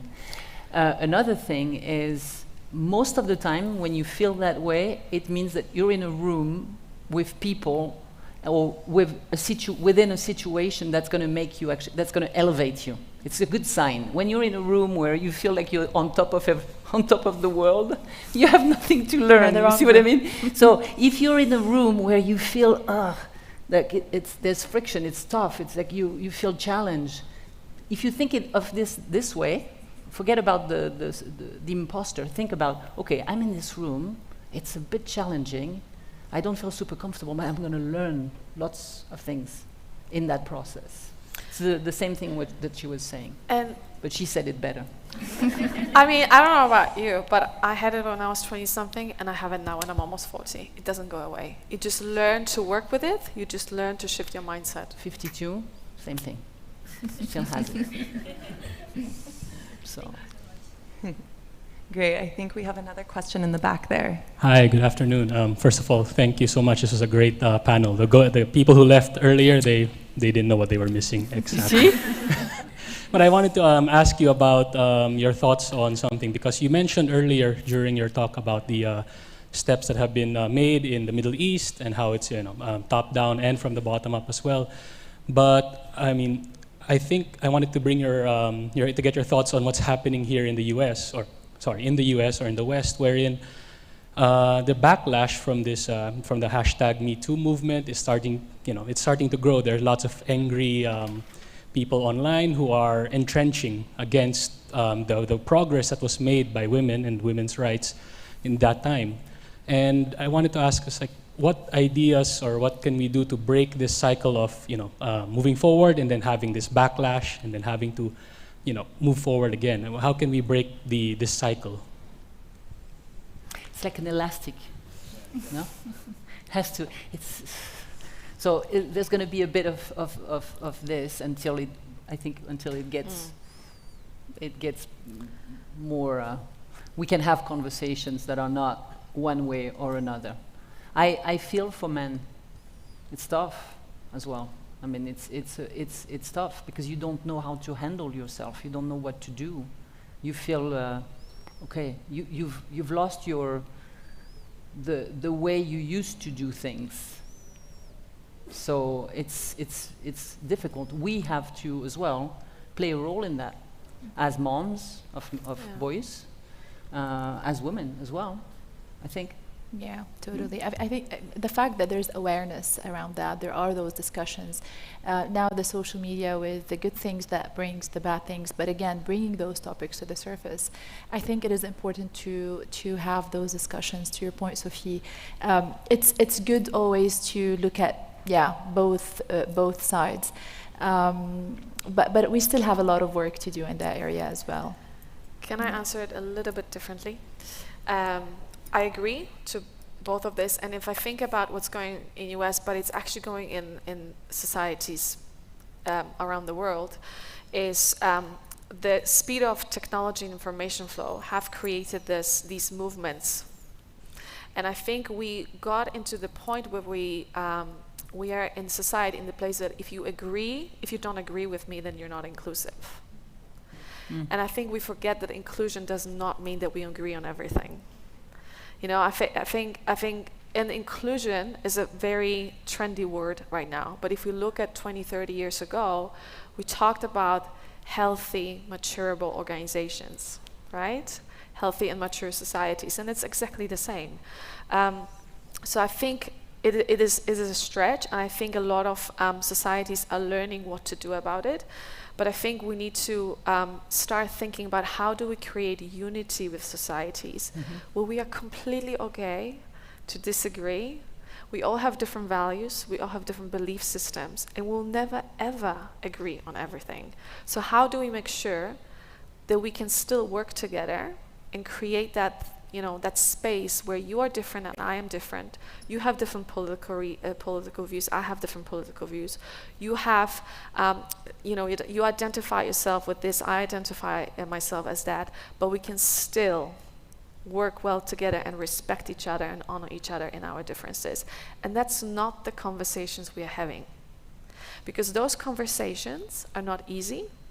Those conversations require humility and require courage. And we don't talk about that. We don't challenge each other on these two things. So I think we need to become a little bit mature and shift the conversation from you need to be like me, you need to agree, rather than, hey, let's find a space for all of us. Yeah? I guess it's the same scarcity mindset we're talking about. So the rubber band is the same thing. So it goes one way or another. No, it doesn't have to. But there's a moment of friction right now because things have been put under the carpet for a long time. Hopefully that was a deep sometimes question. It's one step back, 2 steps forward. Yeah. You wanted to Sorry? add on to that? Oh yeah, because I always, when we teach inclusive leadership here at IE, or I talk about this a lot with my clients. Inclusion is a journey. It's a learning journey, and you take a few steps forward, and then you take a few steps back, so one step back, and then again you move forward, and then you notice what's working, what's not working, and you have to adjust. And if we want to get it perfect, we're never ever going to get there, because inclusion is not perfect. Yeah, it's going to be messy, it's going to be challenging, but it's all about our intentions. If you don't have the right intentions, then you're not going to have the impact. So it's a dance, if you will. Yeah, and we need to be okay with that, and to be flexible with that as well. And do the journey with an open heart and Yeah. mind. Yeah, with the right heart. Yeah. Yeah. I think we have time for one more question over there. Hi. My question is more regarding the change within the workplace. What I know you talked about the mentorship and the change start within yourself. So my question is how we as a student can assure that in the future the workplace would be as inclusive as you talked before, as we want it to be as diverse as possible. How do we start the change right now, in your opinion? You've done it already. You're doing it. Look at your school. Right there. And the conversations that leaders have at the workplace right now is how do we make sure that we get ready for you? Yeah. They're very scared, by the way. Yeah. They're very, very, very scared. Yeah. Because they don't know how to do it. They're excited about it, but they're scared at the same time. Yeah. Because coming out of a school like yours and coming out of your generation like yours, there's things you will not just accept or deal with anymore. So. And in your question, how to ensure something in the future, uncertainty is there, and we have to accept that we cannot ensure anything. Maybe what you can do is start yourself. Yeah. With everything we said, someone has to start it. You have all the tools, you have access to the tools. Maybe I see a lot of women who don't have access to those tools, but they are fighting this fight and going on that journey. Yeah. And you know, I always say your character and your passion will your talent and your passion will take you somewhere, but your character will keep you there. So really in the development time you have, the time that you are not working 12, 14 hours sometimes a day and traveling, and you don't have time to even think about anything, you know, invest in yourself and your personal growth. The skills will come. Like, don't worry about the technical skills. Don't worry about knowledge. I mean, yes, you want to learn, but don't worry about learning everything from, you know, I need to remember. It will come on the job. It's think more about who you are as a human being, and that will pay incredibly well in the future. Because that the leaders, the people say, that person I worked for, I will remember it for the rest of my life. It's not about what they could do technically. It's about who they were as human beings. Focus on that. Sure. And IE has a lot of resources available for you to develop those skills as well. So you'll be well equipped once you graduate, and we'll be happy to speak with you further about that as well in terms of mentorship opportunities if you want afterwards. Well, please join me, everyone, in giving a big round of applause for all of our panelists today. Thank you so much. I think it was a wonderful way to wrap up the day, a culmination, like I said at the beginning, of all our amazing panels today. And before moving on to the closing keynote speech, I would like to invite Desi from our student government team to come and lead the way for the introduction. Thank you so much. Thank you.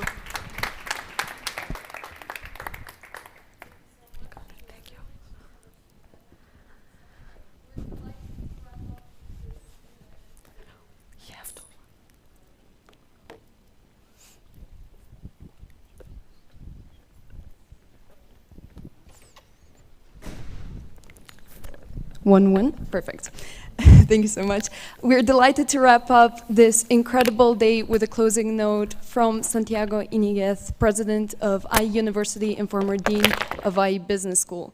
He's on the board of multiple business universities scattered across the world. He's also an author and co-editor of numerous books surrounding business, education, and innovation, one of which is actually very relevant to today's event. It's about how the ideas of 10 female philosophers bring value into the workplace. As a recurring speaker in international conferences and frequent contributor to different journals and media on higher education and executive development, he is deemed one of the 500 global LinkedIn influencers. I am proud to have someone as encouraging of our community as him leading this diverse institution. Please, everybody, give a warm welcome to President Santiago Iniguez. Thank you and congratulations. Thank you very much.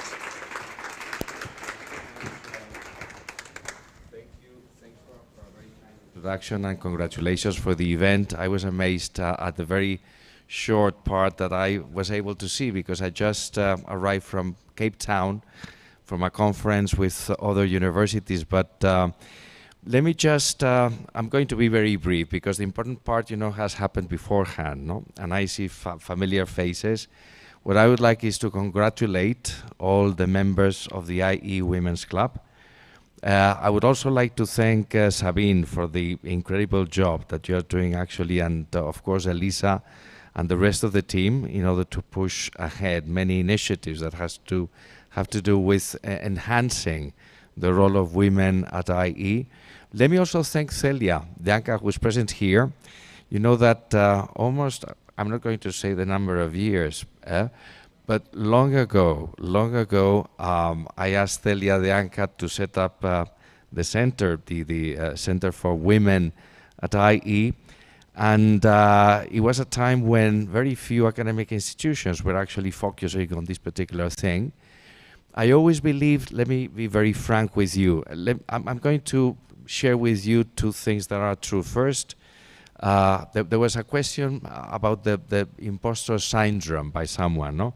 Well, I'm also, I feel that same syndrome many times.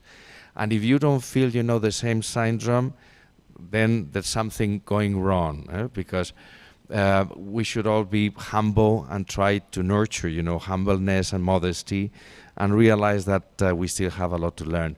But anyway, at that time, what I realized is that if we just leave things to grow organically, then change doesn't actually happen in society. Particularly in the social institutions, because we see that episodes like the pandemic can actually change abruptly, overnight, many different things, but many other institutions and practices, unless you actually take the necessary steps, they don't change. So with the help of Celia and also the rector and some other people, we decided to put into practice a number of initiatives that had to do with affirmative action and reverse discrimination. And we started hiring more faculty, female faculty, in order to get an even faculty, a balanced faculty in terms of gender. So today, we didn't reach yet, the 50-50, but in the case of the business school, we have 48 women on board, 48% of women, which is actually at least 5 points, percentual points over any of the other schools in our cluster. We also launched mentorship programs because we realized that we need to help women throughout their careers, particularly after the first 3 years in their jobs, because that's the key time when many women actually get, less enthusiastic. They realize about the many challenges ahead. And this is the major cause why, the pipeline doesn't work that effectively throughout many companies. And then, of course, we started also to produce research on the field because we realized that we need to provide references. It's amazing the lack of case studies, for example, in strategy or marketing or finance, where the protagonists are women, which is something that also struck me when I designed my first syllabus for the course of strategy, which is the course that I teach.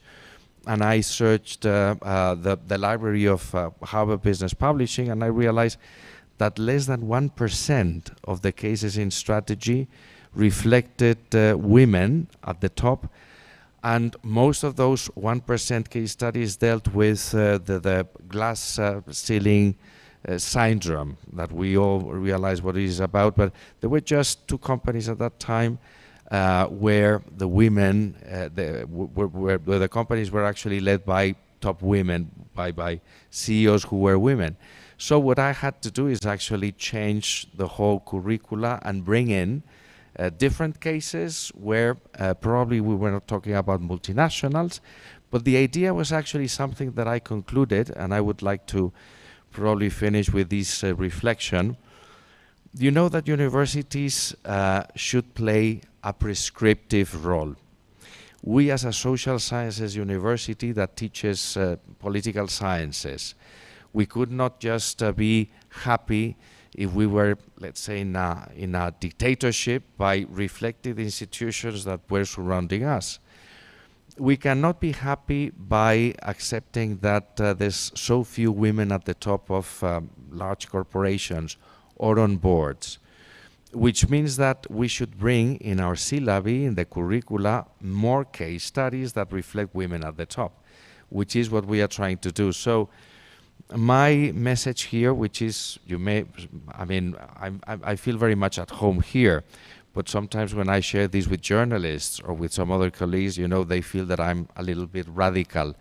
But I guess we should push ahead for change in many different instances, and the power is actually in your hands. You are admirable. What I would like is to congratulate you for this initiative, for being so forceful and so courageous. There's lots of things to be done, and of course you count on the support of your university and on my support. So let's identify initiatives and go for them. But again, congratulations for the event, and thanks very much for your attention. Thank you.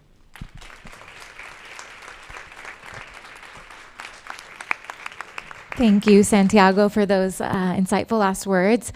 For me, it's interesting to hear. I've only been at IE as a staff member for a few months now, although I did my master's degree here a few years ago. But it's so inspiring to hear how far we've come as an institution, and that we are still identifying opportunities for progress and change. And we have this amazing community that we are going to rely on, to lean on, to continue making progress. So I thank you all for being here with us today. And before we officially close up, I know Sabine might want to say a few more words, but I just want to mention that this event is a part of a 3-month-long period that we are dedicating to diversity here at IE University. So I encourage you to head to IE Connects. We now have the app, so get the app if you don't have it on your phone, and check out those events, because as we've said multiple times today, diversity is a driving force here at IE University. We really believe that. So this 3-month period is dedicated to that and the conversations around those topics. So that's all for me today, but please join us at Music Wednesday downstairs, because the party doesn't stop here. We're going to take it downstairs to the -4 level for networking and to continue reflecting on the conversations we've had here today. So thank you very, very much.